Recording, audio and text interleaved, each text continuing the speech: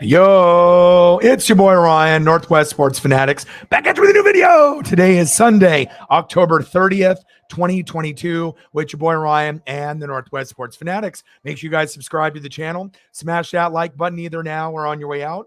Donate to your boy if you can. Cash App, $, ORION, or the YouTube Super Chat right here. We got NASCAR Cup Series playoffs, racing, Xfinity 500 live from Martinsville.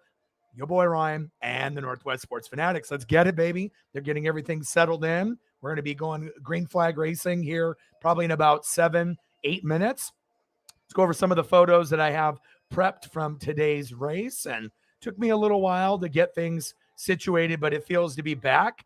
Real good to be back, doing NASCAR. We got this week, next week, and then the championship, and it's over. So I want to make sure I soak it all in, and then we'll be doing the Packers and Bills for Sunday Night Football later tonight. So we are doing a little double header, a double dip. Let's go through first and show love to Johnny with the amazing thumbnail. Xfinity Playoffs, Martinsville Speedway, Xfinity 500 live reactions with Joey Logano and my boy, Chase Elliott. Let's go over some of the driver photos that I have prepped for you today. We got Joey Logano leading in the points. Public enemy number 1, Ross Chastain. America's favorite, Chase Elliott. Teammate, William Byron. FedEx, Denny Hamlin. Ryan Blaney. Christopher Bell. Chase Briscoe. Chase's teammate, Kyle Larson. Wish he was still in the hunt for the championship, to be honest. Daniel Suarez. Austin Dillon. Tyler Reddick. Austin Cindric. Kyle Busch. Alex Bowman. Kevin Harvick. Martin Truex Jr. Eric Jones. Eric Almirola. Bubba Wallace. Chris Buescher. Justin Haley. Michael McDowell. Brad Keselowski. Ricky Stenhouse Jr. Cole Custer. Harrison Burton. Ty Dillon. Todd Gilliland. Corey LaJoy. And Cody Ware. So I got to get some tag words in and get things prepped here. So just give me 1 second and we'll get going.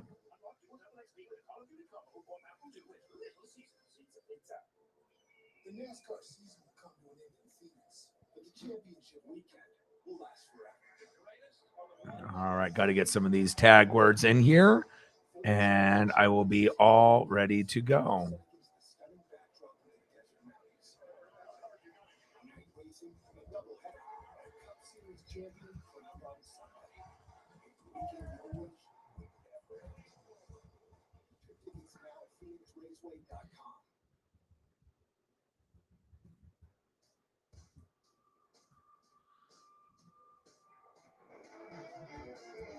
Xfinity 500, baby. Let's go.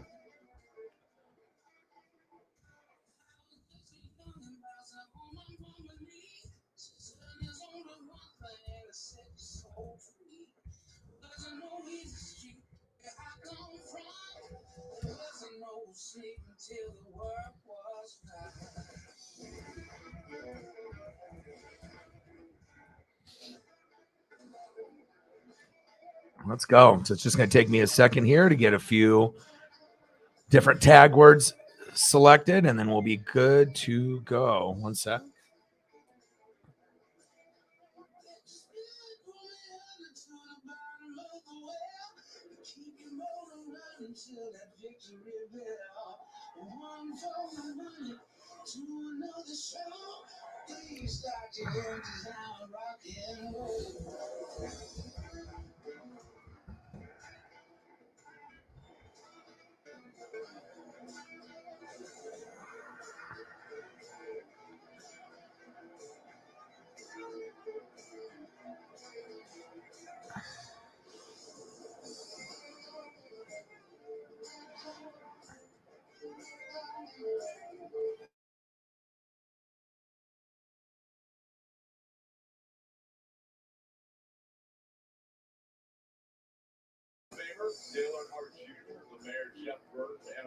NASCAR live stream. We want to take a look right away at the point standings because they are so important. Now there are 7 drivers for 3 spots. Can one be the goal? And I am excited for today.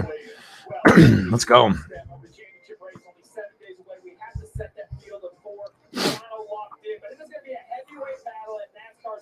Short track. I look at Ross Chastain and Chase Elliott. Both qualified well with a little bit of points cushion depth, but I think this is a very difficult track to protect points. Look at William Byron. I'm going to give you the good first. 5 points ahead of the cutoff line. Here in April, I'm going to give you the bad now. He's starting 25th. He has a ton of work to do. And Chase Briscoe, minus 44. He must win. Can't point his way in. Has nothing to lose. We have the fastest car here all weekend. He said it was effortless to run those laps. But if he wins here today with a major upset, we got a big race for a championship where he won earlier this year. What about the 11th seed? Nobody's even mentioned the driver that has won more races here than the entire playoff field combined. Why not? Why can it not be Van instead? 5-time winner here.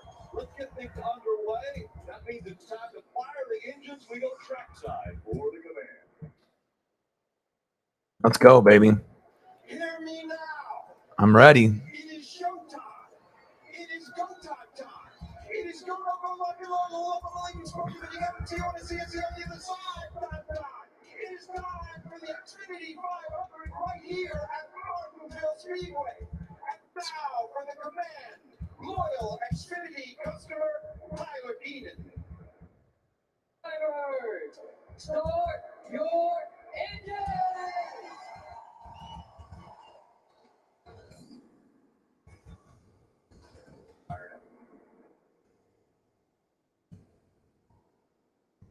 Almost done.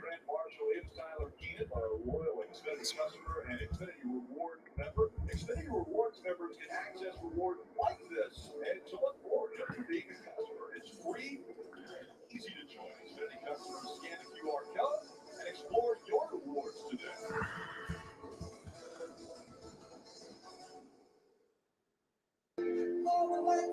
All right, I think I got everything set up now. All right, I think I am good to go.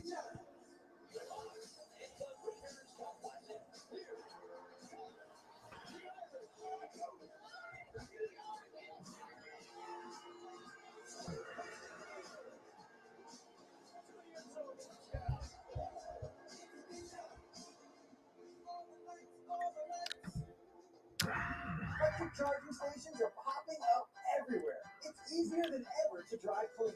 So, me and my sidekick Sally are taking EV8 on a Daniel in the building.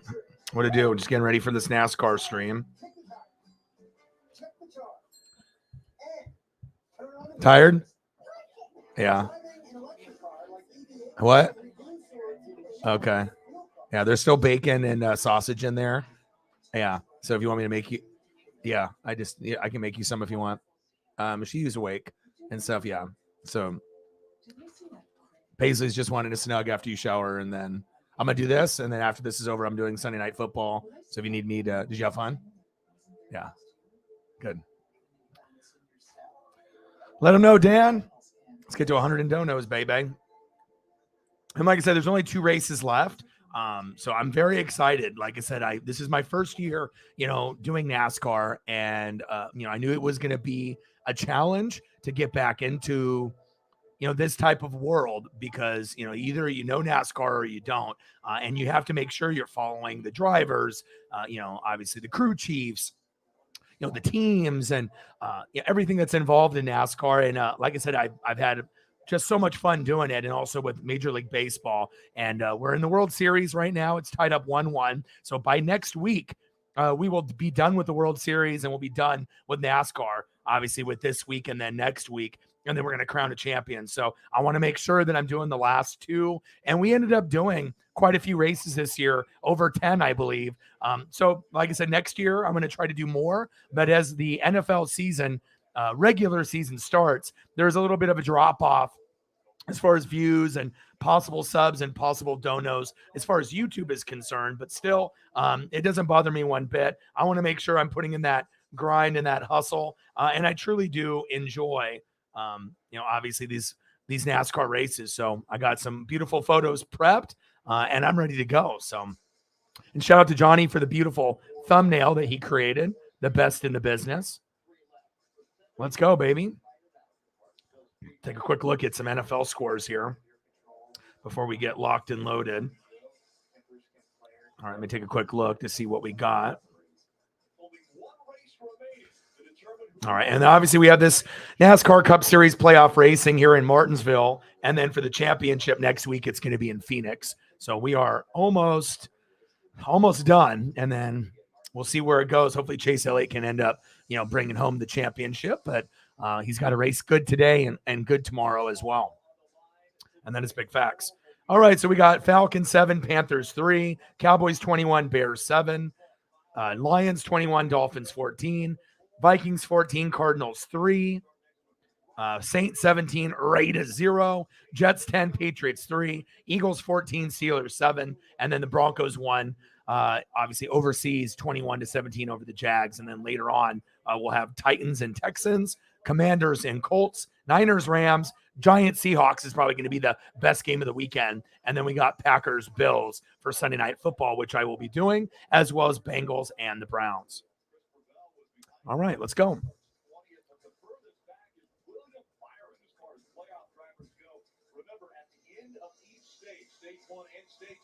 I like this track. Let's go.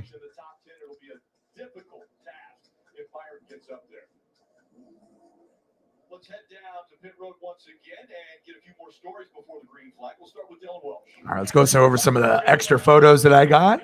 Got Kyle Busch, Chase Elliott,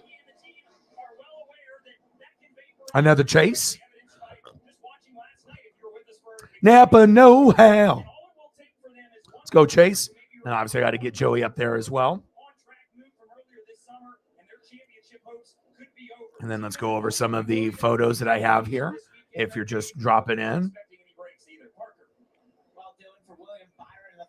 Beautiful thumbnail by my boy Johnny.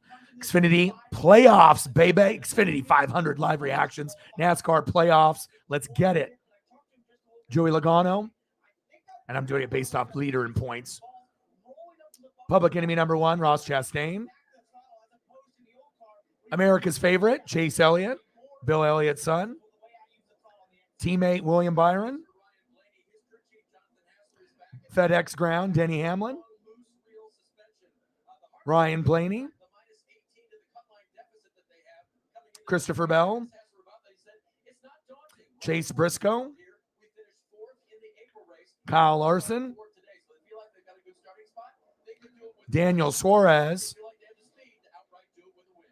Austin Dillon. Tyler Reddick. Austin Cindric. Kyle Busch. Alex Bowman. Kevin Harvick. Martin Truex Jr. Eric Jones. Eric Almirola. Bubba Wallace. Chris Buescher. Justin Haley. Michael McDowell. Big Bad Brad Keselowski. Ricky Stenhouse Jr. Cole Custer. Harrison Burton. Ty Dillon. Todd Gilliland. Corey LaJoy. And Cody Ware. So if I have to pull up some other photos of some of the other 5 or 10, I will. I usually have the cutoff there. And then there's, David Reagan, Joey Hand, Greg Biffle, Boris said, Kyle Tilley, some of the other guys that kind of raced, internationally, for like that special race a few races back. But usually my cutoff is going to be where the point cutoff is, and it's at 32. So usually I'm going to have about 40 pictures lined up for the drivers as far as them in the car, maybe an image of them, or maybe in the racing helmet, or something cool like this, obviously with like Kyle Busch. So I'm ready to go. Let's get it, baby.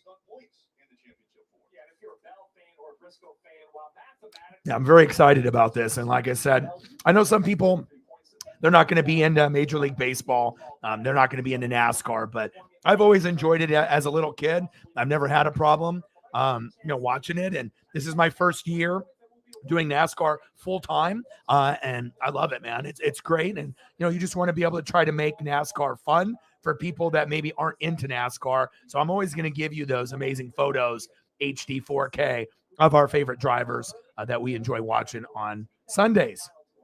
Let's get it, baby. I am ready to go. And we'll be keeping tabs on what's going on in the NFL and fantasy football as well. So we're going to be doing this race. And then once this is over, I'll take a little bit of a break. And then we'll do Sunday Night Football. We'll be doing the Bills and the Packers. Let's go, baby.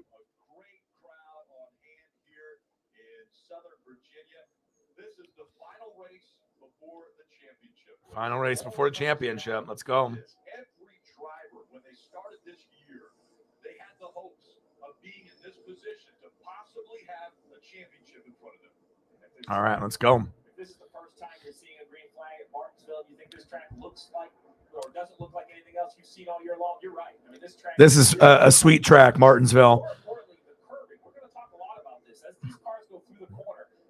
Yeah, there'll be a lot of bumping and grinding. Cool track too.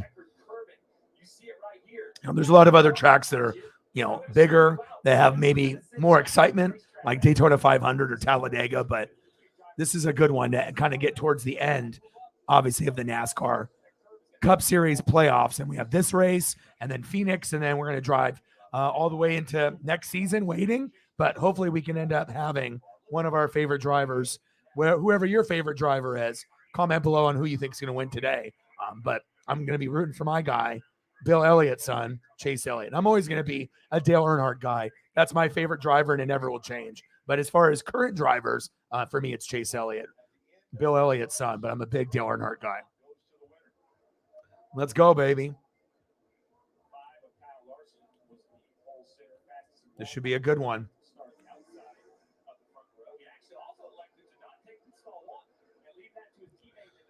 Oh, baby. Come on, Chase. And Chase is in his traditional Napa know-how.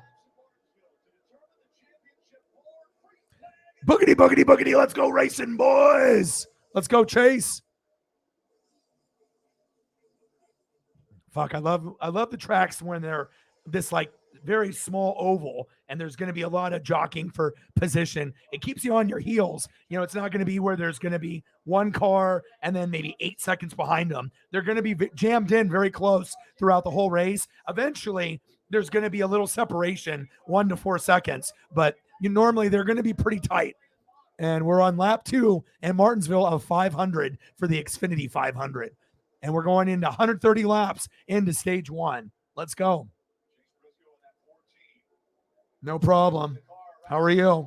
Let's get to 100 in donos. Let's do it.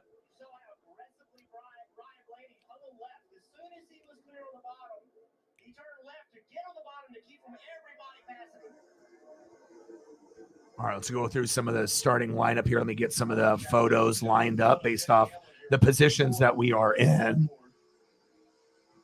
That's been a story for most of the season. The dust-ups between the wall of Ross Chastain and Denny Hamlin. Will payback happen here? Oh, payback might happen today. He's got more important things to worry about in terms of just trying to get himself into that top 4. Move to Phoenix. I'm trying to get it situated here. Kind of have to wait for the field to even out before you can really decide where pieces are going to go. All right, let's start it off. So leading the race right now, we got Kyle Larson, Hendrick Motorsports, his teammate, my guy, Chase Elliott in second, Ryan Blaney in third, Chase Briscoe in fourth, and Big Bad Brad Keselowski in 6th. I'm going to get down to the 6 through 10.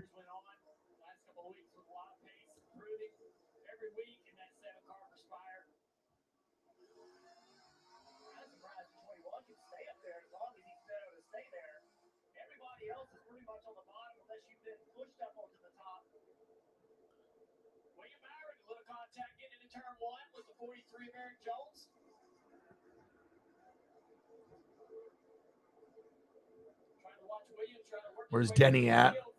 There he is. And Kevin Harvick.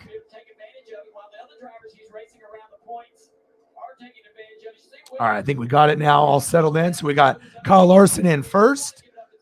Chase Elliott was sitting there in 2nd. Ryan Blaney in 3rd. Chase Briscoe in 4th. And Big Bad Brad Keselowski in 5th.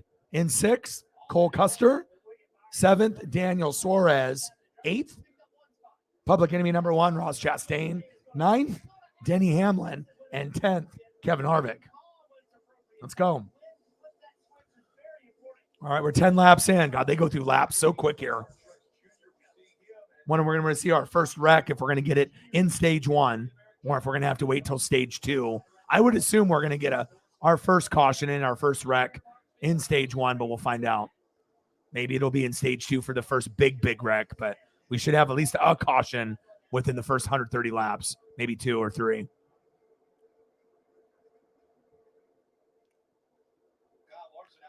Yeah, keep me updated on some of the scores. I was watching the Eagles and the Steelers earlier. 17-0. Hopefully we'll get Mike in here pretty soon. That was one of the main reasons I decided to do this particular. I mean, I could have did a football game, but I figured I'm already going to be doing the Bills and the Bills and the Packers later tonight, even though that probably will be a blowout. But I wanted to make sure that we got in at least the last 2 races, since we've already committed a lot of our time to NASCAR this year, and I'll be doing it full-time next year as well. And like I said, we did over 10 races this season, and my goal is to do more than that next year.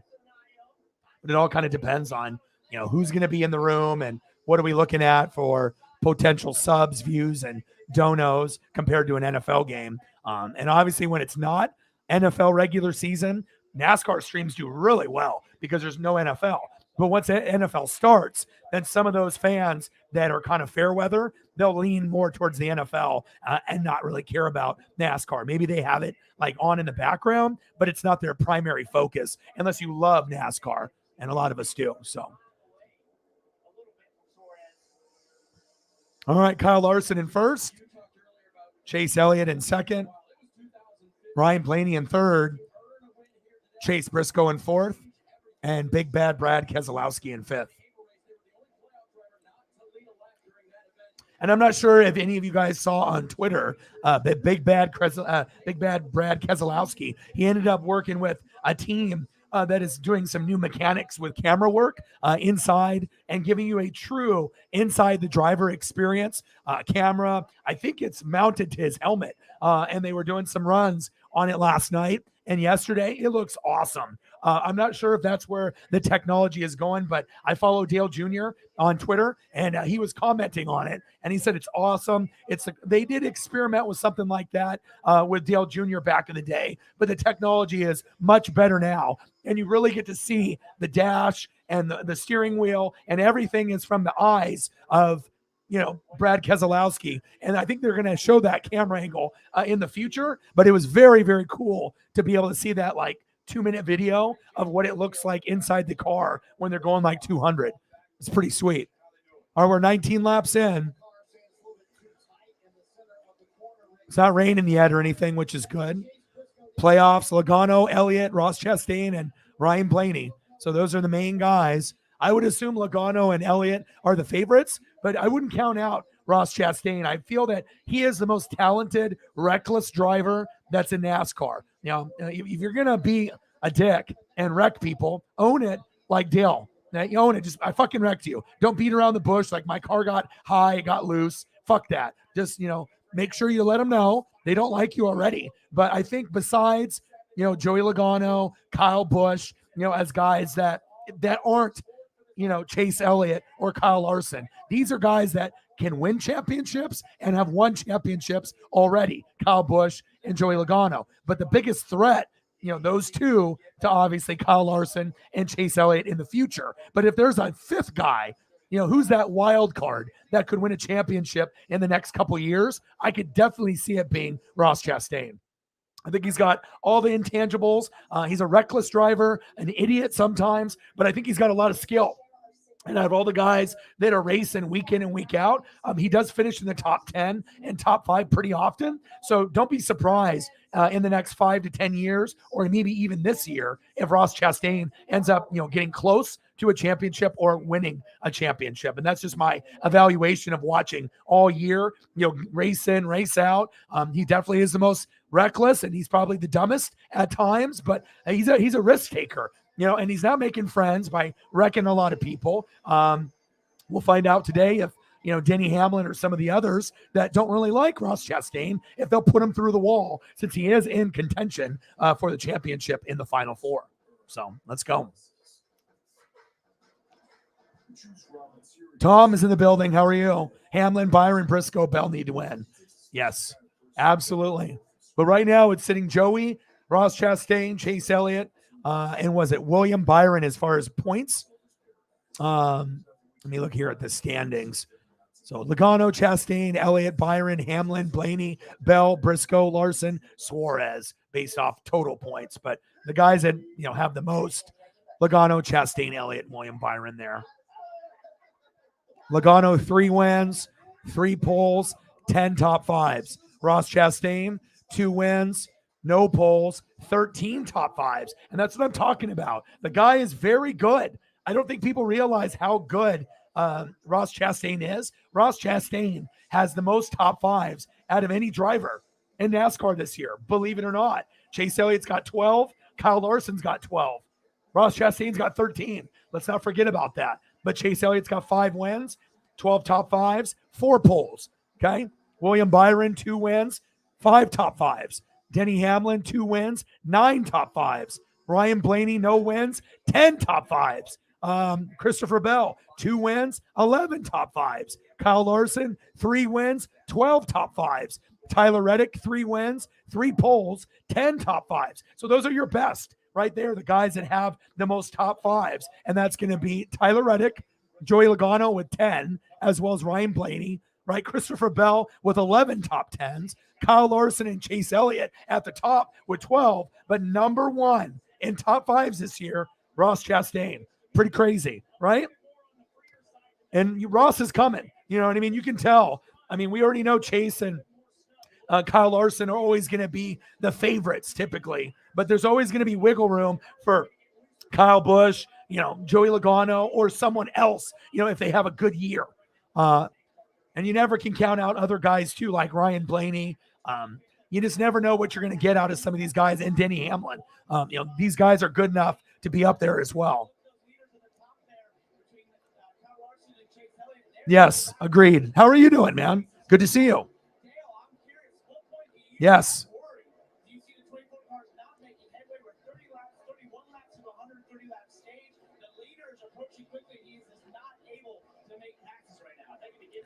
All right, let's take a quick look at the top 5 to see if we have any adjustments.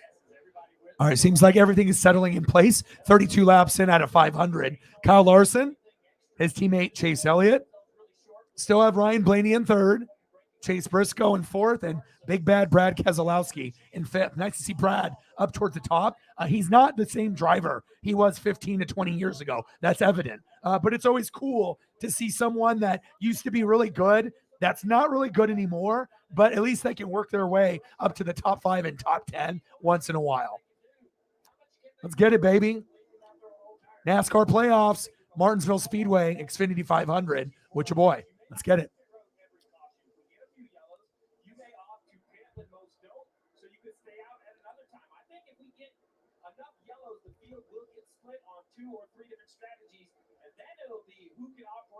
Come on, Chase. Nice to see Chase and Kyle up at the front. Because Chase hasn't had a very good playoffs. For all of us that are rooting for, not necessarily Hendrick Motorsports in general.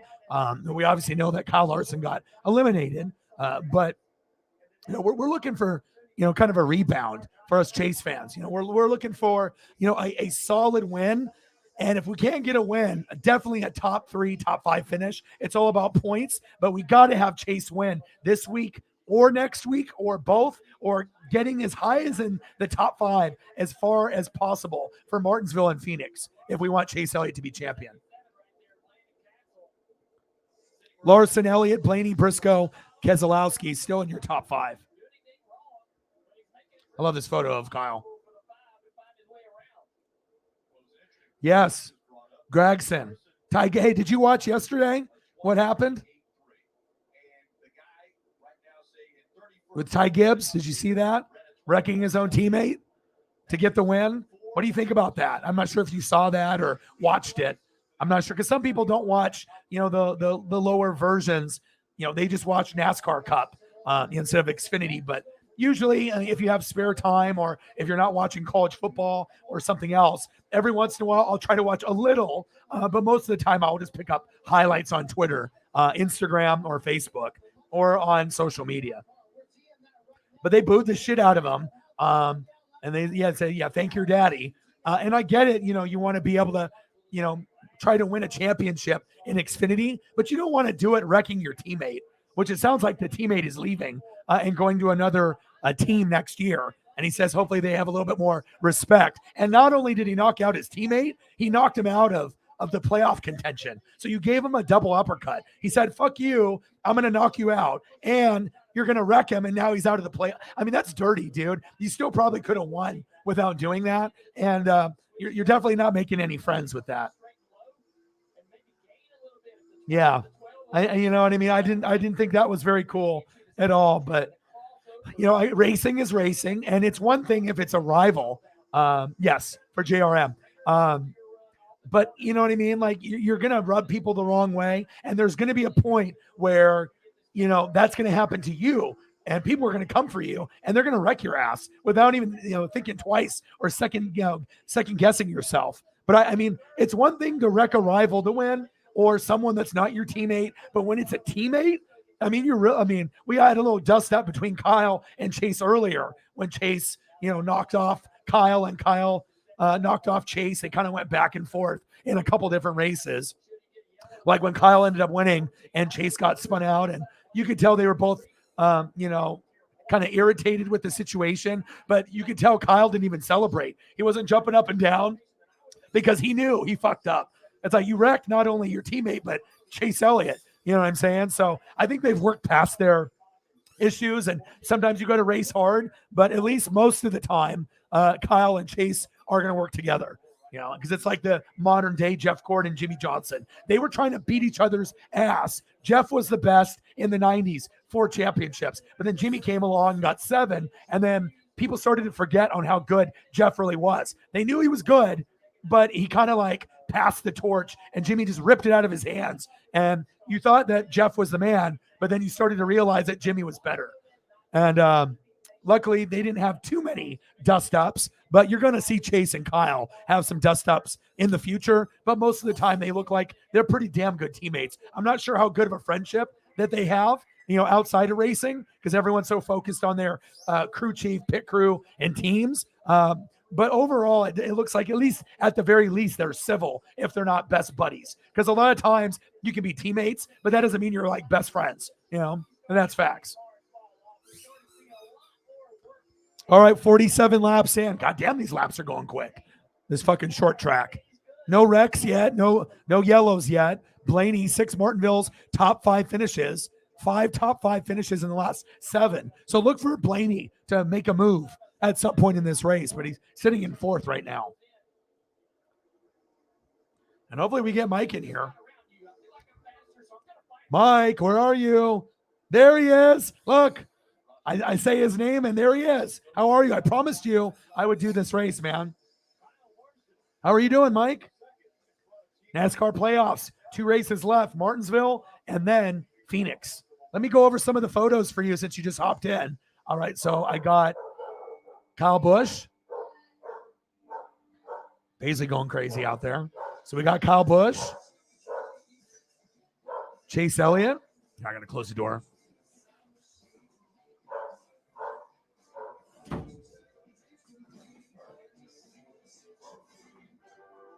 think Paisley saw another dog out there. All right, let's go here. I got the door closed. All right, so we got Kyle Busch for my boy Mike, his favorite.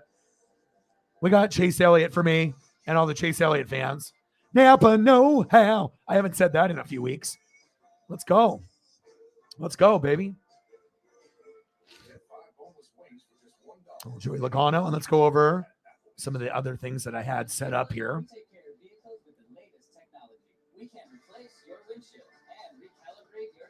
All right, let's go over the photos for Mike. So I got the beautiful thumbnail, for my boy Johnny. I wanted to make sure I had the cars in there and the drivers, and we got Joey Logano in the 22 and the 9 of Chase Elliott.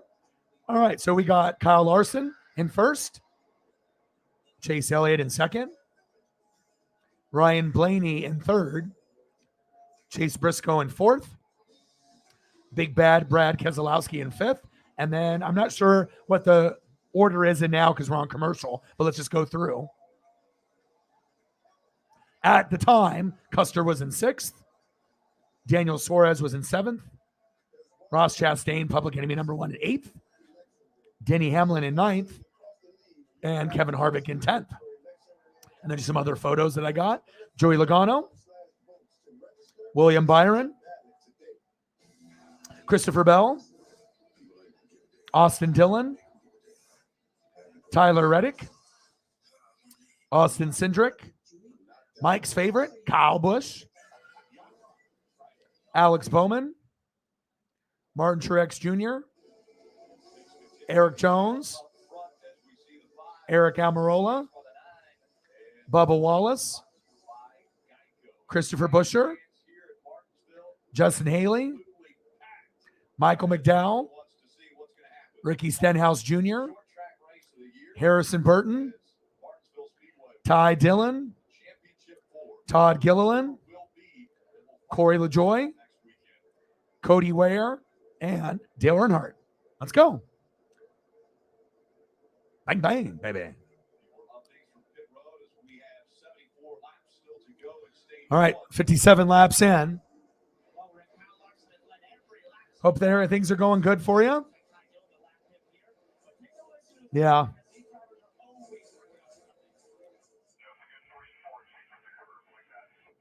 Thank you, Mike. Mike starting off the dono train for us to make sure that we get to a good number. 823 for my boy, Mike. Thank you, Mike.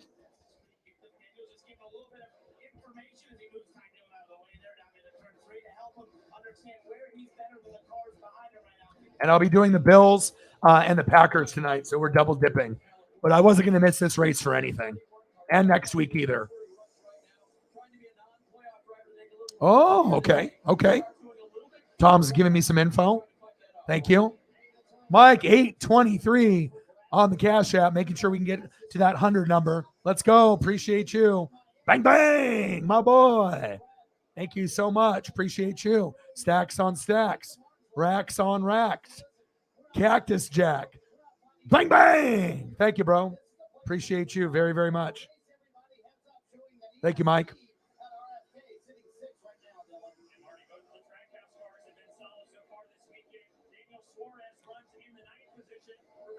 Yes, thank you so much. Yes.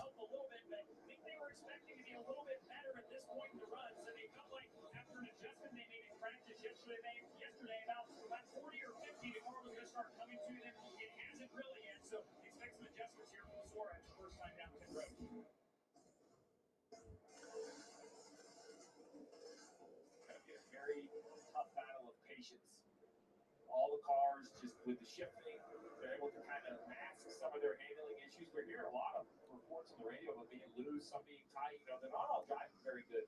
But with that ability to downshift, as Jeff pointed out earlier, you can kind of mask some of that. You see Chase Elliott reach down, grab fourth gear, drive down here, goes to third. The ability to go down the third gear, watch in front. Watch how good this 5 car accelerates off. Remember this one? I'm going to pull up one for you. around the racetrack. Kyle Busch been losing quite a few. Kyle Busch. Ooh, I like that paint job. Oh, I like that with the M&Ms. Very colorful. I got you, dude.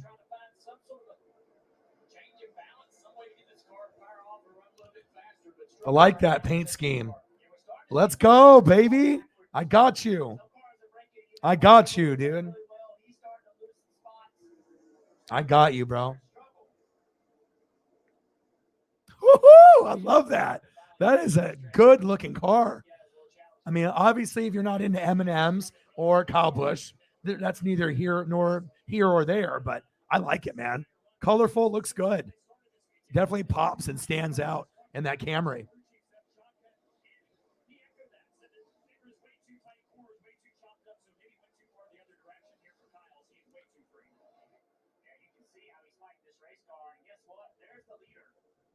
Yes, I agree. I'm always going to like the Napa know-how. And I do like, Larson's. But, Larson is more just kind of traditional 5, Hendrick Motorsports, and Hendrick cars. But right there we go. We got Chase and we got Kyle Busch close to each other. Those ones look really good. Really good today. You could even argue that Kyle Busch got maybe the nicest looking car out there today overall. I just like the Napa look, but they got some really cool paint jobs today for Martinsville. I mean, I usually like the traditional looks of what they got. 68 laps in out of 130 in stage 1. But, I love the Napa, just the traditional Napa know-how. When you race in this, he usually does great. When you start going away from this, then usually I see him not doing as well. Let's go, Chase. Woohoo! Chase takes the lead, baby. Yes.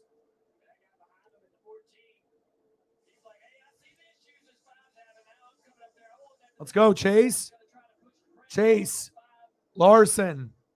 Briscoe up 1 spot. Hell yeah. Briscoe in 3rd. Ryan Blaney down a spot to 4th. And Cole Custer up 1 spot to 5th over Brad Keselowski. Come on, baby. Let's go, Chase.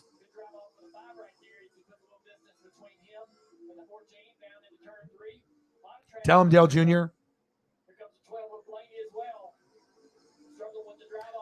So I'm going for Briscoe. He won the Spring Phoenix race. If he makes it past Martinsville, he might have a chance to win it all. There we go.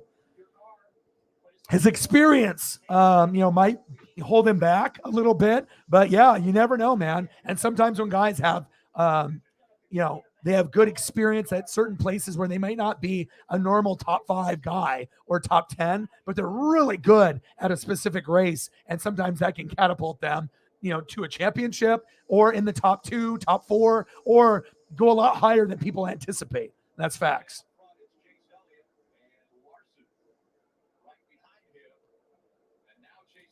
Yeah, Blaney in 4th. I got to see where Hamlin dropped down to 7th, Tom, from what it looks like. Elliott, Larson, Briscoe, Blaney, Custer. Let's go, Chase. This is going to be fun, man. Like I said, if I was able to get better views and subs and potential dono opportunities, I would do every race of NASCAR throughout the whole year. But like I said, sometimes when the NFL season starts, the NFL is going to be, that's my go-to. NASCAR is something new for me, just like Major League Baseball is new for me this year. But I'm going to continue to do NASCAR full-time and Major League Baseball for Mariners, Dodgers, and the playoffs, and obviously the World Series. And we're tied up 1-1, and hopefully the Phillies can win 3 games at home and they can end up being champions over Houston, but we'll have to wait and see. But I do like this fucking 18 M&Ms out of Kyle Busch. I mean, we already know what Kyle's car normally looks like this, and this is still a very cool look, right? It definitely pops with the M&Ms, the colors, but this new paint job is much better than this one, in my opinion. It pops even more. I like it with the green, the purple, and the red, and just having those colors.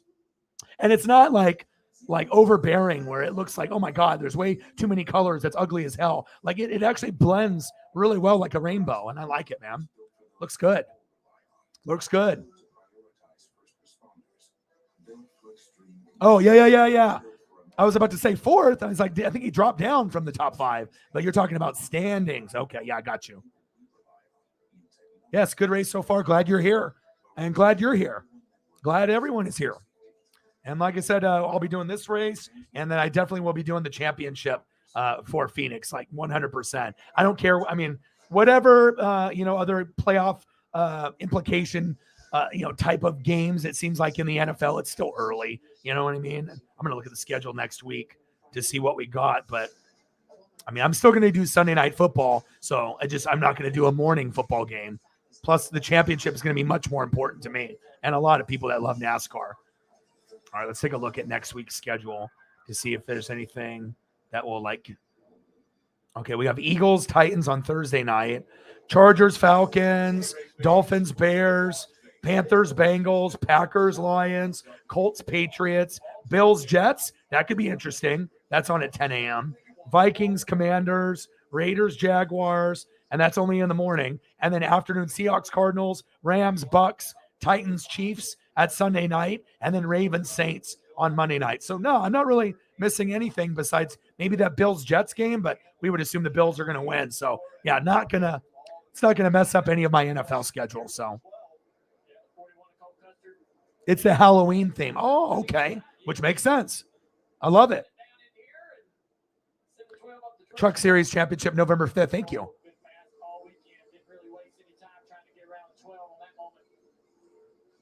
Oh, okay. Yeah, give me the details, man. I mean, I'm already on top of it, but when I'm doing NFL, college football, NBA, college hoops, AEW, WWE, NASCAR, World Series, World Cup, I mean, I have so many things on my plate. It's always good to get updated by the experts in the room. Appreciate you guys. All right, we're 84 laps in of 130. Really good race so far. No big wrecks. And I love seeing my two guys up front with Chase Elliott, Napa Know-How, and Kyle Larson. Let's go. So Chase in first, Larson in second, Briscoe in third, Cole Custer up one spot in fourth, and Big Bad Brad Keselowski took that spot back and is in fifth.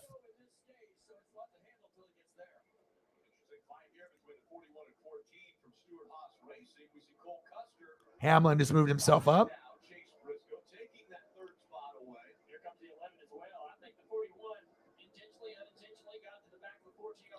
All right, Denny trying to move up.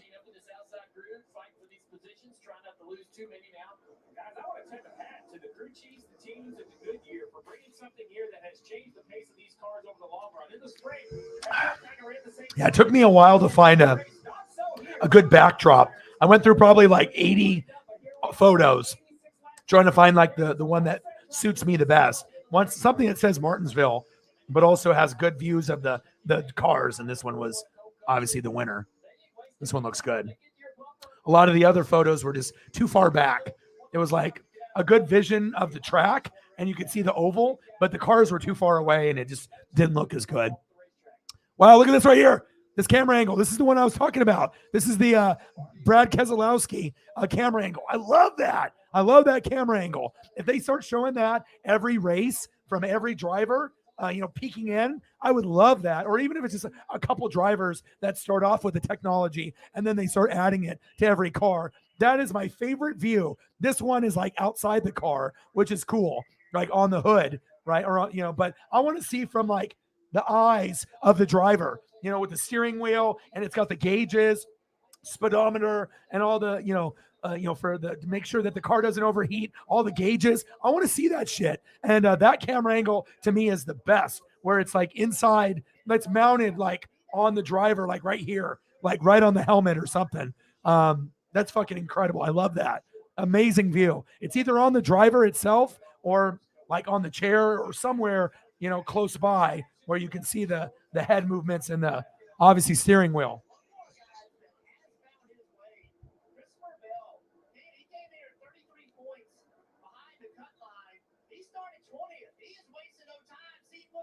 Yeah, I think I'm going to, I will see what happens, but I'm 7-0 and I'm trying to go 8-0. And there's not very many people on planet Earth that are 7-0 right now in fantasy. This is the lowest scoring year points-wise in fantasy in the last like 10 years, 15 years.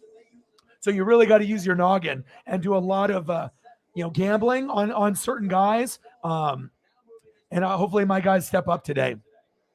92 laps in. Let's go through the starting 5 and 10.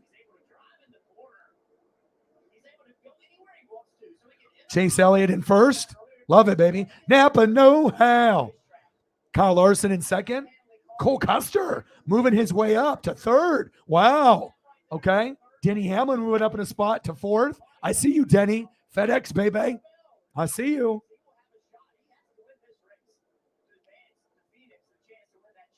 And then I'm waiting for the graphic to come up to make sure there's no other movements as we watch Denny. And then Chase Briscoe in fifth. Big bad Brad Keselowski in sixth. Ryan Blaney in seventh. Ross Chastain up one spot to eighth. Daniel Suarez drops a spot to ninth. And then we have a Christopher Bell sighting in 10th. Hello, Christopher Bell.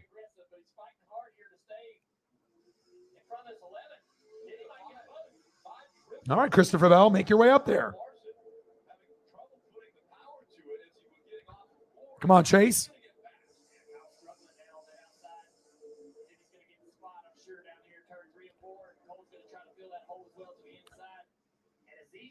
Start to lose grip. Lost well over a second now. This is when Denny Hamlin historically has been so good at 97 laps in. God, we are flying around this track. Already 100 laps in. Christopher Bell in 10th. You're 4-3. You can't score, but you won 4 straight. I put in the most time out of anybody on planet Earth. I've already made like 60 to 70 transactions. I make sure my bench is as good as my starters. I don't have anyone on my bench that I wouldn't consider starting every week. You know what I mean? So I don't just have guys just sitting there, just taking up a spot. I always make sure that I'm getting it done. I'll read off my team here in a second. Mike, my boy, thank you so much. I can always, Riggs used to be our NASCAR guy, and he's kind of hit or miss now. I know he's been busy with work. He's a paramedic. Hopefully we end up seeing him in the streams. And he used to get me to 50 to 100 or 150 in the races. But now we got Mike in here now. So just in case Riggs doesn't show up, we know that we're going to end up, making sure we have a good number. And I appreciate you so much for that, man. Thank you. And I like spending time with you, and you obviously found me originally here, and we've been able to create a good bond. You obviously got a good friendship with me, and you're a great supporter and OG, a mod, obviously, for the channel, and we love you, man. We appreciate you tremendously. And I can always get my NASCAR knowledge and questions answered from you because you're older than me. You got more knowledge than me. And like I said, I got a lot of knowledge, probably from the 80s to about 2000, and then I stopped watching for a couple years, and now I'm back. So I took about a 15-year hiatus from NASCAR, but it feels really good to be back, and I fucking love it, man. I really do. And I won't lie, I like NASCAR on the same level as like baseball, and it's better than the NBA or college hoops. NFL and wrestling and college football will always be the top for me. NFL, college football, and AEW, WWE. But right below is NASCAR, and I would almost put it in that same category. I really do have a lot of love for that, as well as baseball too. Thank you so much, man. Appreciate you. $20 holla. Bang, bang. Bang, bang. Appreciate you. Bang, bang. $20 holla. My boy. Let's throw up some Kyle Busch for you. I got you, my dude. Thank you. Oh, I don't think it's a conspiracy. I think, definitely there could be some talk about that.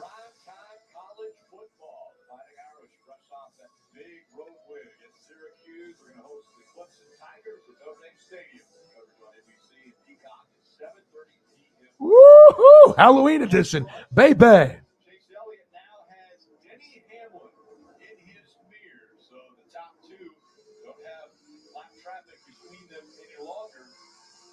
Hamlin could see the lead, and he's trying to chase him down. All right, Steve, can he get by? Let me get you a couple more Kyle Busch photos. Thank you so much, man. 106 laps in, 24 to go before stage one is completed. Martinsville, some tires built loose, some built tight. You see the rubber on the concrete. This has signature Denny Hamlin kind of written all over it. As he enters the corner, nice and straight. He is more patient at the I got you, dude. 2/3 mark right here. He is so patient. He likes Woo-hoo! to start doing what he needs to do and then picks up the gas. So he Elliott, Hamlin, Custer, Larson, Briscoe. Damn, Hamlin got to second. Damn, he's making moves. And plus, I think the more you know about a sport, the more excited you'll be. Of course, if you don't know any baseball players or NASCAR drivers or wrestlers, of course, you're not going to like fucking baseball, NASCAR, or wrestling. But if you do know the teams and the pit crew, the drivers, the spotters, the team overall, Hendrick Motorsports, you know that shit as well as the drivers and the sponsors, it makes it more interesting. It definitely makes it easier to follow and love. 22 to go. They get a couple more Kyle Bushes up for Mike. Michigan, Harvick again, 6. Darlington, that's Martin Truex Jr.'s turf. And then Chase Elliott, 6 Martinsville stage wins. Will it be 7 or will Denny Hamlin get it? There you go. Oh, baby. Let's go. 21 laps to go. You throw up a dono, I give you your favorite driver, and I make sure it's a good experience. There you go. Great information. Here he is. And that, by the way, was Eddie DeHaan. He is the spotter for Chase. Appreciate you, man. Thank you so much for your 2 donations already. Appreciate you. Chase can see this. Chase can see what that 11 car is doing behind him. He can alter his own line if he would like. Thank you, man. Appreciate you so much. I'm going to stay right around that Napa know-how. Let's go, Chase. Hamlin up 2 spots to second. My goodness. Cole Custer up a spot. Larson drops to 4th. So we have our new starting 5. Chase, Denny Hamlin, Cole Custer, Kyle Larson, and Chase Briscoe.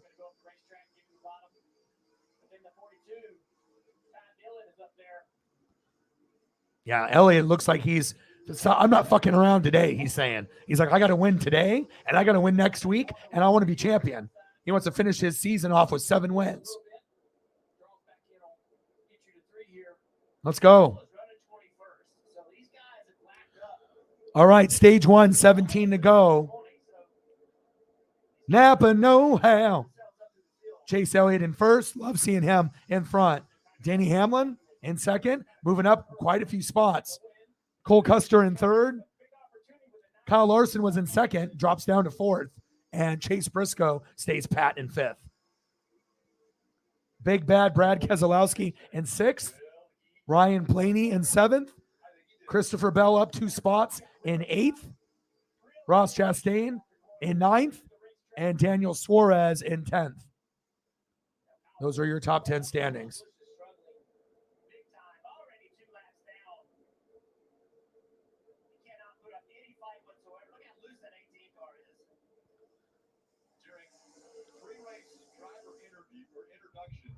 Denny Hamlin, in this, his home state of Virginia, was moved. The reason why? These fans here have great memories. And it was at this racetrack where Denny Hamlin got into the back of Chase Elliott, who was leading the race, and punted him out of the way. Denny Hamlin went on to win, and everyone booed here in the grandstands. And now, all of a sudden, you have a similar situation here. Does Denny Hamlin remember that? Well, if this was 13 to go in the race, I think his aggression would be higher with the front ball. For 13 to go on the stage, I don't know if he wants to make an enemy this early in the race. Come on, Chase. Him and Denny going after it.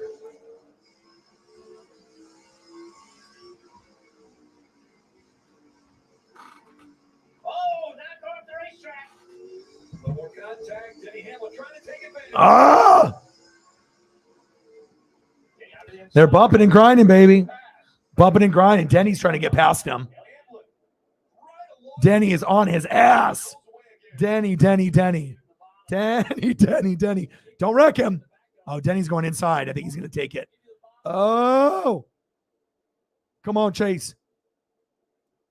Chase ain't going to win on that high side. He's got to get low. Oh, they are neck and neck. They are neck and neck. Neck and neck. Oh, Denny. I think he's going to take it. Denny got the pass. Damn it. Denny. 9 to go. Good pass by Denny. College football and NASCAR Saints in Alabama. Yep.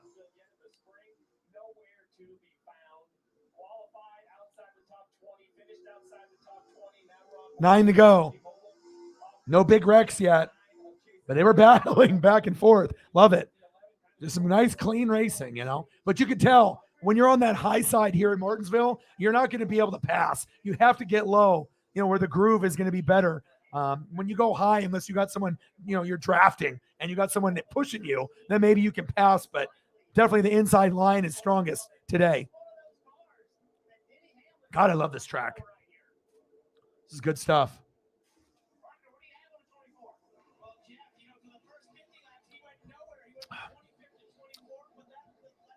William Byron, I see you. Hamlin, Elliott, Custer, Larson, Briscoe, Keselowski, Blaney, Bell, Chastain, and Suarez. Come on, William.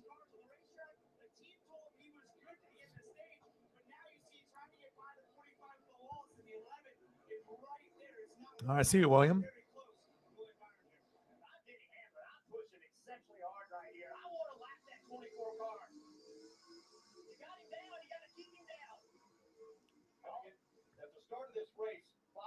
Separated these two at the cut line. William Byron was in. Oh, a little contact there. Oh, Austin Dillon. A lot of lap traffic for these guys to navigate through. He needs to be careful.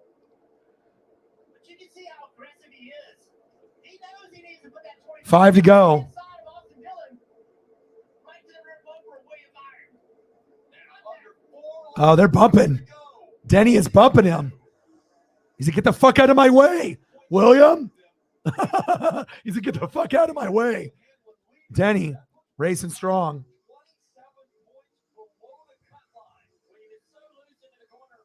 All right, 4 to go, 3 to go. Denny in first. Chase Elliott in second. Cole Custer in third. Kyle Larson in fourth. Chase Briscoe in fifth. 3 to go for stage one. Oh, shit. I don't think Chase is going to be able to catch him. He's got too much, 0.7 seconds. He's not. So Denny's going to get stage one win. How many points do they get for each stage? I don't think Josh McDaniels sucks as coach. They have no defense and no O-line. Anyone that doesn't have a defense and no O-line, I mean, how good are they supposed to do? I mean, look at the Packers, the Buccaneers, and the Rams. Those are supposed to be three of the best teams in the NFC, and those guys are all dog shit because they don't have an offensive line. So I don't think McDaniels, they could be losing 100-0, but until they get an O-line and a defense, that's when we're really going to gauge on how good Josh McDaniels is. He doesn't have anything to work with. Stage one winner, Denny Hamlin.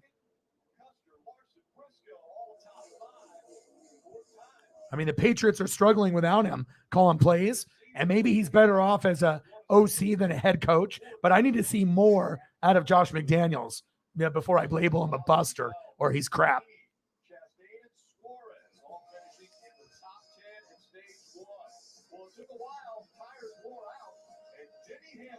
Yeah, but the Saints are the Saints.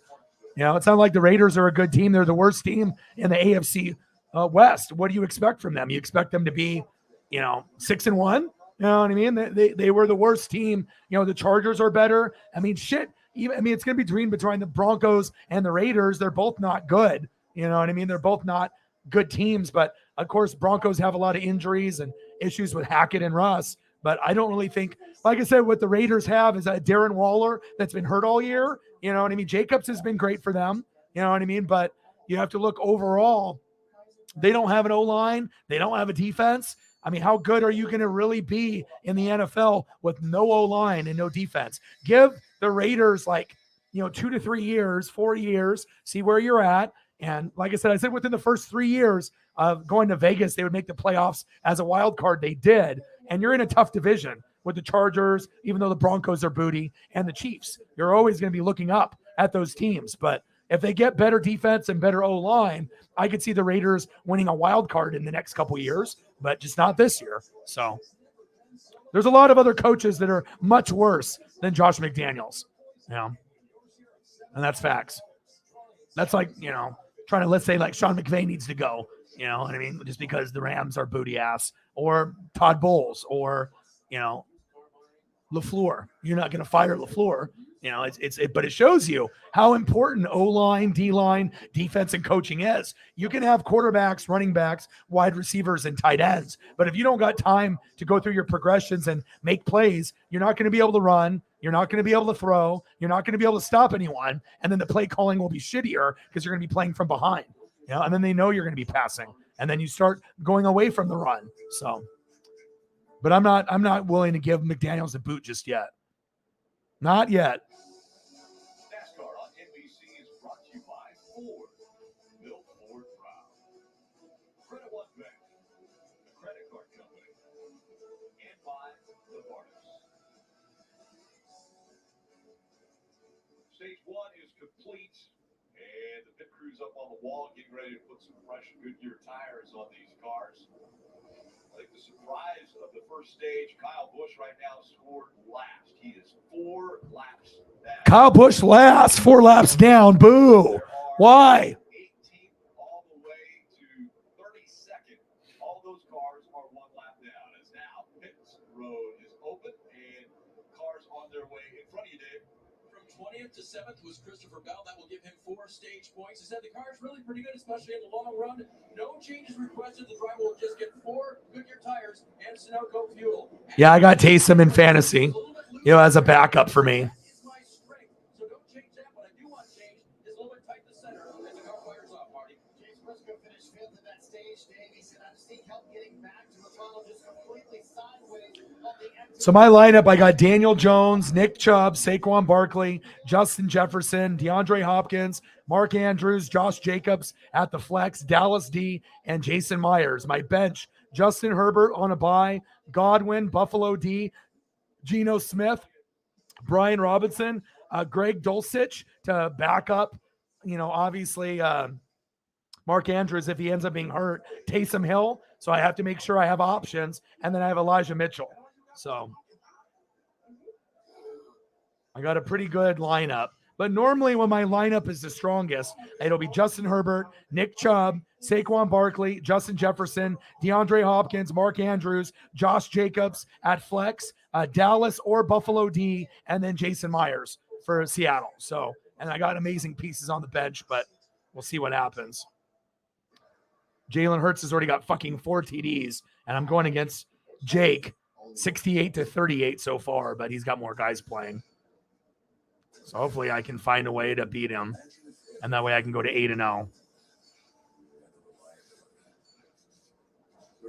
It looks like Tua for him had 20 on the bench, but Greg Dulcich got me 13, which is a good sign. So if I need someone other than Mark Andrews, I can plug him in. And then I got Taysom Hill, and Taysom can throw, he can run, or he can catch. So it's like, a backup quarterback, tight end, running back, wide receiver, all into one. He's like a Swiss Army knife. So even though they designate him as a tight end, he might, give me quarterback stats or rushing stats like a running back, or receiving stats like a tight end or wide receiver. So next week, I'm going to use Taysom or Mark Andrews, depending on if he's healthy, because Dulcich has got to bye. So anyone that I have hurt, I'm going to have 3 options of. Herbert is hurt, so I also have Daniel Jones and Geno Smith. Mark Andrews is hurt. I have Greg Dulcich from the Broncos, the only option to have on Denver besides their defense and fantasy, Greg Dulcich from UCLA, and I have Taysom Hill. So I have to have, backup options for my guys that are banged up,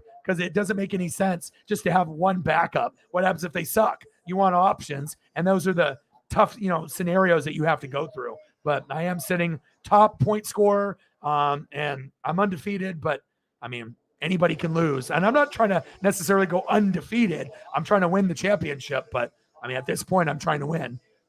and we'll see how it goes. Yeah, but again, I've also made the most moves, compared to anybody. And I drafted second overall, and I picked Justin Jefferson. So I didn't even go for a running back, and I still was able to get Chubb, Barkley, and Jacobs. And those are 2, 3, 4, or 1, 2, 3 in yards, 2, 3, 4 in fantasy. So it's not very often where you have the second, third, and fourth best running back on your team. But your boy drafted well. It worked out. And I got Andrews, top 2 tight end. Jefferson, Hopkins, Chris Godwin. I mean, I'm sitting pretty good. And I got Bills defense number 2, Cowboys defense number 1. I got a chance. So. You'll have to start behind the lap down cars, because track position-wise, physically on the racetrack, he is going to be closest All right. to the leader. So that lap risk of going the lap down will be real very early in this stage for the 14. Steve, you also mentioned that William Byron was the first car one lap. Yeah, and plus anybody in the NFL can get blown out on any given day, even against someone that's not good, All right, let's take a look at the scores. Falcons 14, Panthers 13, Cowboys 28, Bears 23. Come on, Cowboys D. If I knew you were going to do this, I would have played the Buffalo Bills with Aaron Rodgers. I would have did that. That's way too many points you gave up. 27-24 Lions. Vikings 14, Cardinals 10. Saints 24, Raiders 0. And the Raiders are on the road. Saints are desperate. Patriots 16, Jets 10. Come on, Jets. Eagles 28, Steelers 13. And then we have Titans, Texans, Commandos, Colts, Niners, Rams, and Giants, Seahawks. I'm really looking forward to Giants, Seahawks. I won't lie. That's going to be a lot of wow moments in that game. And then we got Packers, Bills for Sunday night. I'll do that. And then we got Bengals, Browns on Monday night. And I'm going to do that over game 3 of World Series, but I'll follow both at the same time. Yes, I think Briscoe got a penalty. Yeah, Bills are the best team in football with the Chiefs and the Eagles. If you want to go Eagles since they're undefeated, but Bills, Eagles, Chiefs, those are the best. And those are the teams that are probably going to be playing each other in the Super Bowl, more than likely. Bills, Eagles, Chiefs, Eagles, unless some kind of injuries or crazy shit happens. But the most likely scenario, it looks like it could be Bills, Eagles, but we have a long ways to go. And I do love the Chiefs a lot too. All right, let's go over the starting 5. Denny Hamlin, Chase Elliott, Kyle Larson up 1 spot to 3rd, Cole Custer down a spot to 4th, and Christopher Bell at 5th.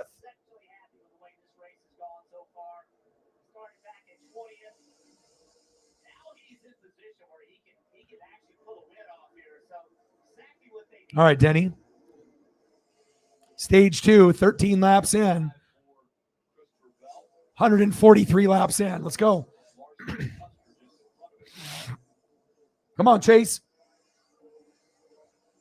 Napa know-how. There's the contact we talked about on the turn 2. Cost Brad's momentum allowed the 20 to get down in front of him.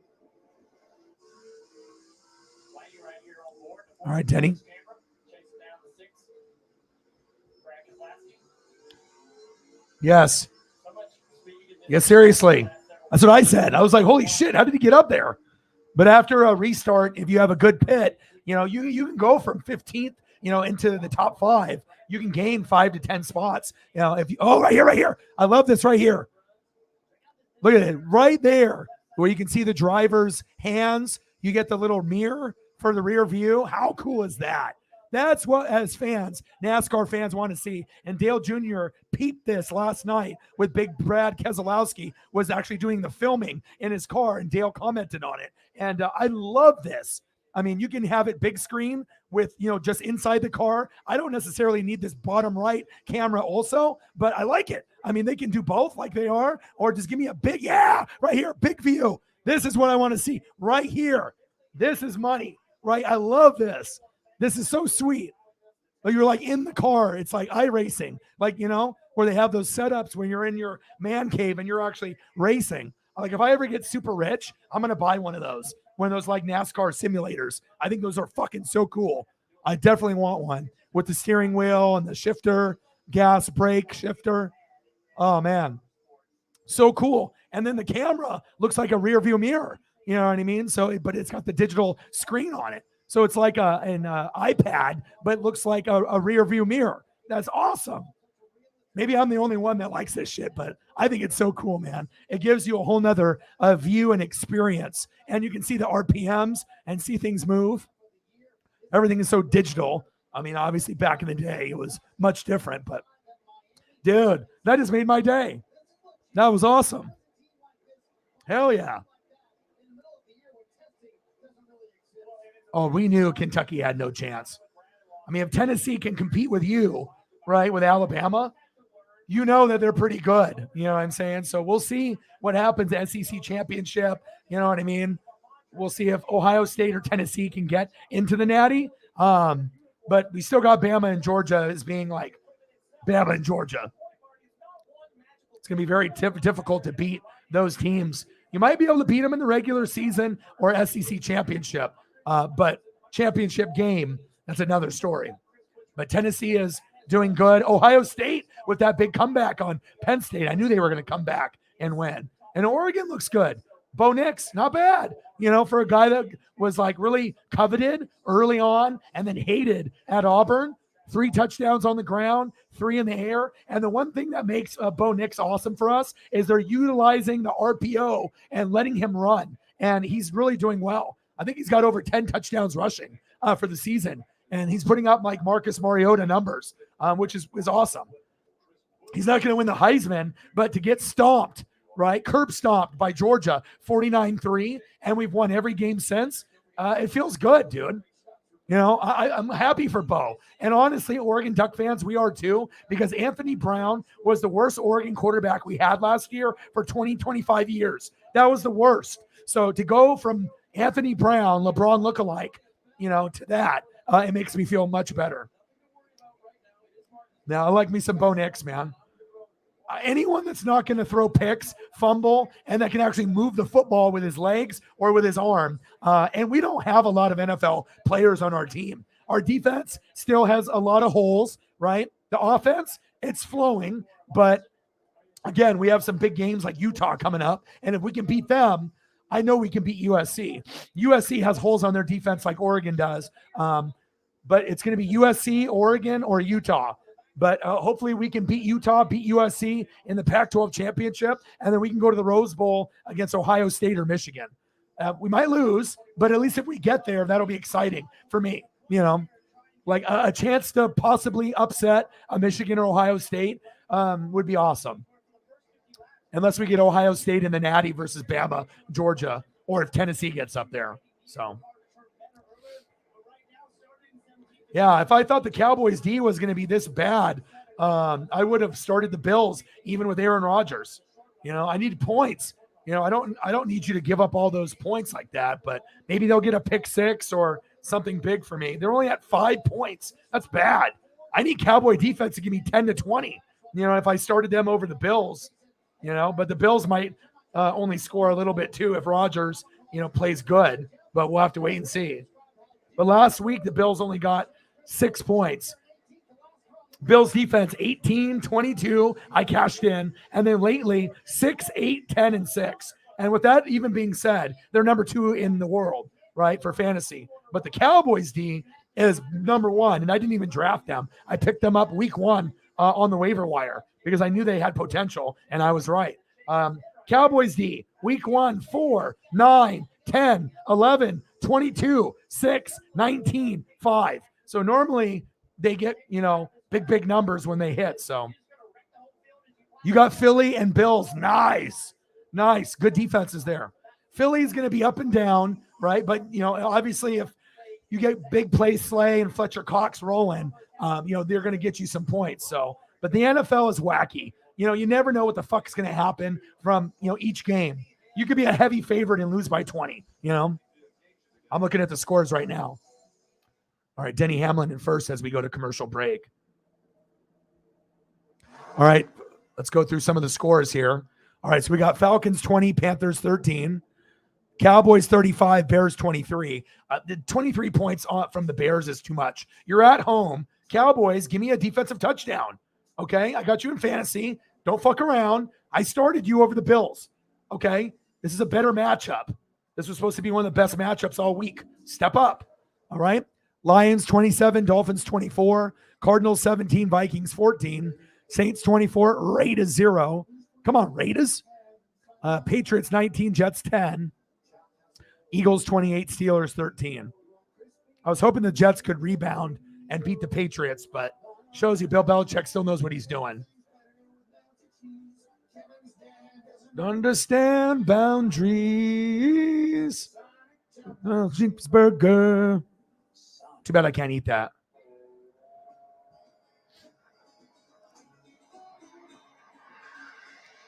Some good games this morning, huh?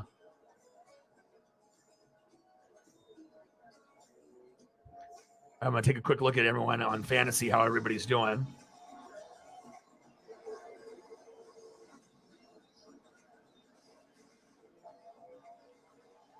All right, I'm projected for 134. Team Guerrero, 116. He's at 66 points. I'm at 46. He's got Jalen Hurts with 26 points, 4 TDs. Jesus Christ. Foreman's got him 14. Sutton with 2. Hawkinson with 9. Gus Edwards with 6. Carolina D with 8. I just like seeing my guys produce. So I got Taysom Hill with 7.5 on the bench. Dulcich with 13 on the bench, and Godwin with 13.5 on the bench. But like I said, I just need my guys to step up here. Jefferson's only got 5. Jacobs only got 7.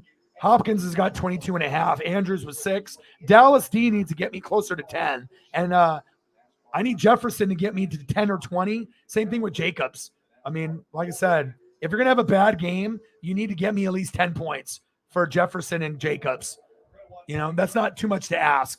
I mean, normally I'll get 20 to 30 out of those guys, Jefferson and Josh Jacobs. But if the game flow is not in their favor, then get me at least 10 on each player so that way I can at least compete. So, yeah, but normally Justin Jefferson's going to tear it up, but, you know, it happens.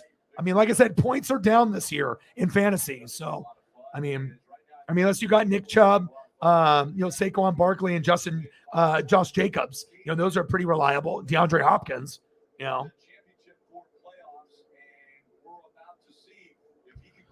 All right, Denny Hamlin, 41 laps in. No big wrecks yet. All right, let's go over the top 5. Shout out to you guys hanging out with me. I appreciate you guys very much. All right, got Denny Hamlin. Chase Elliott in second. Kyle Larson in third. Cole Custer in fourth. Christopher Bell in fifth.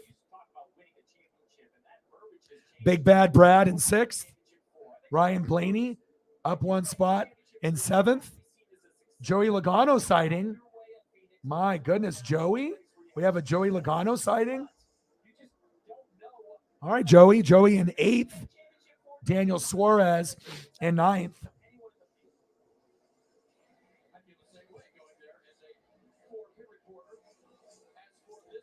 And Ross Chastain in 10th.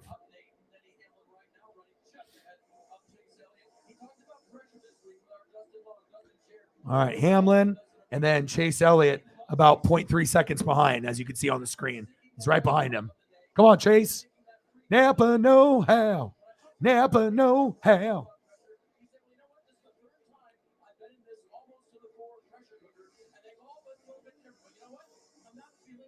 A.J. Brown, yeah, he had a touchdown early that I saw. Yeah, and like I said, I got Justin Jefferson on my team starting, DeAndre Hopkins, Chris Godwin, and then I had others, but I had to make room for my injuries to my quarterback and tight end. So I had like Jacoby Myers, Curtis Samuel. I had other guys, for depth, but I had to substitute those guys for, other options, like Daniel Jones, or Geno Smith, and then also Greg Dulcich and Taysom Hill. Sometimes you got to have reserves on your positions that are hurt. It doesn't make sense for me to have 6 wide receivers and only have, 1 tight end, and then just hope Mark Andrews can be okay. So sometimes you got to go down and maybe have 4 receivers or 3, and then make sure you're having those tight end backups. Because I don't know if Mark Andrews is going to be healthy, for the rest of the season or next week. But normally Jay Jetta will get a lot, so I wouldn't worry about that. Bama and LSU.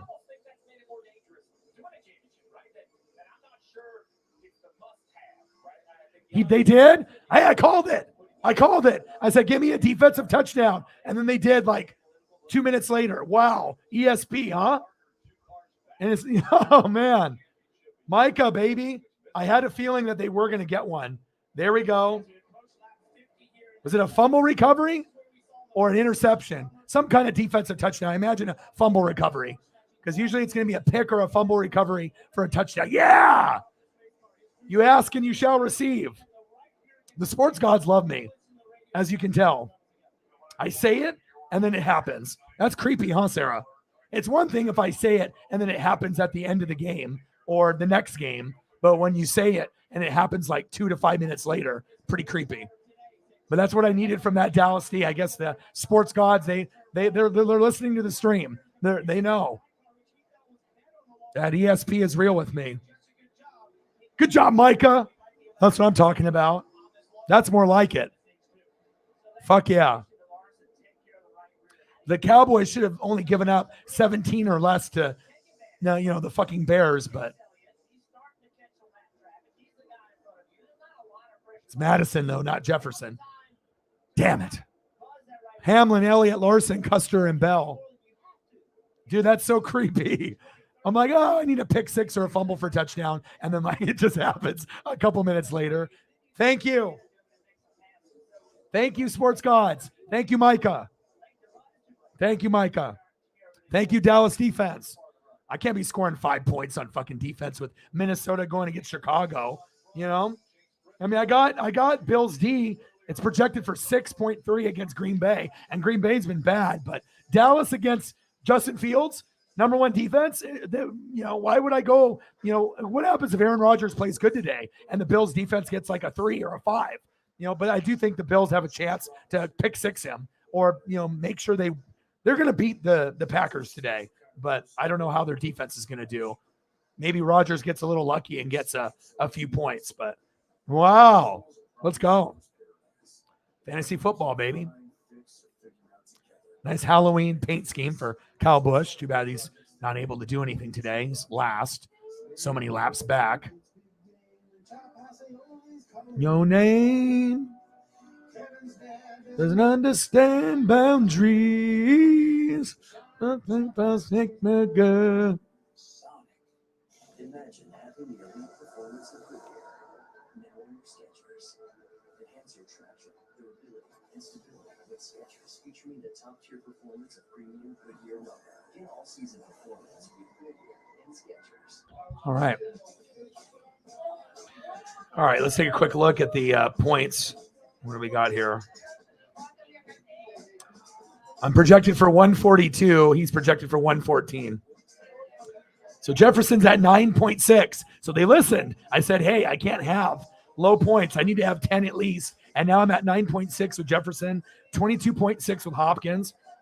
Mark Andrews got hurt, 6.3. Josh Jacobs is at 7.4. I need 10 to 15 points out of Jacobs, even if they're getting their ass kicked. Dallas D's got me 12 with a Micah Parsons touchdown. Thank God. And then I got Godwin, 13.5 on the bench. Dulcich, 12.7 on the bench. And Tyreek Hill, no, Taysom Hill with 8 on the bench. Hell yeah. I want to make sure my defensive guys are hitting and my offensive guys. And I still have Daniel Jones, Nick Chubb, Saquon Barkley, and Jason Myers in my lineup. And he's got Kenneth Walker, Brandon Cooks, and Graham Gano. So it looks like I'm going to be 8-0 as long as everything goes well. Holly Hundo is up 101 to 74 over Hershey Highway, 149 to 131 projected. Brute Crushes is up 113 to 30. Projected 163 to 124. 21 for Lamar, 41 for Alvin Kamara. Holy shit. Well, good thing they didn't trade him to the Eagles. Pollard's got 20. Evans 18. Sanders 6. Wow, he's crushing it today. Brute Crushes. He's killing it. Sarah, 122 to 121 projected. You're at 38, but at least you got 26 out of Tyreek, 12.8 with Jasecki. Nothing out of Tampa defense and nothing out of Carlson. That sucks.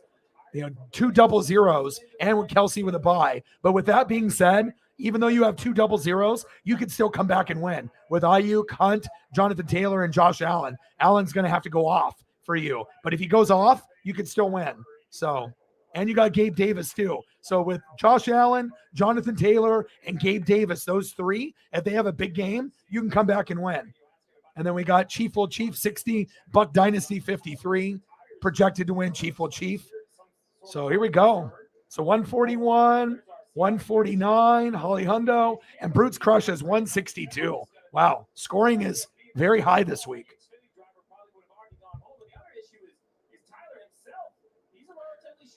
Yeah, I could see the Falcons or the Saints winning the South. Maybe the Buccaneers if they can turn it around, but my offensive line stinks. The only team that doesn't have a chance is the Panthers. It's really going to be the Falcons, Saints, and Buccaneers. And at this point, I would put Buccaneers last, like third. So I would go probably Falcons, Saints, or Saints, Falcons. I mean, if the Falcons can keep winning, but Falcons, Saints, and then Buccaneers. But the Bucs could end up making it by the skin of their teeth and get to like 9 wins and go like 9-8. But we're going to get bounced in the first round. Anybody that wins the South is going to get bumped in the wild card round, like easily. Falcons, Saints, Bucs, we're done. And we're not good enough compared to the other teams unless we get incredibly lucky. But I wouldn't be surprised if the Saints win the South or the Falcons, honestly.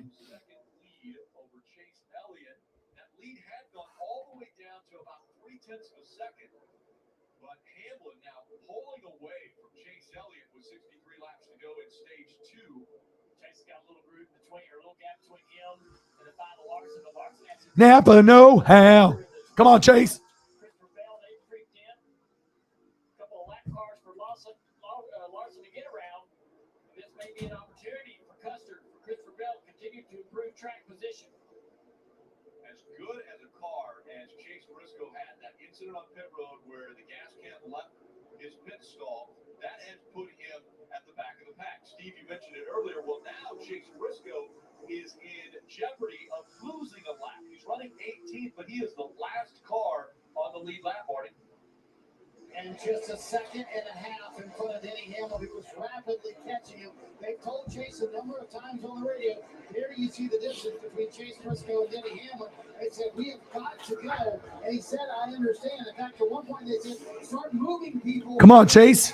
That car right in front of him is not for position. Chase Briscoe's got to get all the way up to William Byron, right in front of him there, to be able to pass someone else. But really in danger here after running top 5 before that miscue on pit road. We talked about, Steve, how there's also pressure on these pit crews. We saw that on Chase Briscoe's first off of the day. Yeah, this issue for the 14, the issue with the pit crew, the gas can coming out, leading in this 14th position, it's seen by all the other pit crews as well, right? You kind of knew it coming in, but now your thoughts were... All right, 72 laps in of stage 2. Good race so far. Very, very difficult to overcome. So you wonder... Let's go over the top 5. We got Denny Hamlin in control.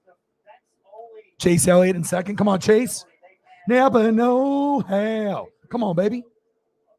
Kyle Larson fighting his way up to third. Cole Custer in fourth. And I believe Christopher Bell is in fifth, but they just moved away from the graphic.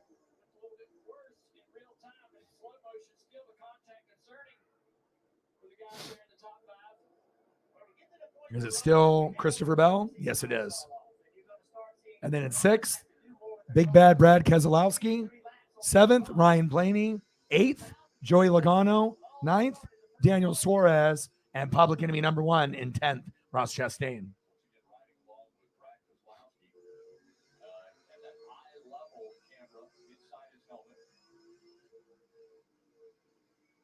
God, I love this camera angle. I love that. They need to have that in every fucking race, dude. So cool.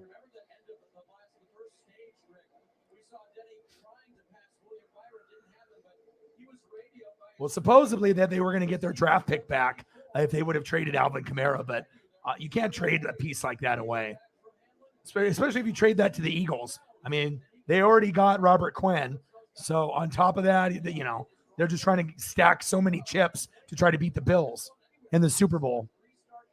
And even if you got Kamara, there's no guarantee that you could beat the Bills in the Super Bowl if you're the Eagles. I mean, you can compete.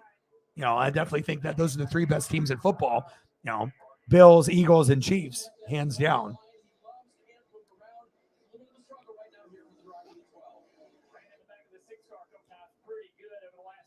That's a good question. They haven't said a whole lot about it.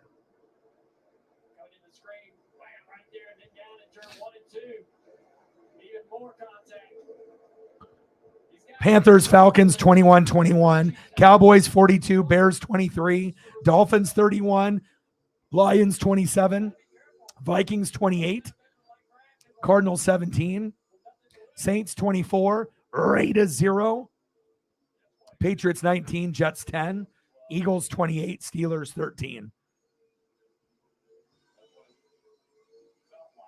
90? Oh, I got to check my fantasy. So then Justin Jefferson got me more points as well as the Dallas defense. Yeah, 13.9. That's what I got as well. Nice. And I got 12 from the defense. Good. Now I just need Josh Jacobs to get to 10. I know that they're down, but I need at least 10 points there. Like screen passes or something. It's 15 for 26. Jacobs only has 10 rushes for 43 yards. Give him the ball more, you fuckers. And he only has 2 receptions for 11 yards and 4 targets. The hell is going on today? Adams, 1 reception for 3 yards. Well, that's why I didn't draft him. Wow.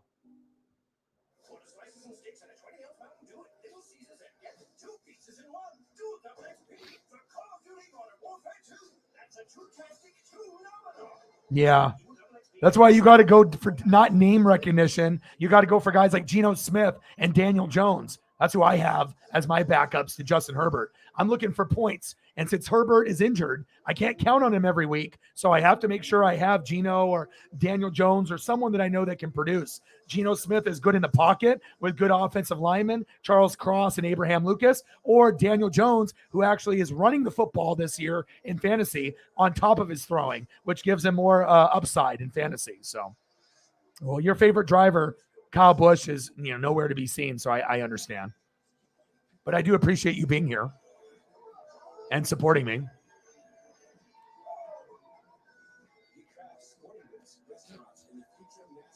Yeah. Well, it just depends on who's available, obviously, on the wire, or if that was your backup. But yeah, I always evaluate, who the team is playing in the next few weeks. I look to see what they've done in the last, 2 to 3 weeks. But the NFL is a crapshoot. You could do really good one week and, like Josh Jacobs has gotten me like 20, 30, 40 points, and now he's sitting at 7. You know what I mean? Like, I don't think anyone anticipated him playing this bad. Like, I have Josh Jacobs at the flex. He's got me 8, 9, 14, and then the last 3 weeks, 35, 30, and 37. And then today he's got me 7.5. Sometimes you just can't predict that he's only going to get 10 attempts. I thought he was going to get closer to 20, and he'd probably be closer to 10 to 15 points. But that's just the game script, and the Saints have played good defense apparently today. So, but yeah, Daniel Jones, Nick Chubb, Saquon Barkley, Justin Jefferson, DeAndre Hopkins, Mark Andrews, Josh Jacobs, Dallas D, Jason Myers. And don't get it twisted. Jason Myers on Seattle is the 4th best kicker in football right now. And I had Harrison Butker, drafted him, dropped him, picked up Koo, dropped him, and I have Myers now. So I'm always looking for that best piece. And then on my bench, Herbert, Godwin, Buffalo D, Geno Smith, Brian Robinson Jr., Dulcich, and Taysom Hill. And then next week, I have a lot of people on a bye. So that's why I have like Brian Robinson on the team. Next week, Daniel Jones, Chubb, Barkley, Cowboys D on a bye. So next week, it'll be Herbert, Josh Jacobs, Brian Robinson, Justin Jefferson, DeAndre Hopkins, Mark Andrews, or Taysom Hill. And then I will do Bills D and Jason Myers. So half of my lineup is on a bye next week, but my bench is so good, I'm not going to even feel the hurt of my stars being out,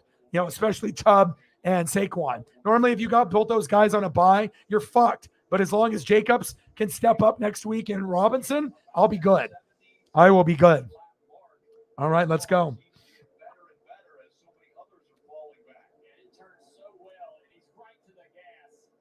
Wow. Well, like I said, it's tough, to understand. So, sometimes it's a crapshoot in fantasy. All right, stage 2, 40 to go.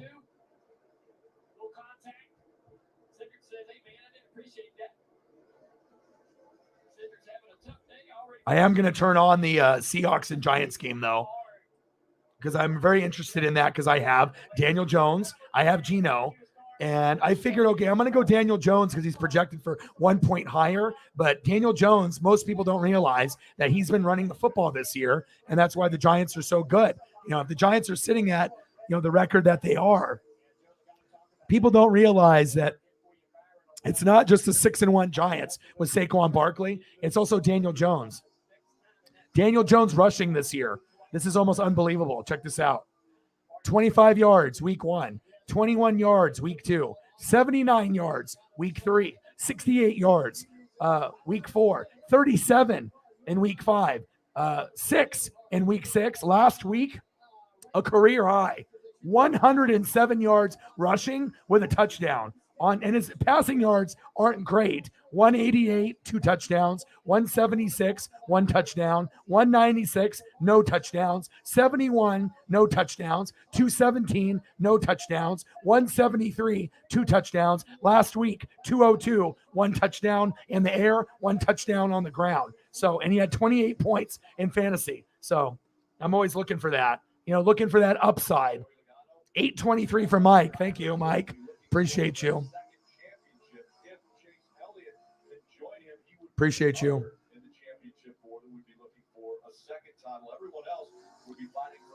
Yeah, I've been a Bucs fan since 95, but the Bucs defense isn't good anymore. It's not the traditional top 10, top 5 defense. I've been a fan of them since 95, and I know, the defense is not the same as it was at the beginning of the year. I don't have any Bucs players except for Chris Godwin. I'm not an idiot. I would have drafted Mike Evans, but I didn't have an opportunity. But there's not a lot of good pieces on the Buccaneers right now, unfortunately.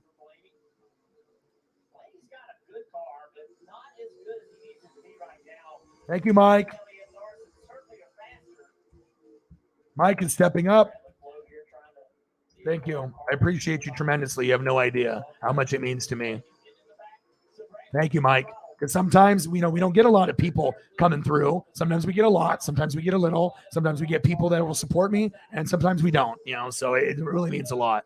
Thank you so much. Bang bang. Stacks on stacks. Racks on racks. Cactus Jack. Bang bang. Thank you so much. I appreciate you.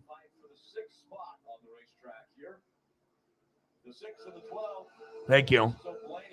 We appreciate you. All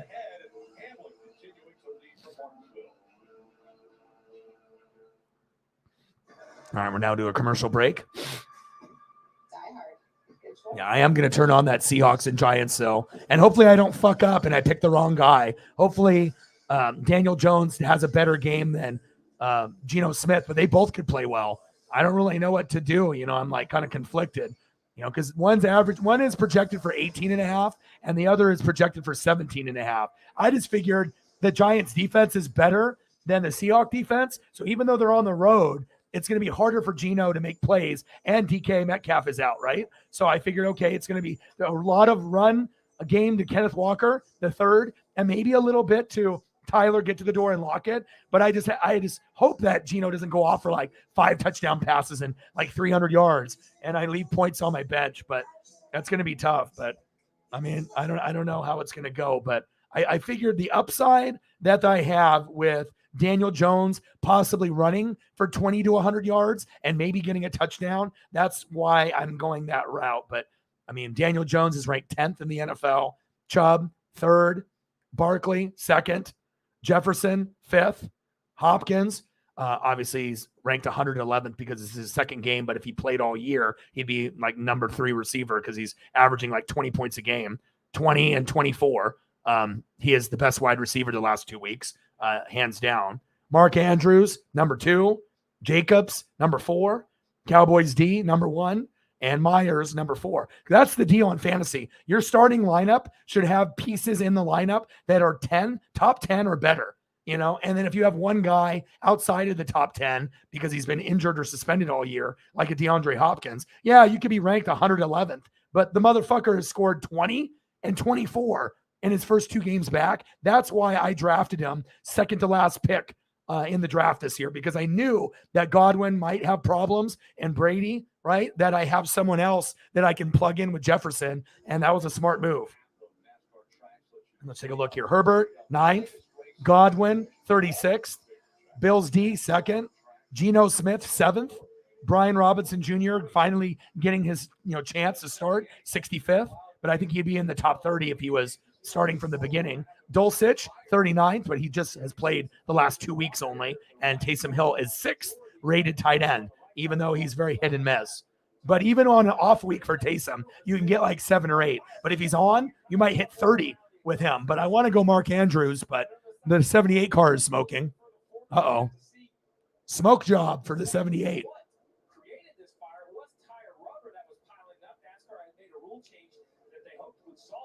All right, there we go. 36-46. We're getting closer to that 100 mark. Yeah, A.J. Brown is killing it this week.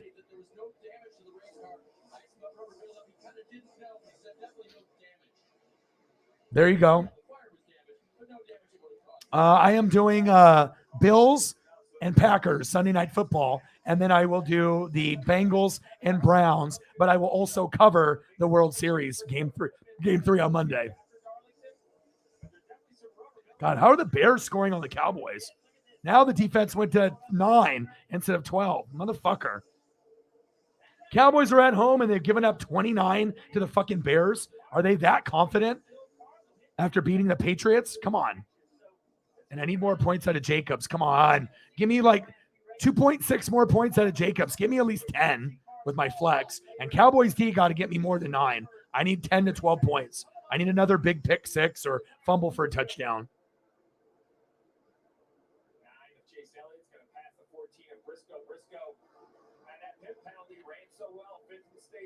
I'm projected for 138, though, so that's good. There's only 14 cars on the lead lap. Denny Hamlin setting an impressive pace. Chase Elliott second is over 4 seconds behind. But if everything goes smoothly, I should be sitting 8-0.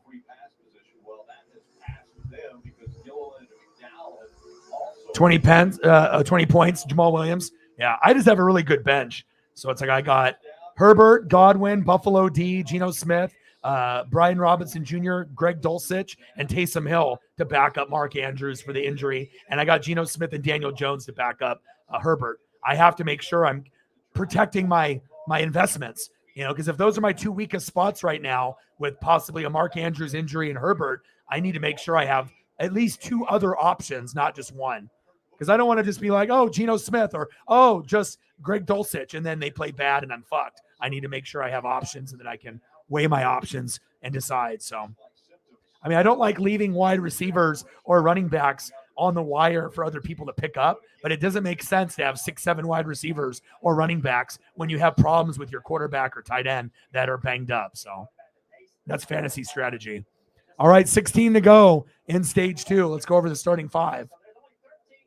Denny Hamlin in first, Chase Elliott in second, Kyle Larson in third, Cole Custer in fourth, and Christopher Bell in fifth. Let's go.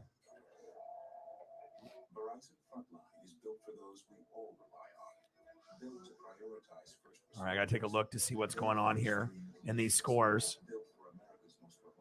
And you're always going to get surprises in the NFL. I mean, it's always that way. It's never going to be like, oh, this is how it's supposed to be. 24-21 Falcons, 42-29 Cowboys. Cowboys need to have better defense. They haven't given up that many points all year, and I'm kind of shocked that the Bears are the one to – they're going to lose, but Cowboys defense this year has given up 19, 17, 16, 10, 10, 26, 6, and now 29. They've given up the most points all year to the Bears.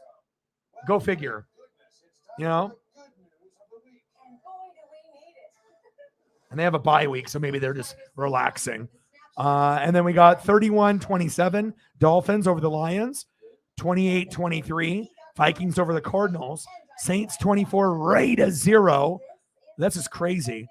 And they have Stidham in over Carr. Maybe that's the problem, you know. And then they have Patriots 22, Jets 10. So just when we thought the Jets were going to be able to leapfrog the Patriots in the division and be good, they can't even beat the fucking 3-4 Patriots at home. Bill Belichick dialed that one in. He's like, I'm going to intercept the fuck out of Zach Wilson. And that's what happened today. I think Sarah said that he got picked how many times? 3? So, and then Eagles 35, Steelers 13. And then we're going to have Titans, Texans, Commandos, Colts, Niners, Rams, which should be physical. Giants, Seahawks. That's what I'm looking forward to. And then we got Packers, Bills tonight. And then Bengals, Browns on Monday. Yeah, I mean, I'm into fantasy and just NFL players in general. So sorry about Kyle Busch, man. At least I can show you some pictures in the meantime.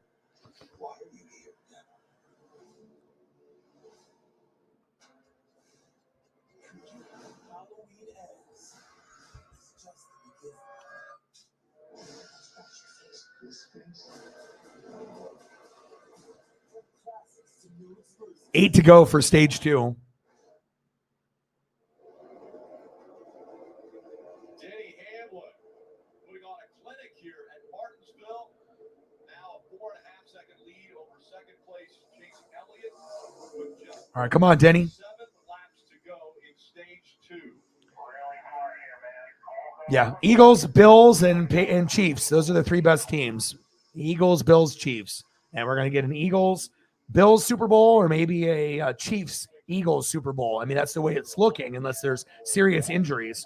If there's serious injuries, then it's all going to get tossed into a blender and we'll have to see what happens. But, I mean, by far, those are the 3 best teams in the NFL, and it's not even close. There's a big drop-off after Eagles, Bills, and Chiefs, like a huge drop-off. I don't even know who the 4th best team in football is. I mean, is it the Giants? If they win today against the Seahawks, you could argue that. I mean, based off the standings and everything. Because it's not the Jets. They're losing. And it's not the Titans. I mean, you could argue Cowboys are, up there in the top 5. So you could go, if you want, and then Minnesota Vikings too. You can, throw their name in the mix. Minnesota Vikings, Giants, Cowboys are definitely in the top 10. Some of those teams might be in the top 5, but Eagles, Bills, Chiefs, and then Giants, Cowboys, maybe Minnesota. Because I'm not really sure who would win one-on-one with Giants, Cowboys, or the Vikings. Those 3 teams are kind of equally great, but I'm not sure if one is better than the other 2. Like, are the Giants that much better than the Cowboys? No. Are the Cowboys that much better than the Giants? No. Are the Vikings that far behind the Giants and Cowboys? No. So, how's it going, Forbidden? What's good? Eagles looking good. Fly, Eagles, fly, dude.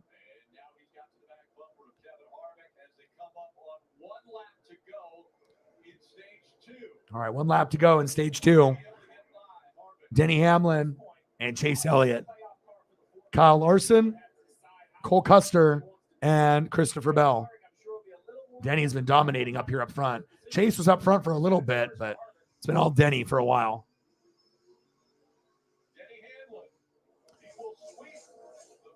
First 2 stage winners, Denny Hamlin.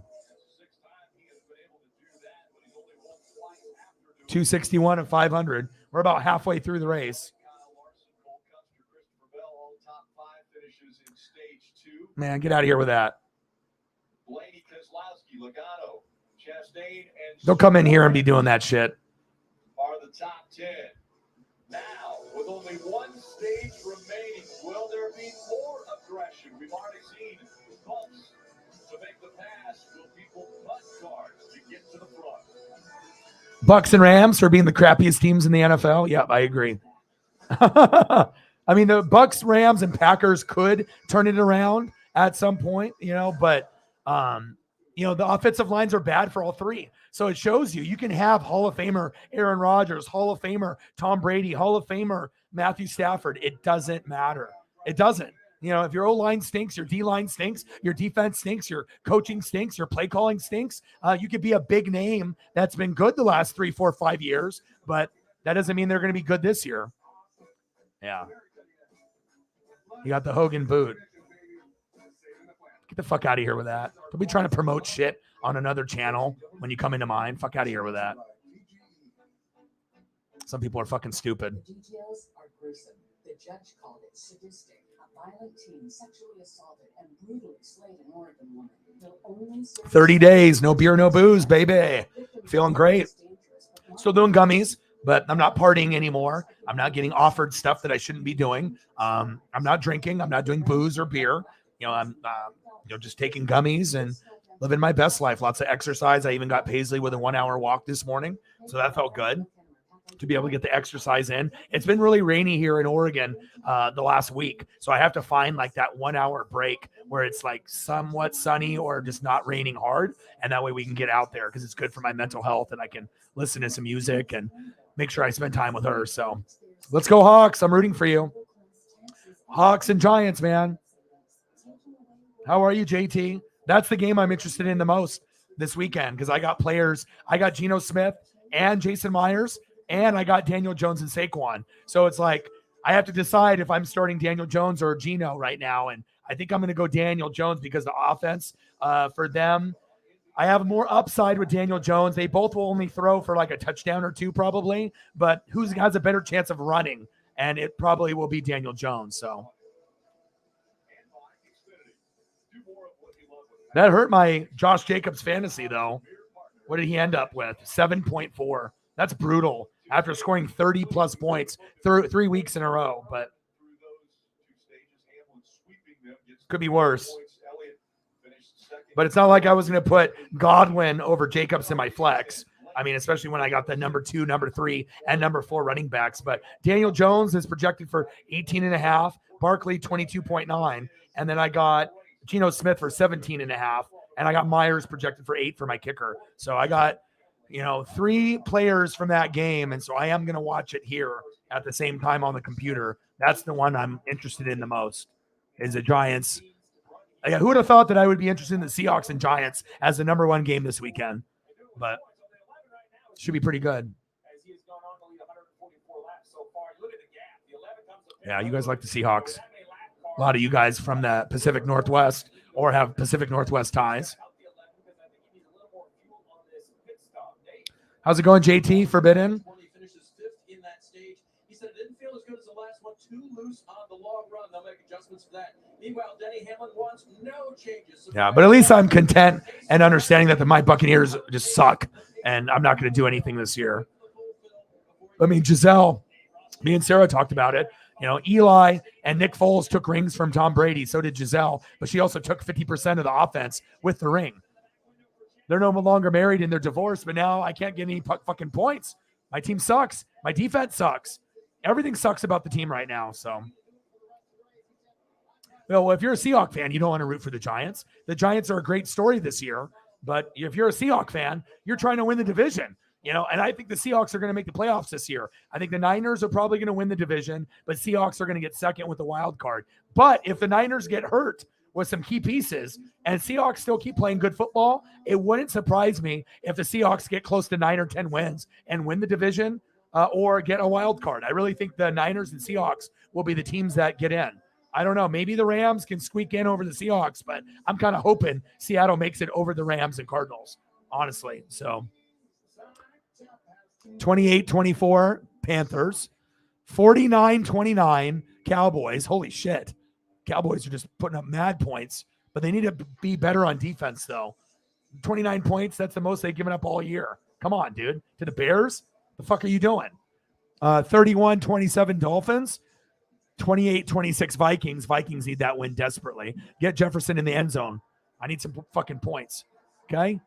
Patriots 22, Jets 10, making the Jets look like they're 2-5 rather than 5-2.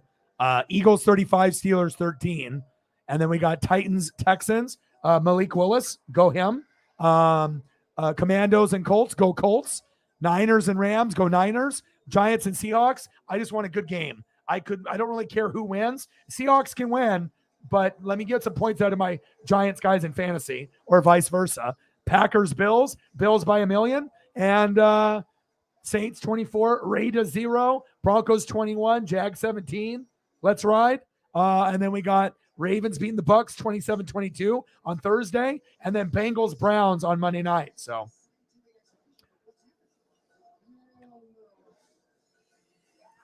I was thinking about doing game 3 for World Series, but I'm going to do the Bengals and Browns because I already paid money for the thumbnail, but we'll watch the World Series at the same time. And then I will do games 4 and 5 on Tuesday and Wednesday. I already have the thumbnails done. So that's the plan. Bills, Packers tonight, Bengals, Browns, and World Series game 3 in Philadelphia. And then game 4, game 5 on Tuesday and Wednesday for World Series.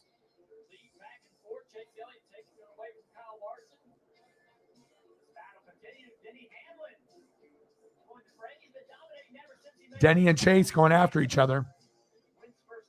2 stages won. Denny Hamlin, shout out.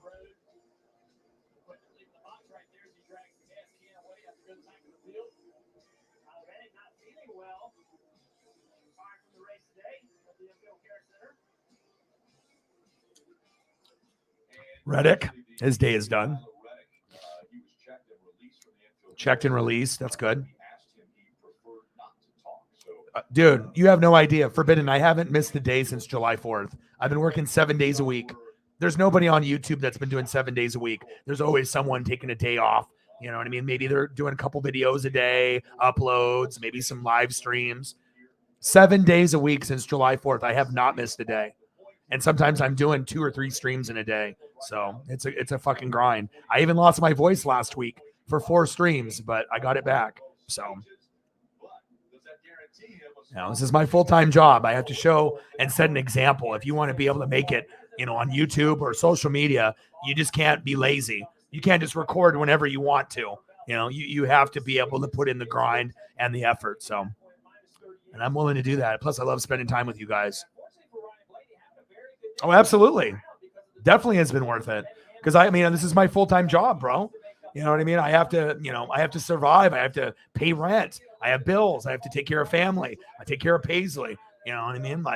And then I'm giving back to the fans. Holly Hundo made a $500 donation on Cash App to me a couple weeks ago, a week and a half ago. And I gave it back to her. I bought her 2 Derek Thomas, Mitchell and S jerseys. And when people take care of me, I really appreciate it, but that doesn't mean that I'm just going to keep everything for myself. I usually give back and try to, show love, and that's what it's about.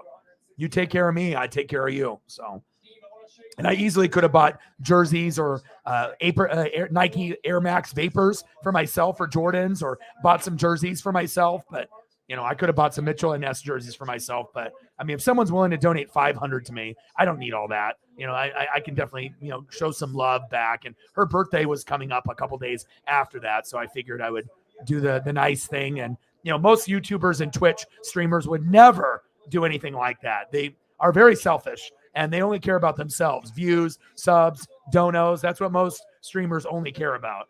There will be a few that are actually good people. And there's a few of them that are out there that actually care about people and care about the fans. But most of the time, when people are getting thousands of dollars, they give a pencil back or a koozie, and that's hella disrespectful if you ask me. If you donate heavy to me, you're going to get a jersey. You're going to get, high quality t-shirts, hoodies. You're going to get wrestling t-shirts, wrestling hoodies, Mitchell and Ness jerseys, baseball, basketball, football, stuff that's going to cost $150 or more. Not some fucking dinky ass koozie or a pencil, Oh, we got a wreck. Was that Big Bad Brad? First caution is out. Third caution. But the first wreck, Big Bad Brad. Dang, Big Bad Brad was running up in the top 10 around 5 and 6.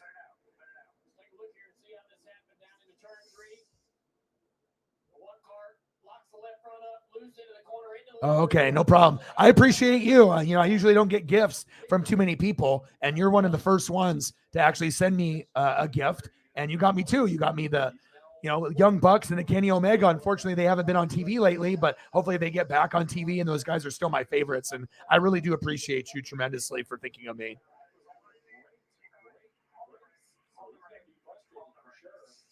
Yeah, but it has been worth it, grinding it out every day. I have to show my work ethic and grind, and plus it gives me a chance to get possible views, possible subs, possible donos, and that way I can give back to the fans.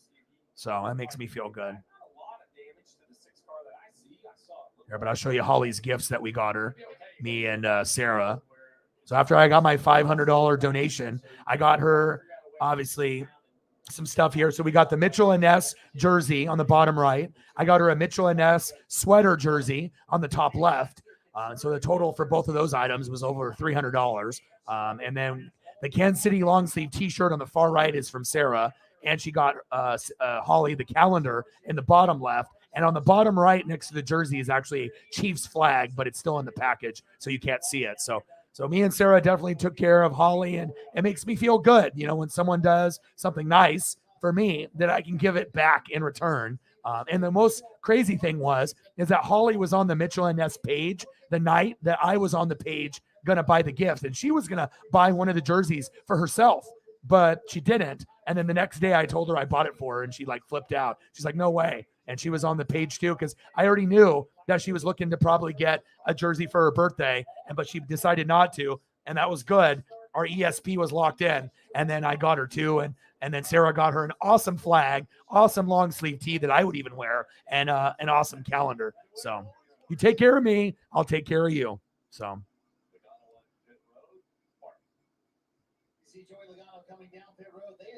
I'm telling you, Falcons can win the division. Falcons or Saints, more than likely, with a little Buccaneers, maybe. But, I think that I would say Falcons and Saints have a better chance than us. I wouldn't sleep on the Falcons either, man. Like I said, they've been playing pretty good football with all things considered. Cordarrelle Patterson hurt. Kyle Pitts hasn't really been Kyle Pitts. Mariota's played well. Yeah, it looks like Ross crashed. Brad Keselowski, what's new? Good job, Ross. Good job. Can always count on you fucking someone's day up.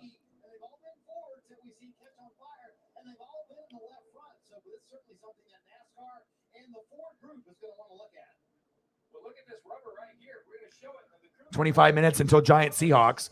That's crazy. That's the only game with two teams above 500 today. Like all weekend. That's like the only matchup. Who would have thought that the teams that would only be above 500 would be the Giants and the Seahawks? That's just crazy. But I'm interested. I just hope that Daniel Jones plays better than Geno. I hope I just don't leave a lot of points there. You know, and like I said, it used to be like 20 to 40 points in fantasy is what you were looking for. But now numbers are so bad in fantasy, you just want to get to like 18 and above. Like even if you get 18, that's a win. But normally it's like 20, 30, 40, then that's good in fantasy. Now, if you end up getting like 15, sometimes you can deal with that because it's hard right now with tight end scoring and quarterback scoring. It's very tough. But I figure the Giants defense is better than the Seahawks defense.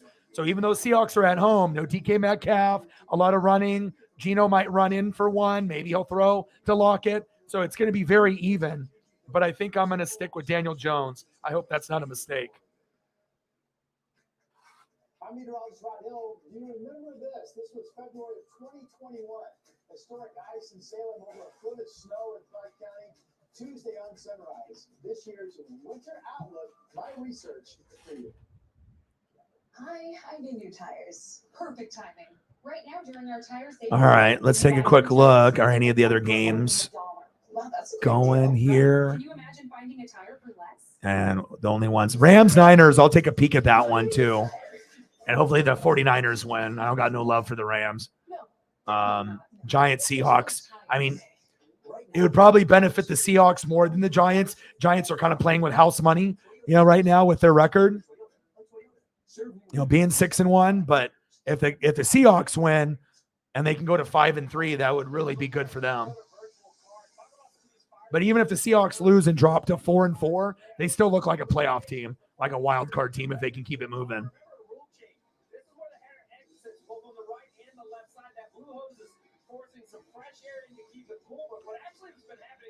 All right, we'll go over the top 5 here in just 1 second. NASCAR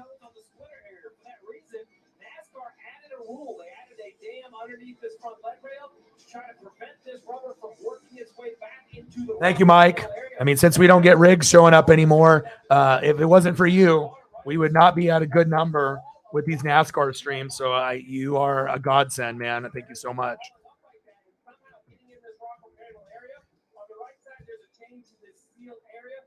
Thank you, Mike. Bang, bang. Bang, bang. Bang, bang. Appreciate you. $20 dono on the Cash App. Mike is holding it down to make sure that we have a successful stream here. Thank you so much, man. Seriously. Thank you. And most of the time when I get, donos, a lot of it goes back to the fans, where I can give something to Sarah, for her work on the channel as well, which a lot of YouTube streamers and Twitch streamers don't even do that for their lead mods. Sometimes people are like, that's how it's supposed to be, but you can't act like you're a fucking king and everyone has to bow down to you. You want to make sure that, your mods and the people that support you feel appreciated. You don't want to be that cocky fuck that just assumes that, you're Hollywood now and you don't give a shit about anyone and you're supposed to make money and people are supposed to bow down to you. It's not supposed to be like that. And I never will be that way. So people like that make me fucking sick, but sometimes people fall into the trap and they think someone's a good person and they really aren't. They just a fugazi. They're fake, putting on a show for you on YouTube and Twitch. And, when people are fake, sometimes people can see it and sometimes people can't, All right, let's go over the top 5. Appreciate you, Mike. Denny Hamlin in first. Chase Elliott in second. Cole Custer in third. Christopher Bell in fourth. And Kyle Larson drops down to fifth after being in third a good chunk of the race. Come on, Chase. Napa know-how. Napa know-how. Come on, baby. Come on, Chase.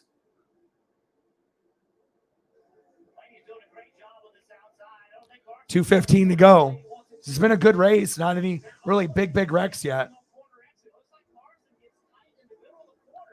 Yeah, she is.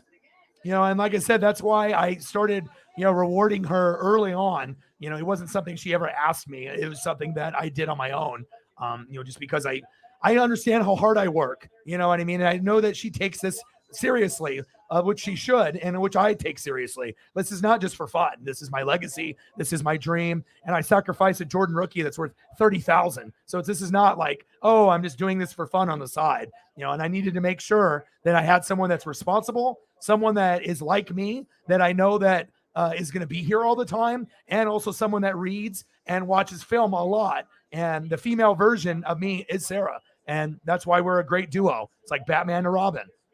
You got to have that sidekick to make things work. And she brings a lot to the channel. And I know she loves it and the people love her. And it's an honor for me to have her in the spot. I mean, there's a couple other people that definitely would be qualified, like Holly Hundo to be my lead mod. But if someone has a main job as like a vet and is doing art and has been under the weather, and sometimes she's got her cats and all these other things going on with her life, she can't be here as often as Sarah. So that's why, we have Sarah as the lead mod, because she is the best. And like I said, I don't see it changing ever.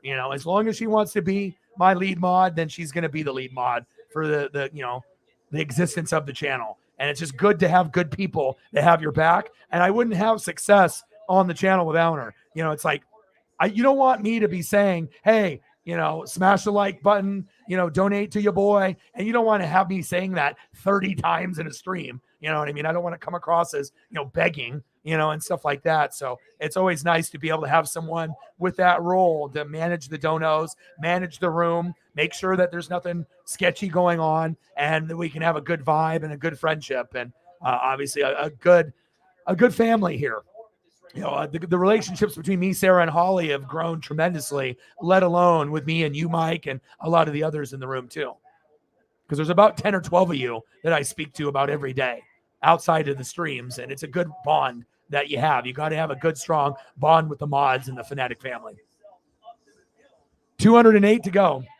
And I know sometimes it gets hard for Sarah. Now she's starting work again, and I'm doing crazy amount of streams for a long period of time. But as long as she can stay in here and I don't burn her out, because I know that even when she's not streaming with me, she's still watching something. She's still reading something, maybe eating, playing with her puppy. You know what I mean? So, but I want to make sure that no one gets too burnt out because I am a fucking machine. I'm going to work harder than anyone, and I'm going to push you to the limits. But, you know, sometimes, you know, if I have a chance to do 3, I'm going to do it. But if I know it's going to burn someone out, maybe I'll do 2 and, you know, stick to 2 streams. There's no point of burning us out for the next day because, again, we've been streaming every day for 7 days a week since July 4th. So, but I do appreciate you guys tremendously. Oh, there I saw Kyle Busch. Logano, Hamlin, Elliott, Chastain.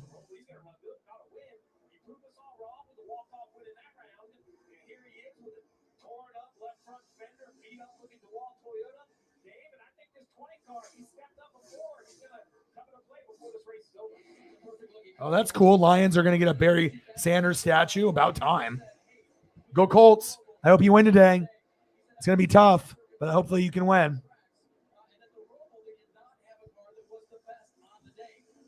And they got Colts and Commanders, Niners, Rams, and Giant Seahawks in like 10 minutes.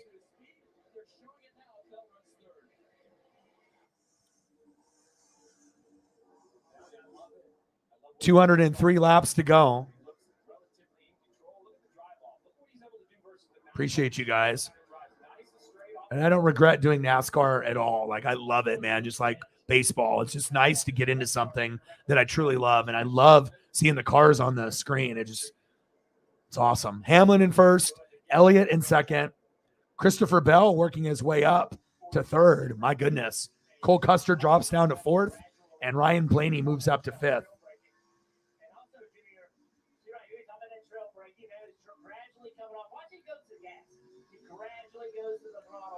Kyle Larson in sixth.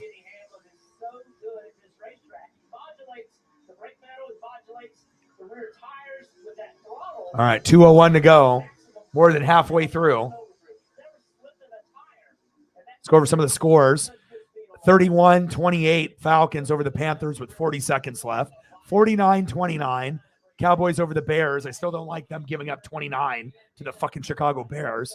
34-26 Vikings over the Cardinals with 4:30 left. Titans and Texans knotted up at 0, just started. Commandos, Colts, Niners, Rams, Giants, Seahawks start in 10 minutes. Packers, Bills start at Sunday Night Football. Final score, Dolphins 31, Lions 27. Saints 24, Raiders 0. Nice shutout by the Saints.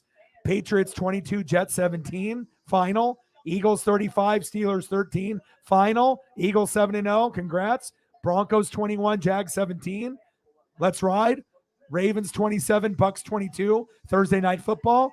And then we got Bengals Browns on Monday night. And I will be covering World Series game number 3. So what do you think we should do, Sarah? Should I buy another thumbnail for World Series game 3? Or should we do Bengals Browns for the thumbnail I already paid for and do Joe Burrow with no Jamar Chase? You know, I think the Bengals Brown game could still be pretty good, but do we want to do that over World Series game 3? I'm already doing World Series game 4 and 5 on Tuesday and Wednesday. Maybe we should just split it up and do football, baseball instead of baseball 3 days in a row. And I already paid for the Bengals thumbnail, so I'm thinking that I'm just going to stick with the NFL. And we can still keep up with the action of the World Series game 3. They're on at the same time. One is on at 5:15. The other one's at 5:03 Pacific time. So I think I'm just going to stick with that, even though I am intrigued to do World Series game 3 as my headliner.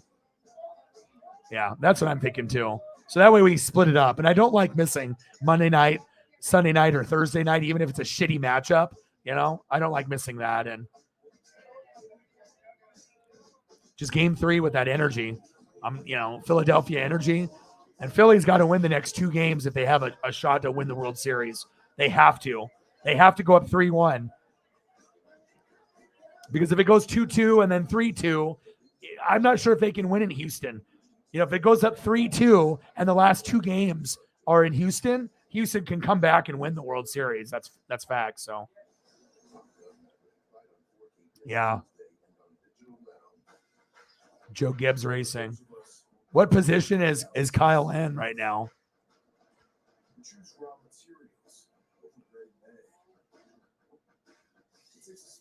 I like the paint job. Just sucks that they couldn't have any success today. Northern Tools are problem solvers paradise. There's nothing we can't find, fix, or figure out together. We're made for this. Start solving your projects today at northerntool.com. A breakfast croissant plus seasoned potatoes for $3, and the restaurant in here.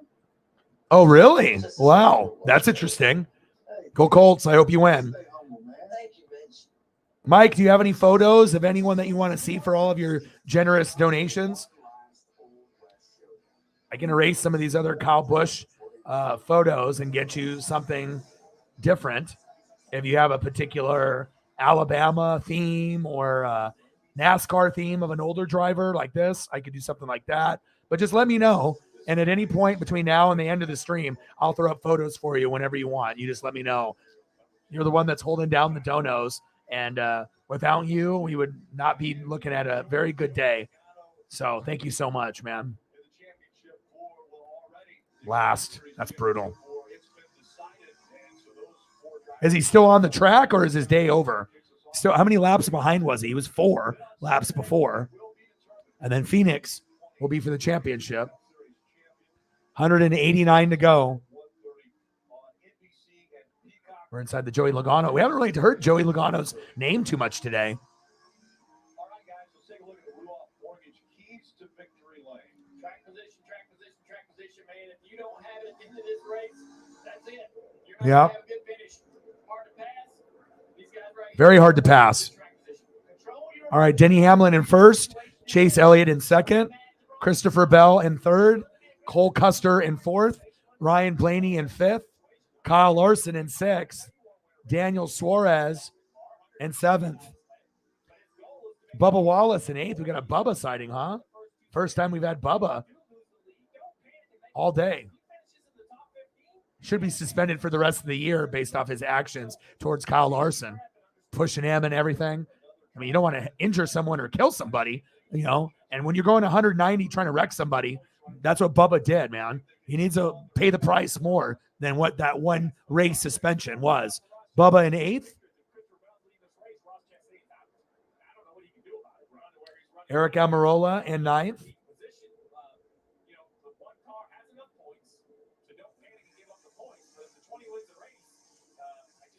I got to go back to the graphic and we'll see who's in 10th.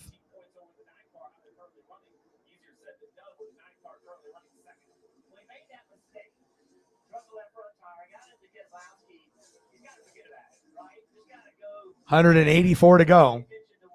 It's been all Denny all day.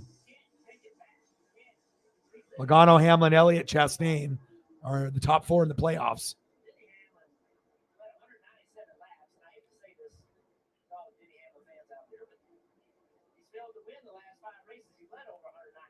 Hamlin winning would be huge. Then it would put him in first place in the points. Oh, we got Harrison Burton sighting in 10th. Wow. All right, Harrison. It's nice that I can actually use the graphic of the guys sometimes. All right, so Denny, Chase, Christopher Bell, Cole Custer, Ryan Blaney are your top 5. 6th is Kyle Larson. 7th, Daniel Suarez. 8th, Bubba Wallace. 9th, Eric Almirola. And 10th, Harrison Burton. Hard crash. Austin Dillon. Shit. Damn, Austin.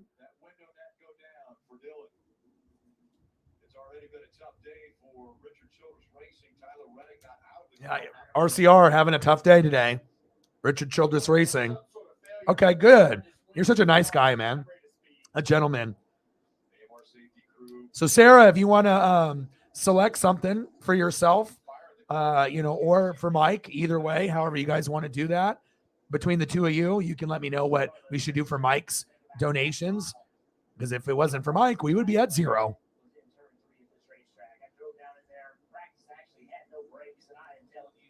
And hopefully we get Riggs at some point. Maybe he'll show up for the championship.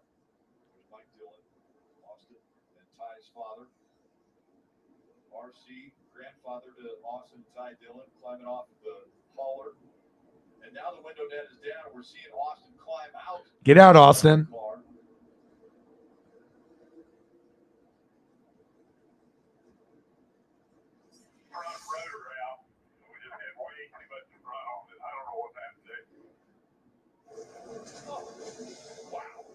Damn. Front rotor. Oh, shit. Right there on the wall. That is a huge hit. Oh, yeah. It looks like Oh, shit. Yeah, his day's done, man. Something broke. Oh, shit. He saw it, too. He was like, oh, fuck. I can't stop. That's a big hit.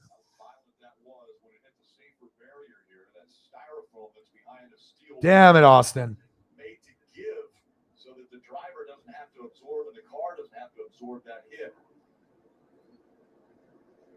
That will send Austin Dillon to the infield care center. Yeah, definitely have him go to the infield care. He'll be okay. I've seen guys hit harder than that, but you want to make sure that they're okay. And concussions are real, you know. We want to make sure that guys are okay. All right, Bama photos. Let's do it. We can do that. Briscoe running in the 16th position, as you mentioned. He was the first car, scored one lap down in position for the free pass, so he will get that. Denny Hamlin now on pit road. All right, a lot of guys are going into pit road right now, so I'll throw up some Bama photos. God, I love this track.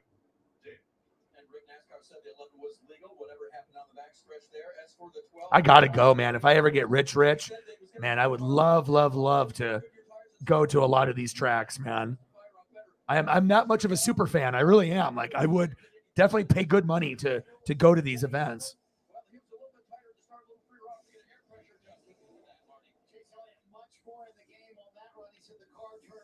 Sharper for him. He was pretty happy with it. No adjustments coming up here.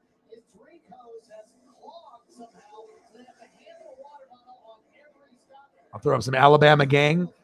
All of Mike's favorite things.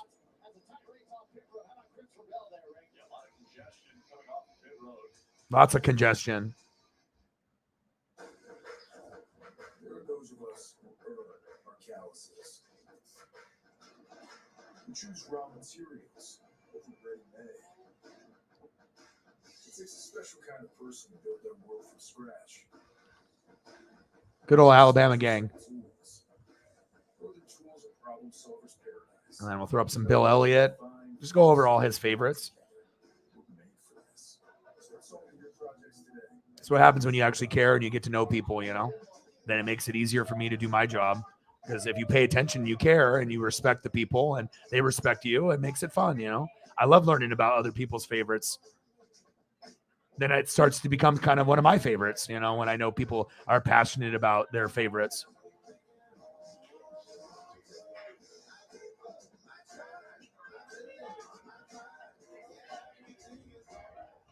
About some Bryce Young, man. I think we need to get some Bryce Young on the screen. I'm excited to see what team he goes to, and hopefully he has a successful career. Could be like a Justin Fields. No, the phone tells you who called. She didn't mention a good time to call her back. How am I supposed to know when you call her? No, she just shouldn't have left a voicemail. 9 out of 10 times a text will do. Progressive can save you from becoming your parents, but we can't save you money when you bundle home and auto with us. Pit stops have taken place. Quite a few cars stayed out on the racetrack that were a lap down. So they get the Bryce has got some really cool action shots, too. Either get a lap back or get back on the lead lap if they were just a lap down. All right, so I mentioned that first time around, the 11 kind of took a swerve like he was coming to pit road. Pit road was closed. So committing to pit road is 4 tires underneath the orange box. The 11 is Denny Hamlin. It's very fortunate. At some point, realized pit road's closed, turns hard right. Watch the right front stop. Oh, shit. Here.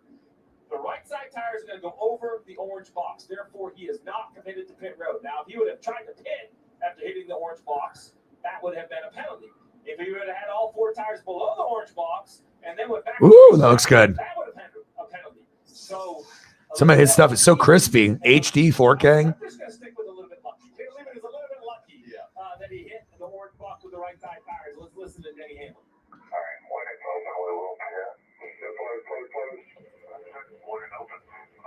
He looks good on the screen. All right. So all 4 below it is a thing. Now, if we take a live shot of where that is, it's been moved.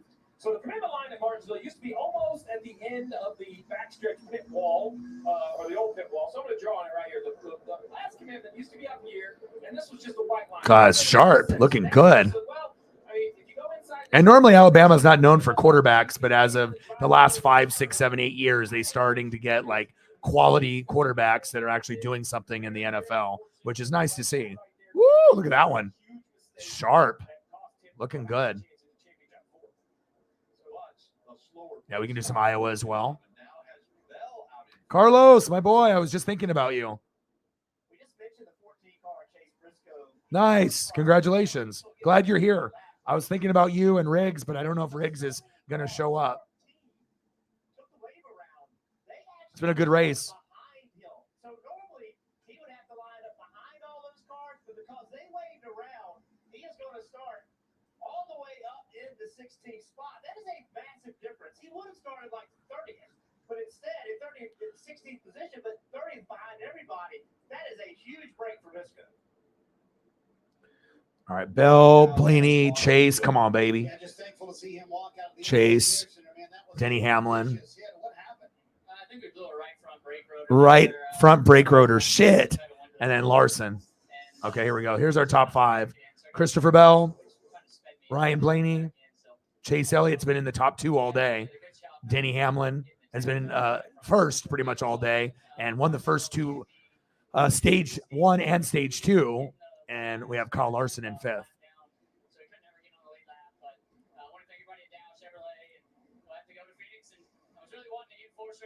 There you go. All right, I turn on the Seahawks and Giants. Yeah, and with that now, because Bell is up front, look at the points and the cut line. Hamlin 6 points above Chastain. Chastain currently running in the 13th position. Hamlin running in the 4th. Every position on the racetrack is a point. So Chastain can gain enough points to get in front of Hamlin without actually having to pass Hamlin and get into that championship 4. Yeah, and plus it really is nice, with the donos, because that way I can invest in more thumbnails, to Johnny, so that way I can make the thumbnails look, the top of the line, because that's where a majority of the donos will go back into reinvesting in myself.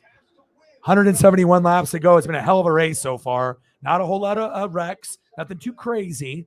A lot of bumping and grinding, but nothing too crazy just yet. But I imagine it will get a little crazier as we get closer to the last 50 laps. All right, I got Giants and Seahawks prepped here.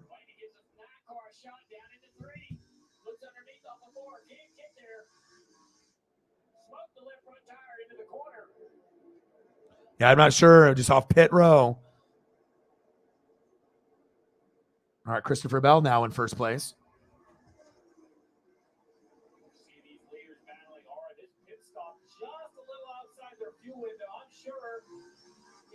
Slow down enough to try to get saved. It's a track you can save a lot of gas. You probably don't have to do it here because you use so much brake, you can just lift a little early, kind of roll in there. So we'll have to see. That's a long ways from here, 168 laps. Ross Chastain trying to get by Keselowski now. And again, Chastain 13th, fighting for 12th. Every point on the racetrack of position. Hamlin right now only 5. So hopefully I don't fuck up by using Daniel Jones over Geno Smith in fantasy, since I have Justin Herbert with a bye. So I'm hoping that works out. But both teams are good, and this is the game that I was looking forward to watching the most. Not even just my fantasy implications. I have Jason Myers starting, Saquon starting, Daniel Jones starting, and I have Geno Smith on the bench. So I hope I don't get burnt with Geno Smith with like a 400-yard game, which I don't think is going to happen, Or maybe Geno throws for 3 touchdowns and has 300 yards. But against this Giant defense, I would assume it's going to be tough, even though they're at home. But hopefully both guys do well, because I need to have some reassurance as we're going into the playoffs in fantasy that I can choose between Herbert, Daniel Jones, and Geno Smith. And I got 3 guys that are in the top 10. And so you just want to make sure that, you have the right people at the right time. Bell with the comeback, absolutely, so far. To Ross Chastain, because you look at the finishes in this round, and Ross Chastain has finished second in the last 2 races. Brakeslowski deep down into turn 3. Almost takes out the 4 of Harvick. Smokes the left front. Really close call right there between those 2 guys. Let's take a look at that. Brad diving down in the corner. Harvick doesn't know he's there. Oh, damn. Brad all over the curb. Does a good job of spinning the car out. Stays off of Harvick the best he can. That's not a move you expect. Somebody would turn that late, right? But it's so hard to pass early in these runs. That's what you're going to see drivers trying to do. All right, Christopher Bell, baby. You slide that left front tire, you take a little bit of rubber off the surface. Car doesn't turn quite as good. And Ross Chastain, he's going to have to be more respectful there of Brad Kenny. The problem they had. Nice. Chase moved up a spot. Bell, Chase Elliott, Ryan Blaney are your top 3. Kyle Larson up 1 spot. And Denny Hamlin's in 5th when Danny was in 1st pretty much this whole race. Come on, Chase. You're right there. Oh, DK Metcalf is playing even though he's hurt. So I got the Giants and Seahawks game on the computer, and I got the race on.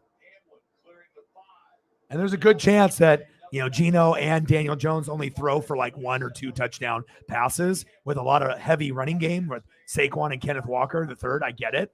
But I'm just hoping that Daniel Jones will do an RPO and run for 50 to 100. That could elevate my points. So they're going to play a similar game. Run the football, play good defense, or try to. 156 to go. 158 to go. Christopher Bell, Chase Elliott, Ryan Blaney, Denny Hamlin, and Kyle Larson are your top 5. Playoffs, Logano, Bell, Elliott, Hamlin for the top 4. Points are just moving. I got Suarez on the screen. I like Daniel Suarez.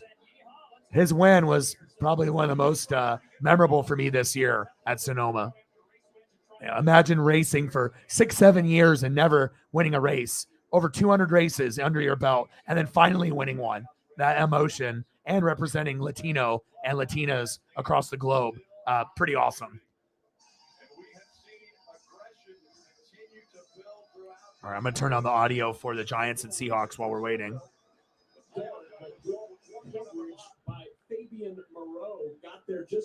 All right, commercial break. So I got the Giants and Seahawks on here. He's already inside leverage. For DK Metcalf, most importantly, he's got to get. You need Blaney to win. That's your boy. Face to face and match that leverage. Blaney is your boy. Break his inside leverage. He did it right there. Fabian Moreau read it all the way. Took a page out of that Seattle defensive. Tom is like, no, I need Bell. Getting vision to the quarterback and reacting to the throw. One of the best teams in the league this year on 3rd down. Seattle facing a 3rd down and 10. Personnel, 2 extra coverage guys. Look at Dave. Shotgun set. Geno. Floater. Oh, Metcalf dropped it. What happened to my hands? Metcalf just couldn't secure the rainbow from Geno Smith. What happened to my hands? That was good defense by the Giants, though. And that's why I went with, the Giants, Saquon, and Daniel Jones, even though I got Myers as kicker, because I feel that some of the drives are going to stall, and that's going to help me get points with Myers. I should be able to get 10 or more tonight. And we'll see what the Giants do. Hopefully Saquon has a big game, and hopefully Daniel Jones can surprise people today. I mean, if you would have told me that I would have Daniel Jones and Geno Smith on my fantasy roster, I would say you're fucking crazy. But here we are. Come on, Daniel. And I got Justin Herbert on a bye, so I had to choose between Jones and Geno. Giants franchise history. Well, I mean, All right, we're back to the race. Come on, Daniel. Come on, Saquon. Your boy wants to go 8-0 in fantasy, and I'm going to need you. Come on, baby. To get into the championship four, Here we go. 150 to go. Let's go. I can't believe this is like Martinsville and then Phoenix and we're done. I mean, I'm not done. I'm not ready for NASCAR to be over with. My love for this is like way too high. Like, and World Series is going to be over. And then it's just going to be NFL, college football, and wrestling, AEW and WWE. I will mix in a little NBA, a little college hoops, a little NHL, and a little World Cup. But it's primarily going to be NFL, college, football, and wrestling with a little NBA.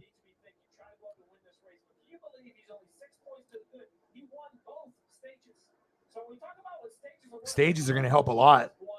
Most stages they earned 20 points, right? Ross Chastain earned 4. He earned 16 more points than the one car, currently 6 points above. We talk a lot about stages, but we're seeing these closing laps, how important they could possibly be to the 11, or how much the one wishes they would have had a few more. let's dive a little bit deeper into our playoff drivers. Let's go through the field. We'll start with Dave. How about that, Rick? Christopher Bell out front in the 20 car after starting 20th. They knew they had a good car, just a little mistake in qualifying cost him a good starting position. But this 27-year-old from Oklahoma made it to the round of 8 with a walk-off win at the Roval. He'd make it for the first time to the championship 4 with a walk-off win here. Right now he's in position, Marty. Dave, after the amazing regular season Chase Elliott had, it's hard to believe he came into this race just plus 11 above the cut line and just did best during the playoffs at earning points. Talked to Alan Gustin about that this morning. He said, listen, here's what that we have things to clean up, but I'm confident in the speed we will have to Phoenix if we can get there. They've done what they needed to do so far. Plus 17 for Chase Elliott, Dave. Ryan Blaney, Come on, Chase. He started number 12. He started in a good position. That was 4th. It hasn't been perfect for him today, but he is so good at this racetrack. He has still got potential to get there by the end. You can see right now Blaney is out on the points he'll need to have a stronger run here again, possibly to the front to win to advance to the championship 4. As for Denny Hamlin, he lost spots on pit road. When I checked with the crew, I got a lot of shoulder shrugs, like they just didn't have their best stop of the day. It wasn't horrible. They lost in the track position. Thank goodness for those 2-stage wins, as you guys just mentioned, Marty. Dave, at the beginning of this run, Joey Logano was flying, but now the car just way too free. The Coca-Cola onboard. Come on, Chase. Napa know how. Napa know how. Let's go. Come on, Chase. You've been sitting in second like all day. We need to, hopefully he can make a move at the right time and win the race.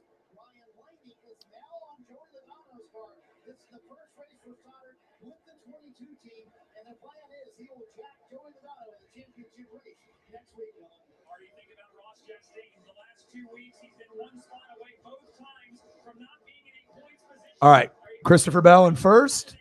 Chase Elliott. Come on, baby. Napa know how. In second. Ryan Blaney in third. Denny Hamlin up a spot to 4th. And Kyle Larson in 5th. Daniel Suarez up 1 spot in 6th. Cole Custer in 7th. Bubba Wallace in 8th. Eric Almirola in 9th. And Joey Logano in 10th.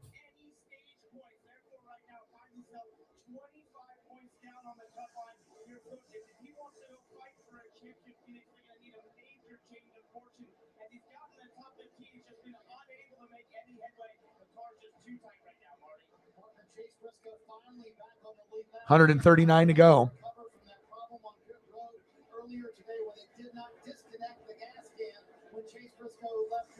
Let's go, baby. 2 races left.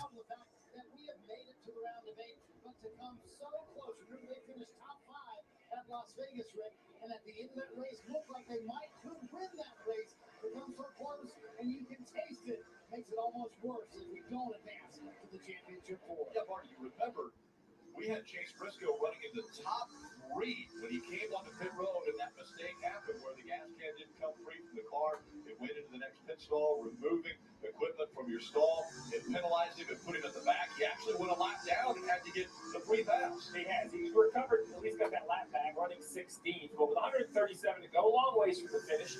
But a lot of conversation on the radio as we listen to different teams about fuel. And how save fuel here. One thing that a lot of crew chiefs are asking is, what does your car drive like, or how slow are you if you don't shift? Watch this 14. He's one of the best at it. Reaches down, up shift.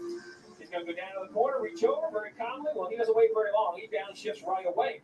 Shifting helps lap time, more RPM, helps the car drive better, but definitely burns more Sunoco fuel. So the question is, if you are 6 or 7 laps, now it's only a half-mile racetrack, 7 laps, 3.5 miles. How do you find those 7 laps? One way may be to limit the amount of shifting in this closing 100 laps. That is a major challenge for a driver, Steve. The car is not going to drive. And I'll get some Iowa photos for football once we go to a commercial break. You're going to have to drive completely different if you decide not to shift. I feel he will too, 100%. Or someone's going to get aggressive with him and wreck him. Bell, Elliott, Blaney, Hamlin, and Larson. Our internet isn't ideal. My dad made the brilliant move to get us T-Mobile home internet. Oh, we have to share our signal. Yeah, it's just a matter of time. Neighborhood. Yeah, now we do some weird things to get our speeds. Well, Come on, kids. This sucks. Well, if you just switch, maybe you don't have to do that. Whoa. Yeah. Okay.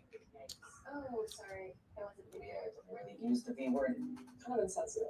We prefer pro-lunar. Yes. Much better. We get out. Fired up. Yeah, I'm going against Kenneth Walker too. We get out. So we'll see how it works out. Kenneth Walker is his last piece that he's got going. But I got Saquon, Daniel Jones, Myers, and I got Nick Chubb on Monday night. So I'm hopefully that I just end up beating him before even Nick Chubb has to play. But we'll find out. I mean, if the Giants' defense is stout, they should be able to win this game, even as great as Kenneth Walker is. Kind of like a Breece Hall, a new player, as a rookie making an impact with their new team. But Breece Hall obviously ended up, tearing the ACL and is out for the year. Hopefully that doesn't happen to Kenneth Walker III, because they already had problems with Bryce, with some of these other guys with Penny and whatnot.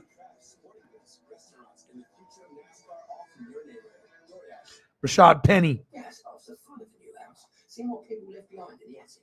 Well, saving on homeowners insurance with Geico's help was pretty fun too. All right. 128 laps to go in Martinsville. 372 out of 500. Come on, Chase.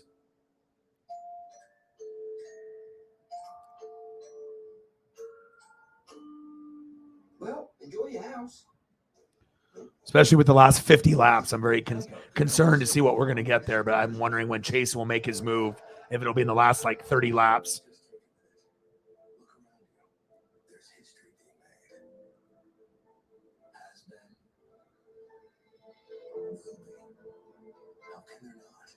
Just something about those blue skies, high banks and high speed, all coming together in one perfect race.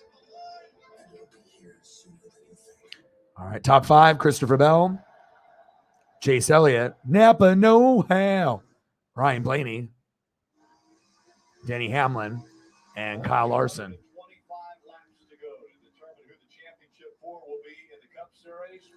Xfinity Series has already been determined. Championship in Phoenix. Motorsports cars, as well as Ty Gibbs, who had a controversial win yesterday right here at this track.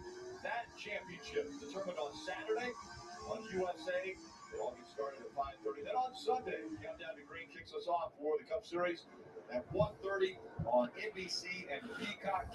All right, 125 laps to go. I've enjoyed myself every single lap, man. It's awesome. And then we'll do the Bills and Packers tonight around 5 p.m. Pacific time after. So, all right, let's go over the top 10. All right, so we got Christopher Bell, Chase Elliott in second, Ryan Blaney in third, Denny Hamlin in fourth, Kyle Larson in fifth, Daniel Suarez in sixth, Cole Custer in seventh, Bubba Wallace in eighth, Eric Amarola in ninth, and Joey Logano in 10th. Logano, Bell, Elliott, and Hamlin are in your top 4 in the playoffs as of right now.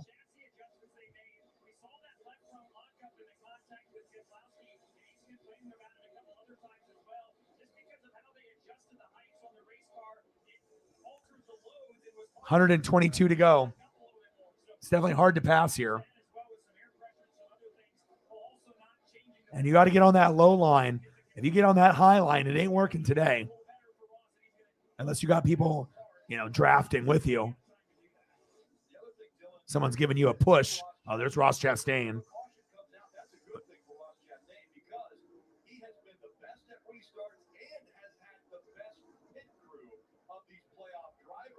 So if they do come back to pit road, he could gain some spots on pit road, and that's what he needs right now to catch Denny Hamlin in the points. Yeah, they had opportunities today. They just haven't been able to capitalize.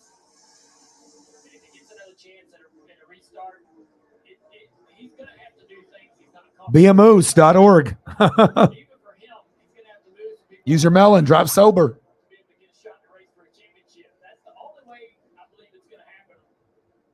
I do think Ross is going to win one, though, sooner than later. Like within the next 5 to 10 years, I would not be shocked if he, as a champion. He's damn good. He's damn stupid, but he's damn good, too. Very aggressive. And definitely doesn't use common sense all the time. Or tries to play it off that he's dumb, but he knows exactly what he's doing. He doesn't want to be able to step on toes, but guess what? People don't really like you at this point anyway, so you might as well just own it. But I do like him in NASCAR. Sometimes you got to have villains in NASCAR that have a little attitude. As long as they're not wrecking your favorite driver every week, which sometimes he does, right? So.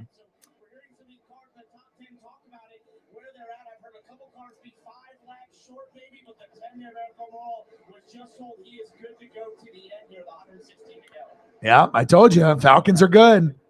I'm telling you, them and the Saints are going to battle for that top spot in the NFC South.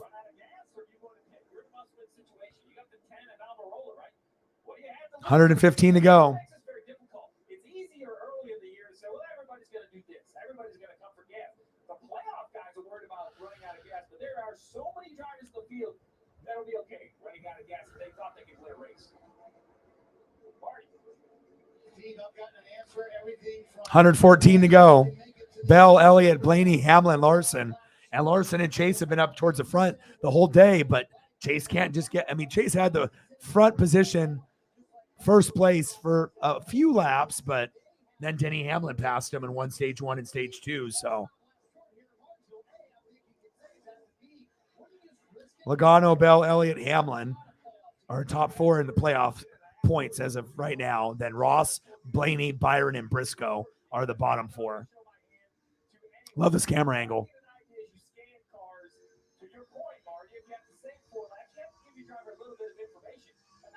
Seahawks 0, Giants 0. The concern is you lose somewhere between 35 to 40 seconds hitting here at Martinsville. Sweet camera angle, man. And I'm loving that mirror that is like an LED screen, like a tablet, but it's like their rear view mirror, but it's right there so they can just look to the left and see it instead of having to like look up. Very cool.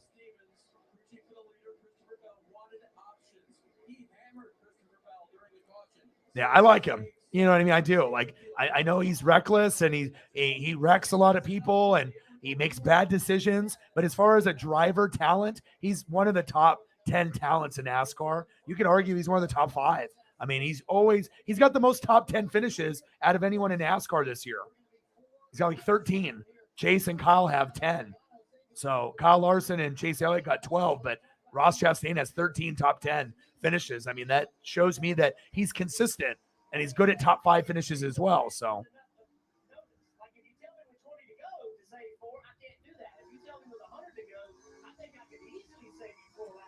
yeah, I got Cowboys defense in fantasy. Why do they give up so much points though? They gave up way too much to the Bears. I should have got more fantasy points out of that Cowboy defense, but they did get the dub.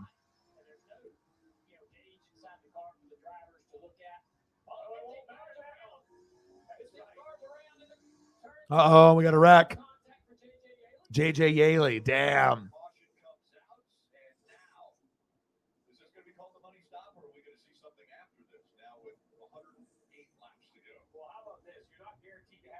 So until you're proved different, you better plan on this being the one that matters most. You don't need a lot of fuel. We just talked about how close they were.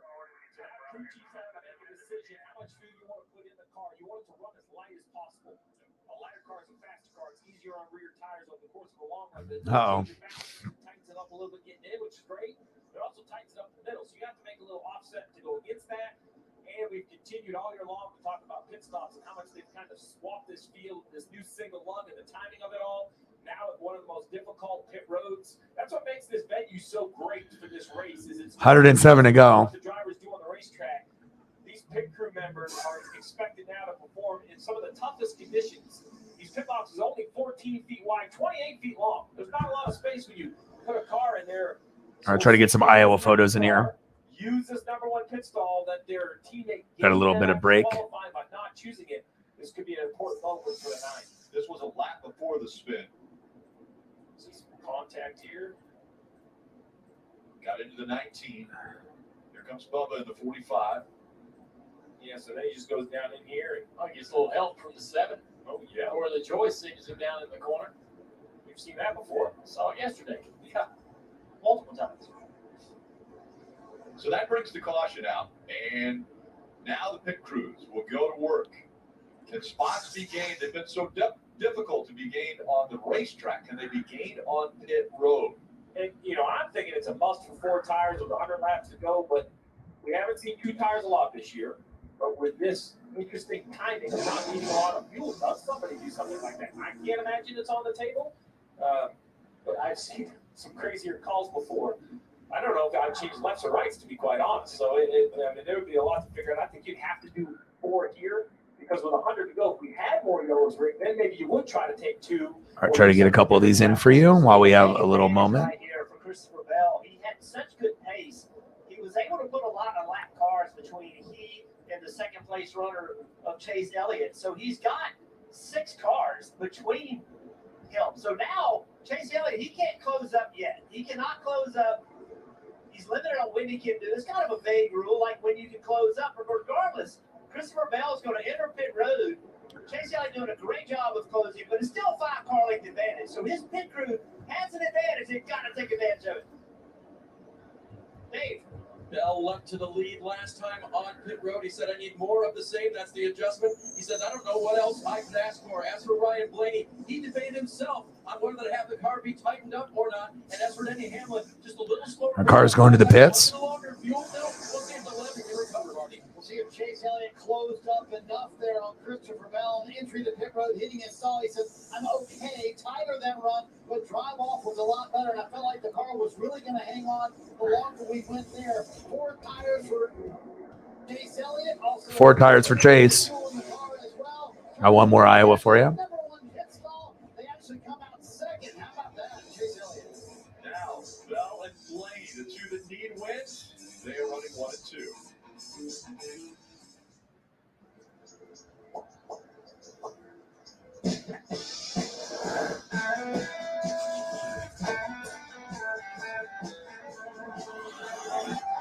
Yeah, number 1 in the NFL though in fantasy. They just need to firm up. That was the most points they've given up all year, and it was to the Bears. Need to tighten that up a little bit.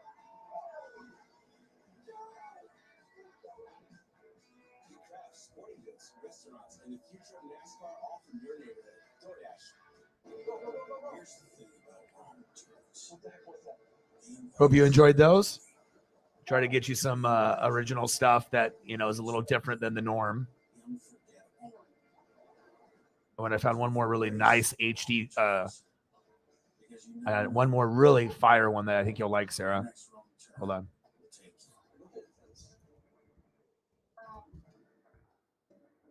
It reminds me of some of the NFL ones that we bring up, very swaggy.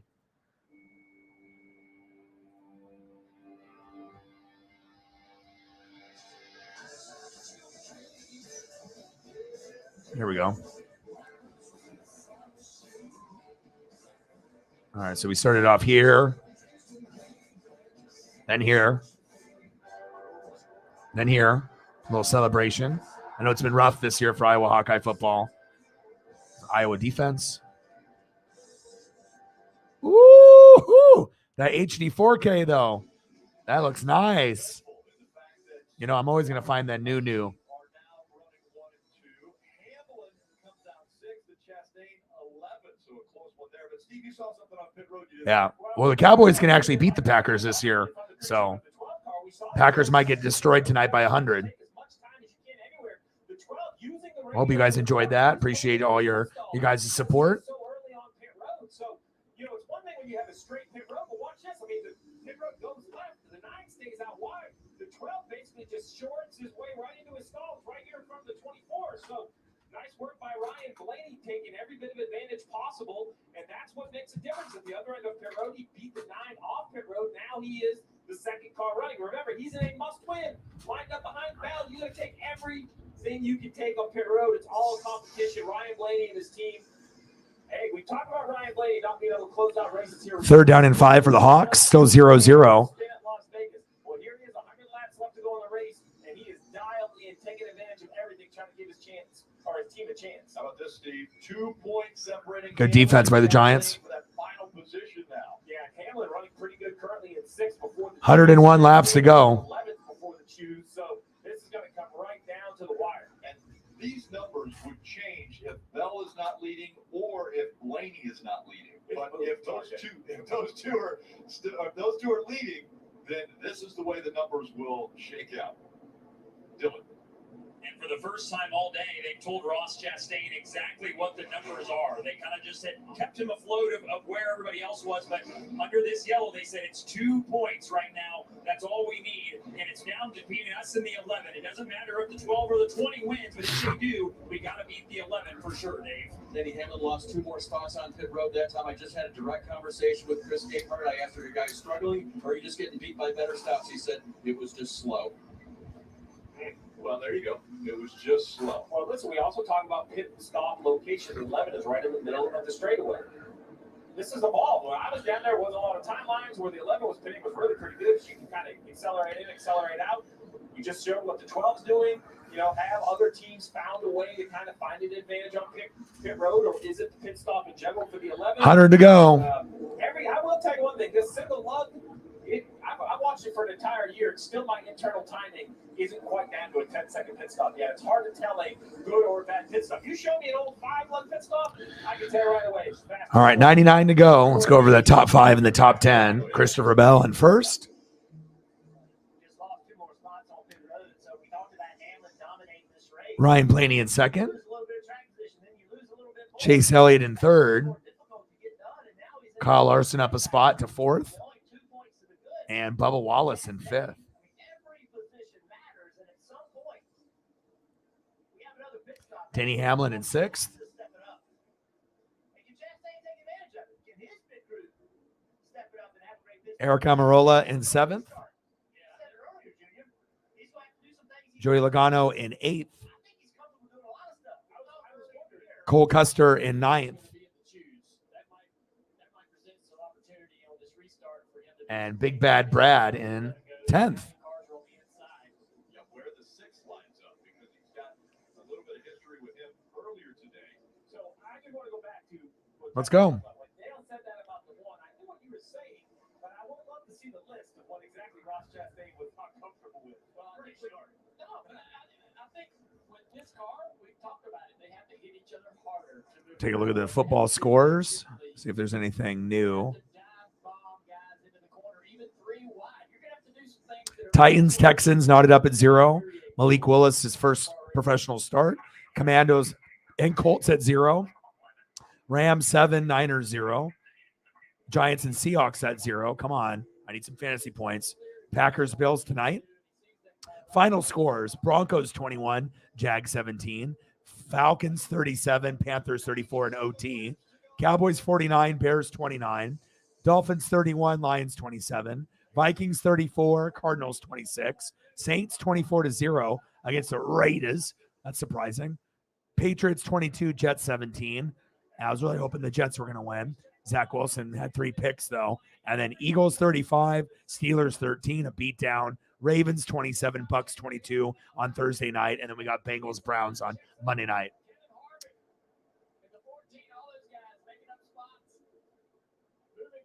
You think Christopher Bell's going to win? Like he did at Daytona? The 1 of Ross in this photo. So it's once again back to 6 spots, 6 points Bell, separating him. Blaney, Chase Elliott, Kyle Larson, and then Denny Hamlin. Byron on the inside, Harvick right in the middle. Chase Briscoe on the outside. Come on, baby. Cuts in behind the board. Napa, no hell. Come on, Chase.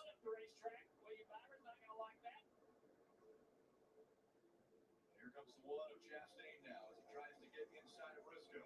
Saw Byron go to the left, just blocking that inside position. Yeah, they're close. 94 to go. You gotta win this race at this point. Little tire up right there on the one car to the side of the 14. Under 100 laps to 94 to go. championship four. Two cars. It's a matter of time before he wrecks somebody or someone wrecks him. 12 that needed to win over the course of the day, running 1-2. 0.3 seconds separating Christopher Bell up front in the 20 and Ryan Blaney in the 12. Isn't it amazing how in these playoffs, these cutoff races, we see teams and Yeah, of course. You got to stick with it. Even if Kyle, is out of it, we can still root for Chase.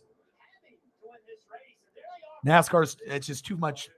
I mean, I can't, I'll never turn my back on NASCAR. I mean, I stopped watching it on a regular basis for a while, but I'm so happy that I'm back. But it's also about having people that enjoy it as much as you and that can enjoy it together, Was the only playoff driver that hasn't had a win this season. Take another look here. That was that contact with Ross Chastain. Yeah. When is someone not having contact with Ross Chastain? That's a regular thing, a regular occurrence, a weekly occurrence. Bell, Blaney, Elliott, Larson, Hamlin, top 5. Wallace, Keselowski, Logano, Custer, Byron, 6 through 10. Playoffs, Logano, Bell, Elliott, Hamlin are your top 4 right now based off points. Every point is one position. Steve, I think that's a tough situation for a driver that you just brought up. You see Chastain. Harvick and Ross going at it. It's really difficult for him to try to save tires right here. Right? Yeah, Ross is in 13th. He can't assume that you're going to have cautions. He's got to assume that Blaney's in second. He's got a chance. So I just want Chase Elliott to get up there. Because if Chase doesn't, Chase has got to be able to. If he doesn't win it today, he's got to try to win next week. Otherwise, I'm not sure if he's going to win the championship. I think someone else might be able to snag it from him. All right. 86 to go. Yeah, bumping is racing. Absolutely. Come on, kids. This sucks. Well, if you just switch, maybe you don't have to do that. Whoa. Yeah, okay. Oh, sorry. I wasn't thinking. Yeah, it really used to be word kind of insensitive. We prefer pro lunar. Yes. Much better. We get out. Fired up. Look good. We get out and rip it. We track them down. So crack a Mountain Dew. Get out and do.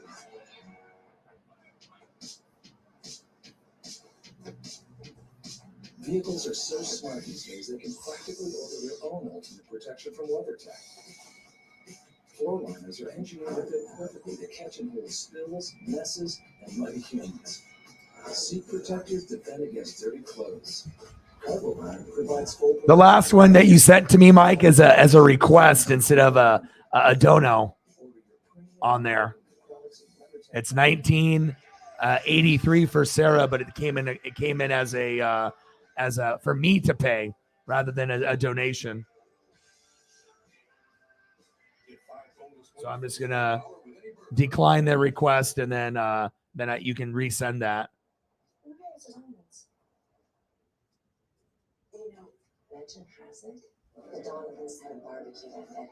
All right, so I declined the request for me to pay, and then if you do like a regular dono, we can add that to it for Sarah.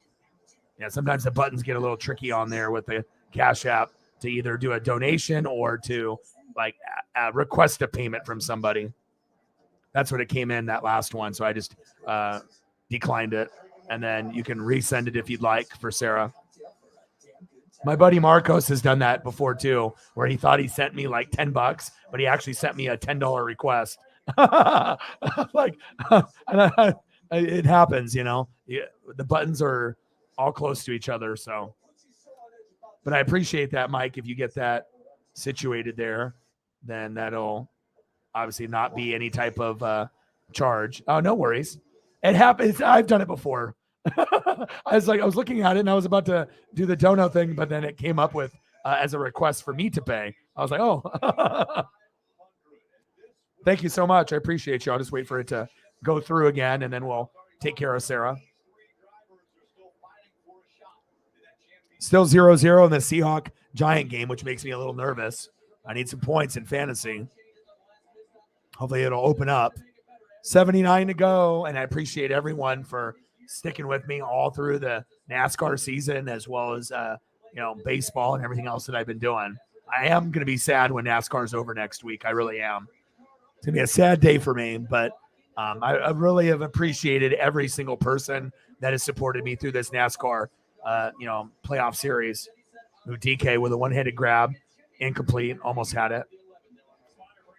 78 to go. Do we have any predictions on who we think is going to win the race? Bell, Blaney, Elliott, Larson, Hamlin. Who do we think? Bell, Blaney, Elliott, or Hamlin? Is that what we're thinking?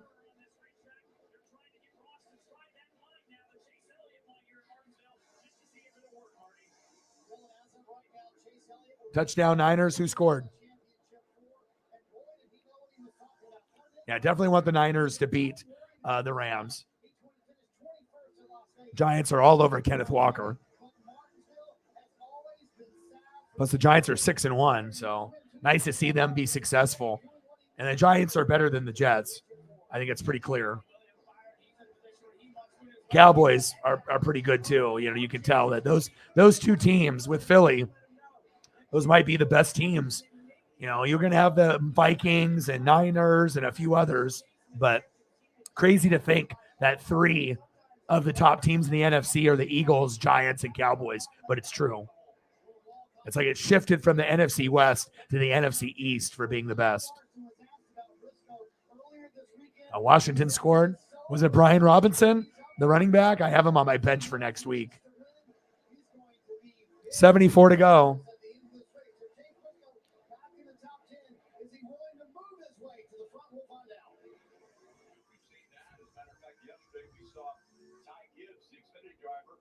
Was already locked into the championship 4 on points, move a teammate out of the way to win the $20 dono.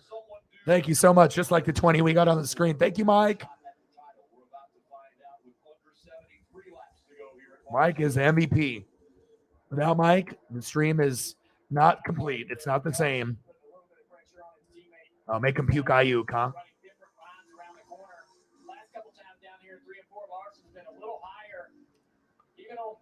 Mike with a 20 for Sarah. Bang, bang, bang, bang, bang. Thank you so much, man. Appreciate you.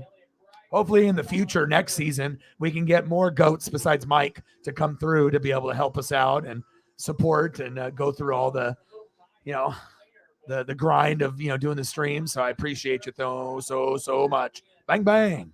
Stacks on stacks. Racks on racks. Cactus Jack. Bang, bang. $20 dono for Sarah. Thank you. Appreciate you. We're almost there. $24 to get to the goal. $23.54 to be exact. Thank you so much.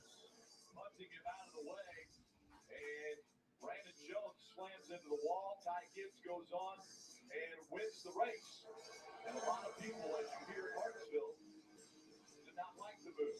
They booed him louder than we've heard from a long time at Martinsville, as he not only was celebrating on the finish line, but also up on the stage. They were chanting different things, but obviously a raucous crowd here at Martinsville. And what will we see today with Christopher Bell up front? All right, Christopher Bell in first, Ryan Blaney in second, Chase Elliott in third, Kyle Larson in fourth, and Denny Hamlin in fifth. And the winner is probably going to come out of those 5. 66 laps to go. I can't believe this. We're almost like at the end of this, and then we have Phoenix, and it's over. Oh, there we go. Sarah with a tenner. Now we're getting closer. Thank you so much. Bang, bang. Bang, bang. Bang, bang. Thank you so much. Appreciate you. 86.46. We're almost there. 13.54 to get to the goal. And we still got time left in the race. So awesome. Thank you guys so much. Yeah. Gregson said Joe should have beat him up. Well, yeah, dude. He wrecked his own teammate. I get Noah's in the playoff for Xfinity. So, yeah. Ty Gibbs shouldn't have wrecked his own. Shouldn't have wrecked his teammate. I mean, especially if you saw Bubba go crazy, but maybe that's another thing where they've had meetings and said, don't do Bubba. Don't be like him. Otherwise, you're going to fuck yourself over.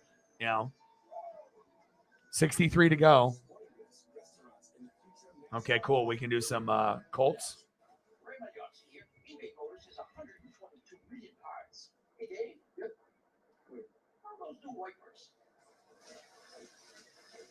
They're small. For parts that fit your vehicle, go to eBay Motors. That's right. How about we started off with a really cool Pat McAfee. Built to prioritize first responders. Built for extreme conditions. Built for America's most reliable 5G network. Because when seconds count, This is a really cool Pat McAfee graphic. He might be the realest, guy that's out there on the mainstream. And that's why people like him. It's not fake. It's real, genuine, passion for the game. No bullshit. No filter. Just let people dress the way they want to dress. Let them talk the way they want to talk. I love this. This is awesome. This is actually one of the coolest graphics I've been able to find in a long time. You like that one, Sarah?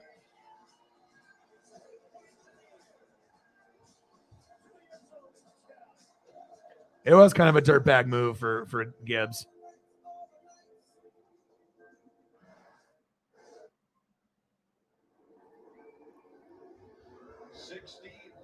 60 laps to go. Throw up a couple of pictures here while we're waiting. Once again, Peacock, site for the NASCAR American post-race show for extended coverage. Christopher Bell out front. And we saw a shot going to break earlier of Coach Joe. I'll throw up another one. We'll wait till the commercial break, and I'll throw up a couple more. 58 to go. Monumental win for the organization. Oh, and contact made there from the leader. Christopher Bell got into the two of Austin Cindric. Let's see what Austin Cindric does. We've seen it before when he got hit. And he's not going to retaliate against the race leader. Austin's 3 laps down right here. 57 to go. Still 0-0 in this fucking Seahawks and Giants game. Gosh, I hope that I get some points here. 4th down and 1. The Seahawks are going for it. Just kick the fucking field goal. Give me some points. Oh, Tyler Lockett. They got the first down. Lucky. They went for it on 4th down and got it. 56 laps to go. How do we think Noah's going to do when he gets called up, though, to the Cup Series? Do we think that he can be a guy that could win a race or two when he gets to Cup, or no? Or it might take him a few years? I mean, you can do great in Xfinity, but that doesn't mean shit when you go up to the big boys. When you go up to the big boys, it's a whole nother animal. But 8 is a very big number.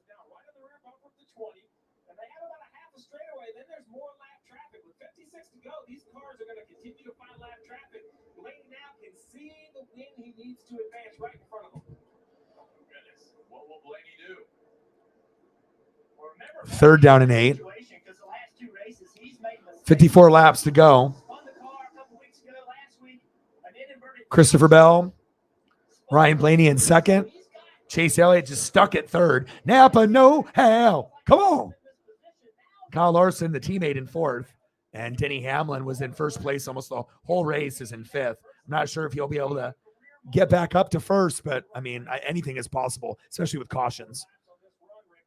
Bell, Blaney, Elliott, Larson, Hamlin. I would just like to see Chase not in 2nd and 3rd and get up to the front, but he'll make a move. But I don't know when he'll make it. He'll make it within 30 laps to go or sooner. The 11 of Denny Hamlin, he's gotten better as we reach that mark that you mentioned. Will these other cars have made the right adjustments on that? Gino scrambling. 4th down and 1. I think they're going to kick the field goal now. Give me some Jason Myers points. Myers. I need points, baby. Especially if I'm not getting a whole lot out of Gino or Daniel Jones or Saquon yet. Good effort by Geno Smith. And it's really a credit to that offensive line. Abraham Lucas on the right side and Charles Cross, the stud, on the left. Yeah, they're going for it. 4th down and 2. Pete Carroll, what are you doing? Are you trying to make me lose in fantasy? No field goal attempt? They're like, we have nothing to lose. 1st down, Hawks. Wow, they did a fullback dive. Or a tight end dive.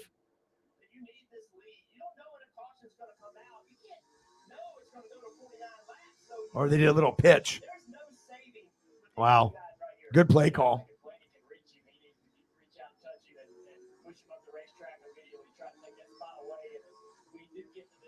Yeah. This is where that 11 car actually gets better. Starts driving underneath guys off the corner and moving forward. Yeah, well, you can get uninspired when you don't have a offensive line or a defense. I mean, those are the 2 biggest things you need in football.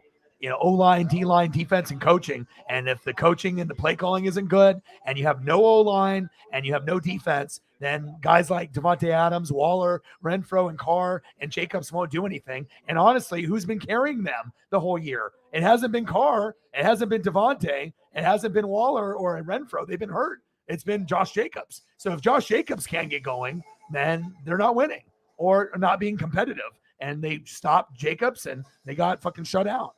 But normally Jacobs is getting in the end zone 1 to 3 times. So, I mean, you put up like 30 points 3 weeks in a row, and you gave me a stinker today with like 7.5. So 45 laps to go.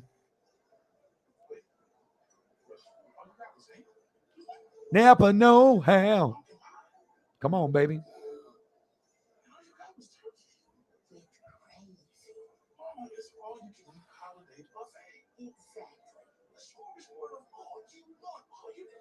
This is turkey and gravy and pie and mashed potatoes. Where's my real family at? They must be here somewhere. Did I sit at the 43 to go. Verizon Frontline is built for those we all rely on. Built to prioritize first responders. Built for extreme conditions. Built for America's most reliable 5G network. Because when seconds count and lives run by, the people we rely on need technology they can rely on.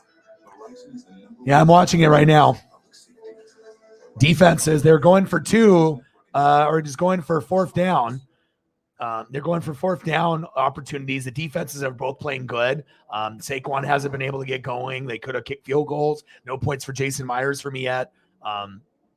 We'll see. I mean, the scoring will pick up in the second half, but they're kind of feeling each other out. And both of these teams are probably playoff teams. You know, not Seahawks could be a wild card. Maybe the Niners win the division or the Seahawks, unless the Rams can catch up, which I hope they don't. I'd like to see the Seahawks and Niners in the playoffs this year. Niners winning it, Seahawks getting a wild card, and the Giants and the Cowboys and Eagles are all getting in more than likely. So, I mean, I got Daniel Jones, Saquon, and Jason Myers. And Gino is on my bench. I need points if I'm going to go 8-0.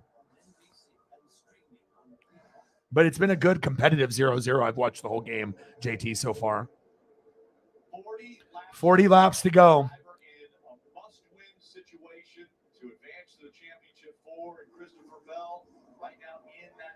Big Bad Brad, Harvick, Hamlin, Elliott, and then Bell. Entered race below the cut line and win the race to advance. Charlotte.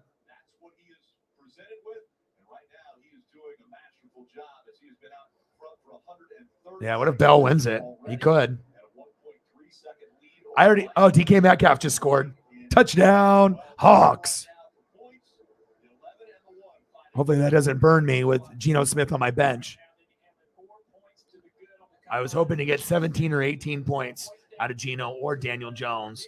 So hopefully I didn't make the wrong decision. Plenty of clear space behind him, no pressure either way.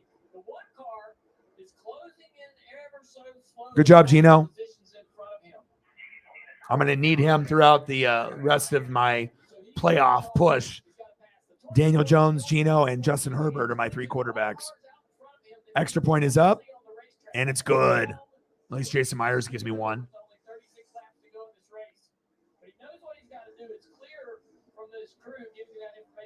Watching the replay of the touchdown, play action fake to Walker. They bit. DK got lost in the back of the end zone by himself, and bad defense. The Giants were playing zone, and then they were playing for the running back to get the ball, Kenneth Walker, and they fooled him. And Gino just zips it right in front of his face, right in front of the goalpost to a wide open DK Metcalf. Great play, and he's coming off an injury too.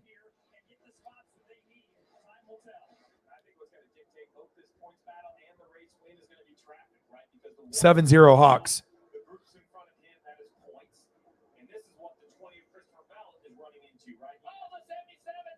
77's in the wall.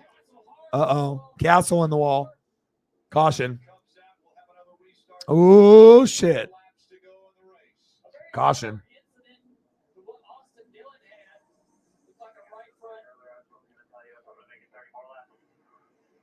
Damn.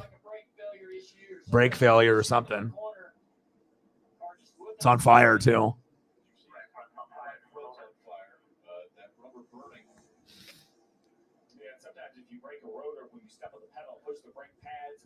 Yeah, I imagine that's probably what happened. The fluid came out there on the brake pad on the rotor.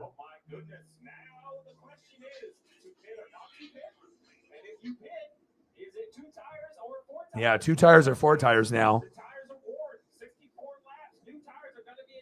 Christopher Bell, Ryan Blaney, Chase Elliott, Kyle Larson, and Denny Hamlin are your top 5. Bubba Wallace, Big Bad Brad Keselowski in 7th, Joey Logano in 8th, Chase Briscoe in 9th,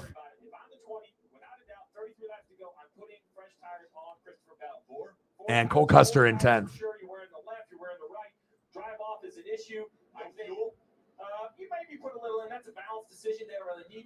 32 to go. So what do we do here? We go 2 tires or 4? I started Daniel Jones with his upside.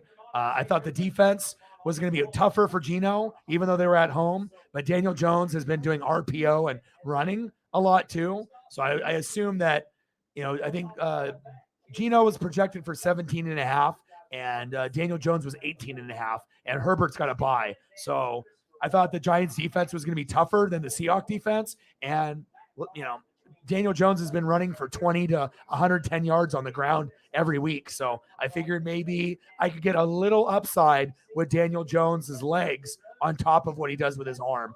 And I wasn't thinking that either quarterback was going to throw for 3 touchdowns or more. I thought they would throw for maybe 1 or 2 each. And then maybe I can get some extra yards out of Jones's legs, but we'll find out. 31 to go.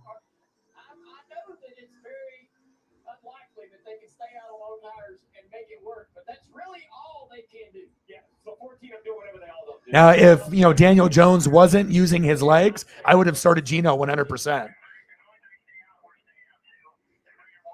But it's like I'm trying to get more than 13 points because it seems like a lot of times with these quarterbacks and scoring has been down. When the quarterback is off, that's what you usually get, somewhere between 10 and 13, 14 points. I'm trying to get 17 and above. And, it gets tough sometimes, to even hit a 17 or 18.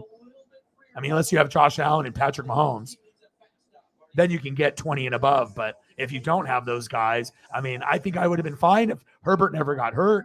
I would be getting 20 to 30 every week. But, he got banged up and he's really not the same quarterback as he was prior to the injury in the first 2 weeks of the season. So, but at least I have Gino and Daniel Jones so I can, I'm 7-0. So obviously I've made the right adjustments and I could win this week and go 8-0. But I do need Saquon to have a big day. Saquon and Myers to make up for Daniel Jones and Gino if they don't do that well. At Safeway, we take care of vehicles, 3rd down and 5. Let's go to the Seahawks audio with the Giants. Little smash combination, really a sit route and a corner route right behind it, trying to high-low that outside defender there. Yeah, I agree.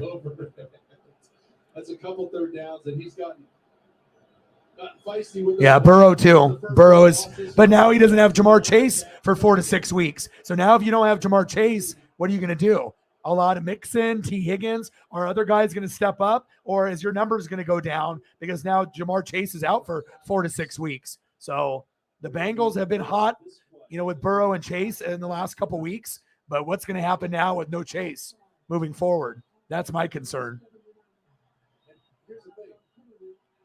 Yeah, Hurts also. Yeah, I agree. Sanchez thought this was traveling. You actually knew it was a false start. Really Barkley. But watch, they're doing silent count. Don't forget, this is a running back having to do it. It's hard enough for the quarterback who hasn't practiced it all week, but for Barkley to have to do it with this crowd live in game, I mean, this is really tough stuff to get that timing down. A couple penalties already for this offense. 4 penalties total for the Giants for 40 yards. Good protection for Jones. Nobody open. He can run. Go, Jones, go. And that's why I picked him to play. Let's go, baby. Back a yard past the original line of scrimmage. It'll bring up 2nd and 9 as he picks up 6 on the scamper. Well, that was crucial to get back on track once again. So rookie of the year, and then ACL, and then ankle, and then now he's back to being the rookie running back stud that we saw. It's good to see him get back on track. We'll see if Run CMC and Kittle can get back on track. But I hate seeing guys get a reputation of just being injured and dog shit. You can't trust guys like CMC and Kittle in fantasy from week to week. But so far, I've been able to trust, Saquon, Chubb, and Josh Jacobs. Good defense by Seattle right there.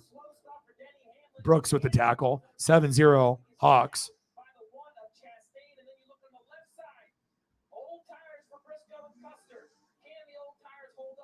Yeah, there you go.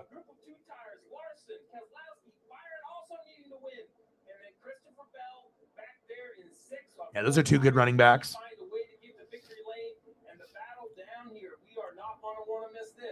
All right, 27 to go. Briscoe, Custer, Larson, Keselowski, Byron. But we'll see how it all filters out. That is what is creating that points battle between the 11 and the 1.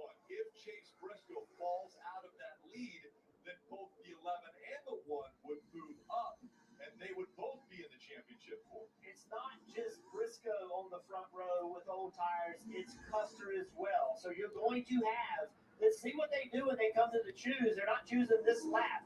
But what do? Do they split the front row, one on the bottom, one on the top? I can't believe they would give somebody the outside with new tires. So I think they'll probably split it. But having them side by side is going to make it a little more difficult for somebody to make a pass really quickly. Well, the best way to do this, and this is, a little controversial because we're talking about teams helping, but it's been done in Martinsville for years. It was done yesterday.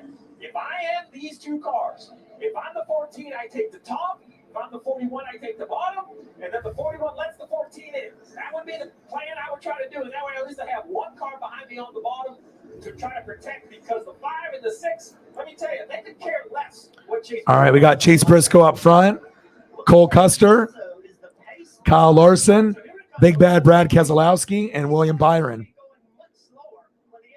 26 to go.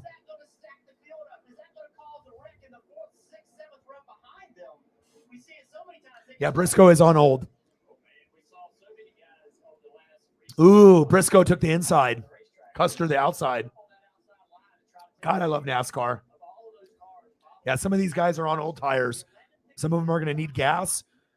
We're going to find out what happens here. Maybe some of them are banking on another caution before to help them out so that they can hit the pits again. But we could end the race in 25.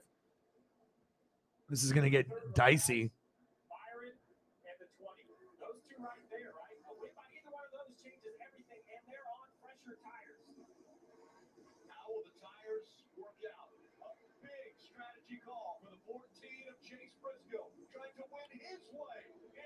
All right, Briscoe.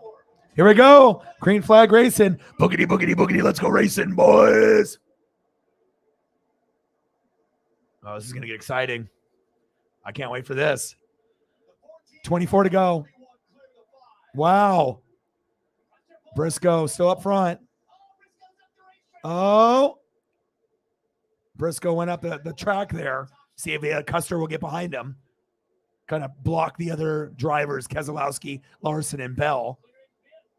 You just can't slide up the track like you did there. Now Brad's coming. Briscoe, Custer, Keselowski, Larson, Bell. Briscoe gets some clean air up front. And he just needs Custer behind him. If he can have Custer behind him, they might be able to, kind of pull away. But I'm just not sure on those tires, though. If you need 2 or need 4 or need gas, this is tough, dude. 22 to go. I know it's short track racing, but so far so good for Chase Briscoe in front with that clean air.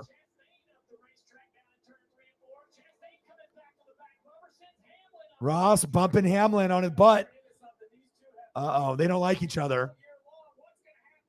They're bumping again. Ross and Denny are bumping. Oh, bumping again. Oh, Denny and Ross. They hate each other. Oh, 11 going for the pass.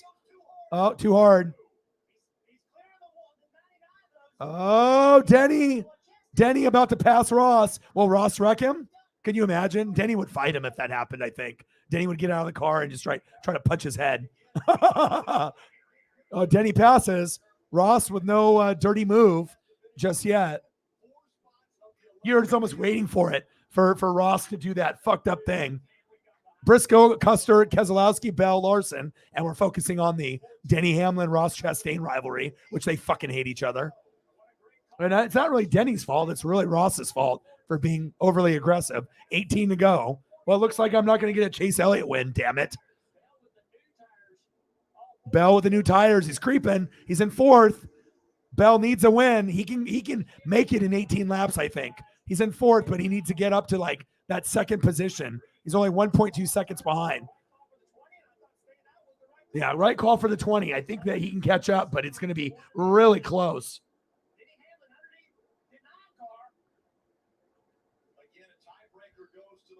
Bell just needs to just work that track, get on the bottom of the track, and Bell can go from 4th to 3rd. He's fighting. He's fighting. Oh, he's trying to block him. Nobody's helping Christopher Bell on that line. Nobody's helping him. And Larson's blocking and bumping. And Bell's trying to get in there. Oh, this is going to be a good finish. I can feel it. Touchdown, Saquon. Woo! Yeah. Is it challenged, though? The touchdown came back. Oh, here it is. 2nd and goal. Handoff. Touchdown, Saquon Barkley. Yeah. Hell yeah. Saquon, baby. All right, Christopher Bell just needs to get help. He needs someone to push him from behind. Now, but Larson ain't going to fucking help him. Big Bad Brad ain't going to help him. Custer is just trying to protect Briscoe at the front. So 13 to go. I just don't know if Christopher Bell is going to have enough time. If there was like 23 laps to go, I think he could go from 4th to 3rd, 3rd to 2nd off those new tires. But with 13 to go, I don't know if he's got enough time now unless we get another caution. That might be the only thing that can get Bell up there. Ooh, Keselowski got to 2nd. Big Bad Brad in 2nd. Holy shit. Briscoe, Keselowski, Custer. You fucking kidding me? Bell has got the freshest tires, and he's trying.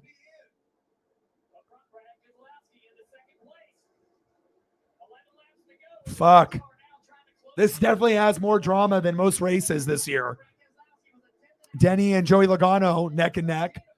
Briscoe, Keselowski, Bell, Larson, Custer. God, this is getting good. 11 to go.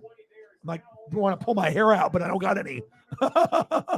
Oh, man. 10 to go. I mean, Briscoe looks like he can win this. I mean, the tires aren't affecting him unless he just runs out of gas.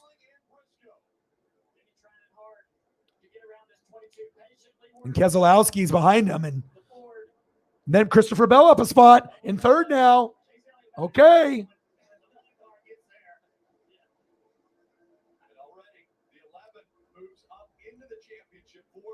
Briscoe. Keselowski. So Big Bad Brad got a spot. Christopher Bell, he's got 9 to go. God, it's going to be so close for Bell to get close. You know, I think he needs like maybe another 7 or 8 laps to make it more comfortable, but he's right there.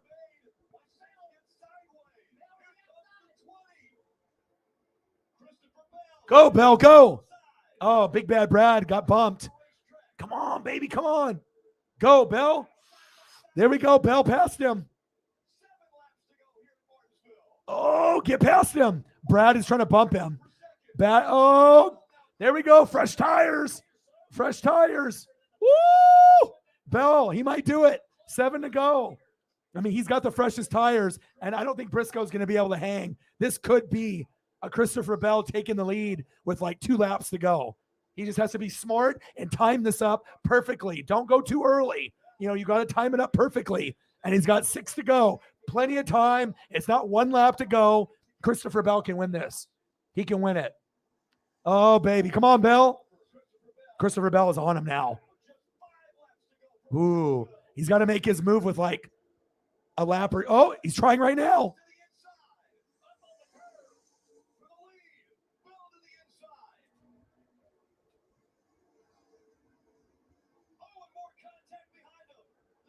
Oh, go, baby. He did it. He did it. He did it. Wow, what a great driver. Sometimes it takes a guy 15 laps, not 8, you know, to be able to get those tires and to hit that groove. Christopher Bell's going to win this race, like 100%. With 4 laps to go, nobody's got tires like him. Everyone will be wrecking each other behind. This is Christopher Bell's win. Wow.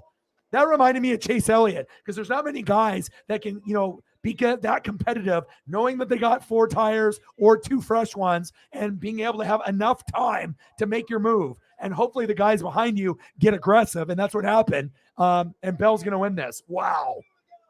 Incredible, huh? Okay. Wow. That totally reminded me of Chase Elliott. Christopher Bell, you the man. He's going to win it. It's a done deal.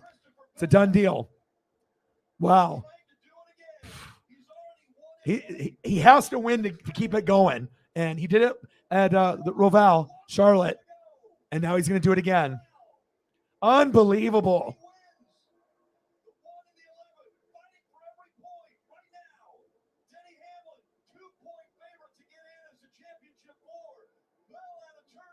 Oh, my God. Wow, he won his way into the championship.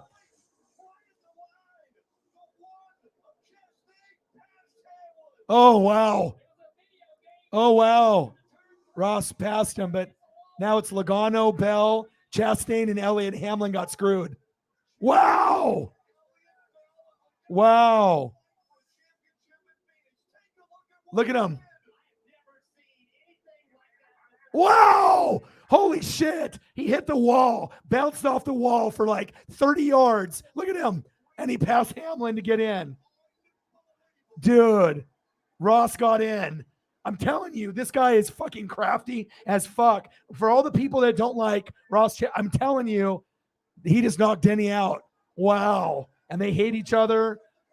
And his fucking right side of his car is fucked, but wow. Unbelievable.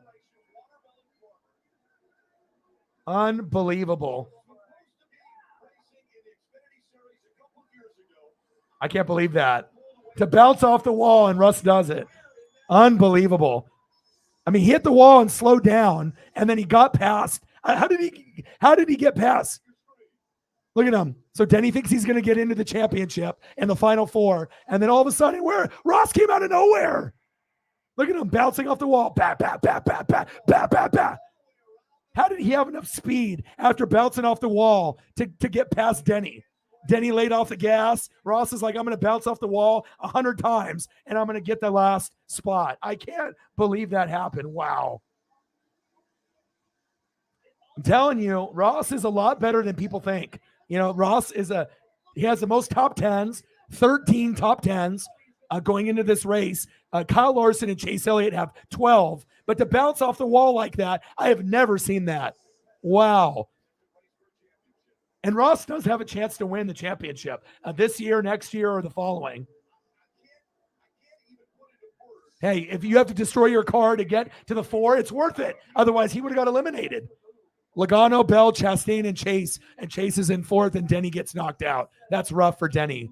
But for Ross Chastain, you got to be thrilled that he went crazy, and it worked. And he's going to have a chance to try to get the championship now. I mean, a lot of people hate Ross. I get it. But that was one of the best races of the year. Yes, I totally agree. Oh, my God. To hit the wall so many times, Denny is like, I had it. He's like, I had it.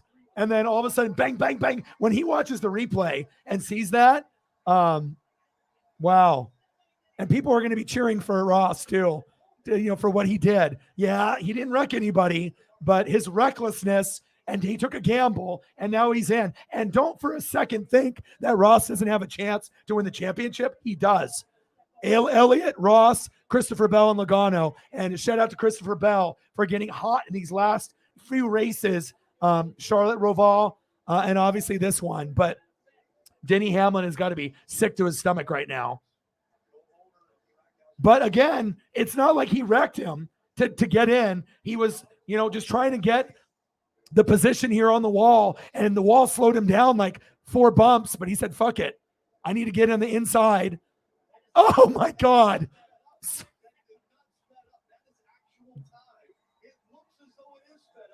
Wow, that is incredible. What an incredible finish.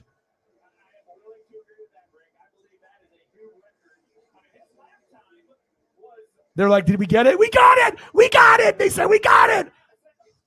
Oh, my God. And the thing is Ross could win the championship next. You know what I mean? Like, I feel bad for Denny, and Christopher Bell snuck his way in here into the Final 4. Chase Elliott hasn't been very good. Today was much better than the last few races where he finished in the top 3, top 5. But sometimes it's being hot at the right time. And who knows? Maybe Christopher Bell will be the champion at the very end. I mean, he's been very hot in the last month. Wow, what a race. Was this one of the best races of the year? I think it was, especially with the implications with Ross and Denny at the end. Denny's like, he probably's like, what the fuck? He thought he had it for sure, 100%. But shout out to Christopher Bell. Wow. Yes, I remember that. Right. We did it, Mom and Dad. Woo! First time in the 4. And then to get your second and third win at the end of the season, after getting your first win early, pretty impressive, man. And then, like I said, when you're in 4th place and you have to work your way up, car by car, and there's not a lot of passing, and you have to be able to creep up, those tires finally paid advantage for him. And I thought he might need another 6, 7, 8 laps when he was down to 8 to have like 15 to get it. But he found a way. Big Bad Brad, they were bumping. Man, that was exciting. That was definitely, to me, the best race this year. Especially with the implications with Denny and Ross bumping into the wall like that. And if Ross didn't get in, the effort would have been applauded. You know what I mean? He wrecked his car, trying everything. And sometimes you can be reckless and people hate you. Or you can be reckless and you can get into the playoffs like Ross did. And like I said, I know a lot of people don't like him. I do. And I think he's great for NASCAR. I mean, I don't like it that he wrecks people too much, and sometimes he's an idiot. But as far as driving skill, he's one of the top 10 skill drivers. You can argue top 5 in NASCAR today. Love it. Fucking A, man. I feel really bad for Denny, though. But that's why you never can underestimate that heart of a champion. Backs against the wall, good car. And here we got Ross. Hey, people will cheer for you today. People maybe don't like you in general, but they'll cheer for you today based off that effort, my guy. They will cheer for you based off that effort.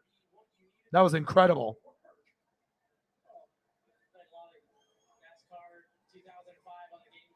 Oh, he said GameCube. NASCAR on the GameCube. He was doing it.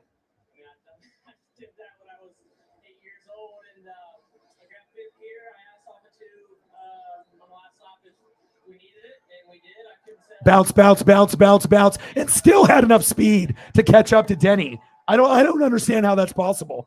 Bow, bow, bow, bow, bow, bow, and no one got in his way, and he was just able to, even have that clean air and even be slowed down a little bit by hitting the wall 8 times, but still got past Denny Hamlin. And I feel real bad for Denny Hamlin fans. I get it, but you got to applaud the effort. You know what I mean? That's incredible. It's just, we've got a Rose riding with us, right? An angel overhead. And Yeah, I don't think Chase is going to win the championship either. He's the least likely one to win it out of the 4. Unfortunately, I think. Close enough by our pit crew. Our guys are incredible, and all we asked was a chance. And Denny has to be sick too, because not only did Denny not get in, Denny lost it because of his fucking enemy. Imagine these. I mean, if the rivalry isn't big now, was he? It looked like it. I hope everybody remembers that 2 years ago, in the fall of 2020, I went down to the Southern 500 with Spire Motorsports, and it was a big deal for us to put sticker tires on, and we had a podcast sponsoring the car, and it was a big deal to beat one car. We were trying to go single-digit laps down, and that was 2 years ago at the fall Darlington race in the Southern 500, and to be here fighting for a championship now, it's just so surreal. So, and remember what I told you at the beginning of the year? I thought that Ross could be a champion. Like, yeah, we have guys that have won it in the past, like Kyle Busch, right, and Joey Logano, right, and those guys are the biggest threats to people like Chase Elliott, right, and Kyle Larson. These are the top 2 dogs, Chase and Kyle. But every once in a while, you're going to get good effort from Joey, and maybe Kyle Busch will get some magic on his new team and everything, right? But the guy that, to me, seemed like, that underdog, the guy that's really skilled, that people don't like him, but he's a really good driver, it's Ross. And I definitely think he's going to win a championship in the next 5 to 10 years. Shit, it could be next week. Now they got Denny.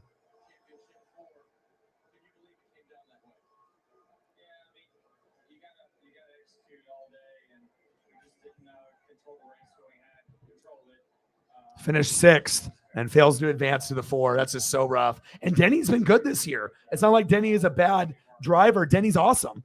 But I mean, that's going to fuel his hate towards Ross even more now. And remember, Ross could have wrecked him, right? And then Denny could have wrecked him. They were bumping each other back and forth, and they could have just eliminated each other. And they decided to race clean. And wow, that was fucking incredible. Yeah. Larson did it to Darlington, but he didn't win versus Hamlin. Yeah. And then this time Ross got it. I mean, Chase, I wish Chase was stronger at the end in the playoff. So I'd be like, all right, Chase has a great chance to win after his 5 wins this year. But I don't really feel, unless he has an amazing race in Phoenix next week and then he wins it all, because pretty much whoever wins the race out of the 4 is the champ. So incredible, man. I've done a lot of NASCAR races, over 10 this season. This has been my favorite one besides Sonoma and Daniel Suarez, representing the Latinos and the Latinas across the globe. Unbelievable to go. I mean, they're going to be talking more about Ross going off the wall than Christopher Bell winning, which is both are really big. And even got bumped and, hit the back bumper, but still had enough speed to get past Denny. Unbelievable.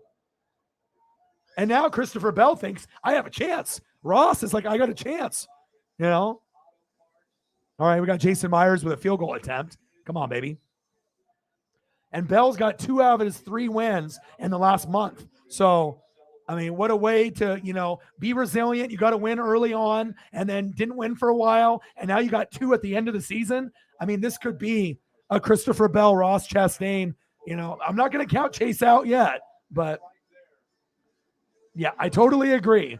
Maybe it will be godlike. Unbelievable.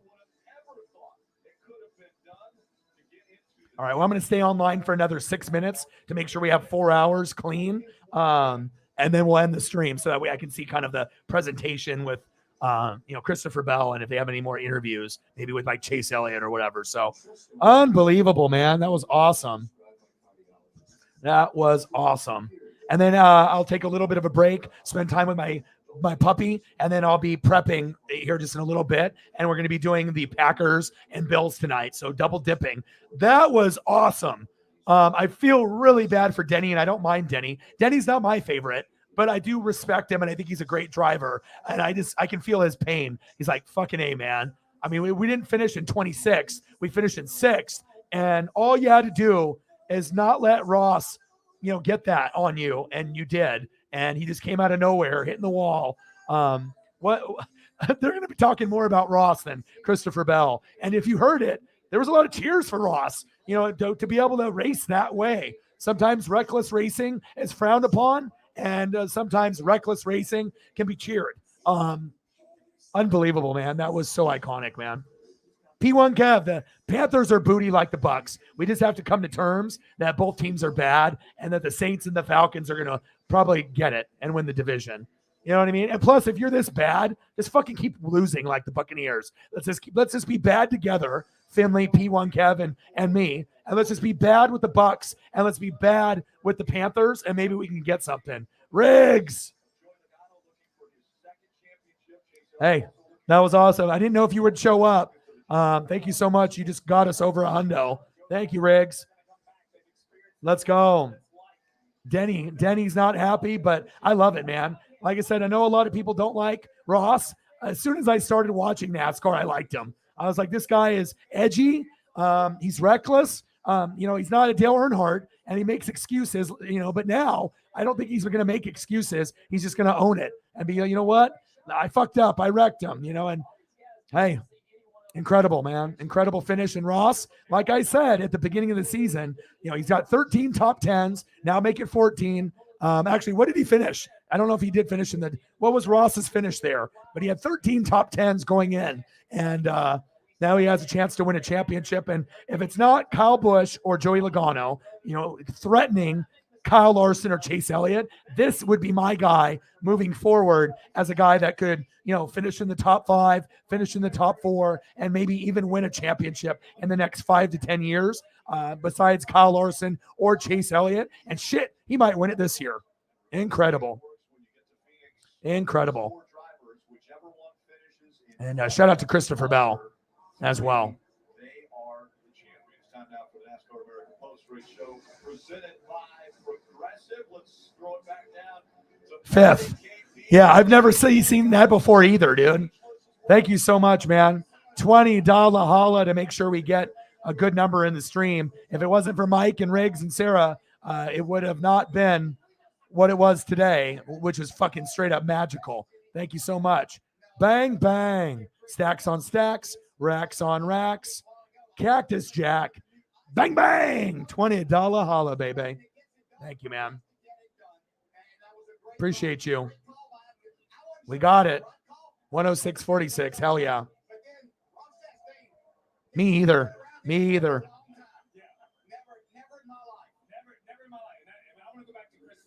Did you get a chance to watch all the race, Riggs, or no? How's paramedic work been for you? We know that Adam Stevens can take a car. We know that this guy now that's 2 walk-offs. What makes you think he can't do it 3 races? What makes you think 160 at Martinsville for a third of a lap? Oh man. Well, when the playoffs are on the line, you would hope someone would do that, but it's just kind of funny that it was Ross that had to do that because he has been the reckless one. You know what I mean? So, if he's going to be so reckless, but he can do it to his advantage and it doesn't wreck anybody and it helps him get in, fuck it, do it, dude. And it worked. It was awesome. Incredible, man.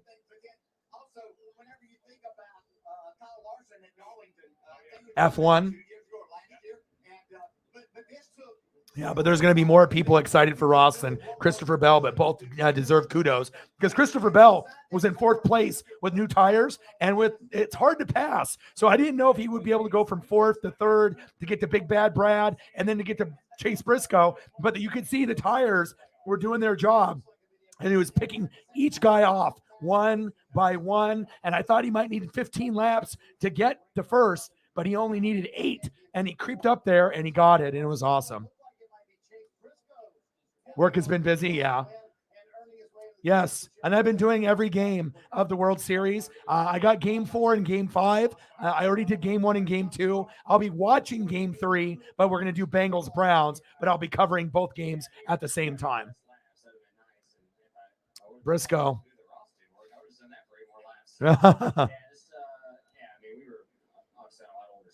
Well, I hope things get better for you, and I will be doing Game 4 and 5 on Tuesday and Wednesday. So if you have a chance, come through and watch World Series with me. And I am pulling for the Phillies. Like I said, if you can win Game 3, 4, and 5 at home, you're World Series champs. You know, and like I said, we know Houston's good, but Phillies fans are different. So if they can feed off that energy, and honestly, winning Game 1 gave you guys a 70% chance to win the World Series. If you would have lost Game 1, you would only have a 30% chance to be able to rebound, you know, and win games at home and try to force it back to Houston and win. But that split increased your guys' chances like 100-fold, where I actually think the Phillies can win. And I wouldn't be surprised if the Eagles do some damage. And what if Philadelphia wins the World Series and the Super Bowl? I know everyone's going to say, you know, it's going to be someone else, but Bills and Chiefs are good, but the Eagles are damn good too.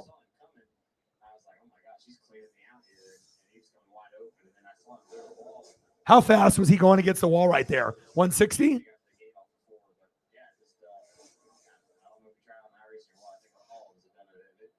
That was incredible. That was some video game shit. That was fucking incredible, man. Also, there's some cheating going on. If you looked at their picture, you know, Lambert, I don't know, man. There was he was rubbing a lot of stuff, you know, off, you know, on his hand. He had a substance. He had it up here, and the camera caught him doing this. And then, you know what I mean? So it looks like the Astros cheated in Game 2. The pitcher got 9 Ks, but there's 5 pieces of footage that got released on the internet that shows him rubbing substance on the ball. So it looks like the Astros are cheating again. I was hoping that the cheating was done. And I know the umpires check, but sometimes they don't check close enough with the hat, the hair, the hands. And it looked very clear that he had a substance that he was rubbing on the ball or on his fingers. And like I said, I saw about 5 clips after the game, and it looks like the Astros are cheating again. So yeah, the Astros are good, but they're cheating again as well. So it's like Bill Belichick. Once you cheat, you do it again, right? You get slapped on the wrist and you act like you didn't do anything. You do it again. You do it again. You do it again. That's why Bill Belichick and the Patriots are never going to be known as like the Niners and like the top dogs of winning Super Bowls. You won, but you cheated. You know what I mean? So no one is ever going to give Bill and the Patriots that 100% like, okay, you won it fair and square. No, you fucking cheated. And the Astros are cheating again. Go back and look on the internet. Like I said, you can go through a lot of the different people like Barstool, and there's a lot of different people that were showing it, but they were showing him rubbing his fingers and doing this and like rubbing the ball and doing this. And like I said, it looked like there was definitely a substance that was like right there. And that was after I think the umpire checked him. So I don't know. He's definitely putting stuff on there, but I mean, like I said, I saw 3 or 4 clips that looked pretty damning. So we got Chase Elliott here with the interview. Yeah, he hasn't been. I mean, he was in the top 3 all day, but just couldn't get towards the front and finished 11th. I just hope Chase has a strong last race or he's not going to win the championship, and he's won 5 races. So.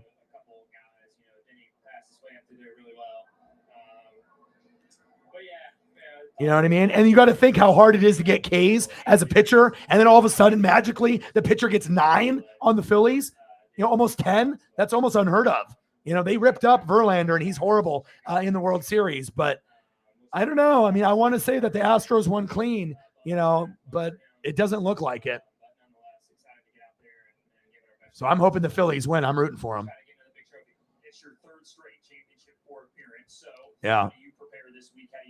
All right. Well, I love you guys, and I appreciate you guys very, very much. I'm going to go spend some time with my puppy, and then I'll start prepping probably in an hour, and then I'll be live at 5 o'clock for the Bills and the Packers.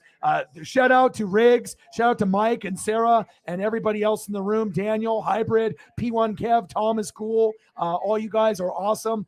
Brian, I appreciate all you guys. Thank you guys so much for spending time with me, and I'll be back later on. Ross Chastain, salute to you. Christopher Bell. Let's throw up a couple photos of these guys to show some love. Incredible job against the wall. And Christopher Bell, shout out to you. Amazing fucking race. Championship 4, Ross Chastain, Chase Elliott, Christopher Bell, Joey Logano.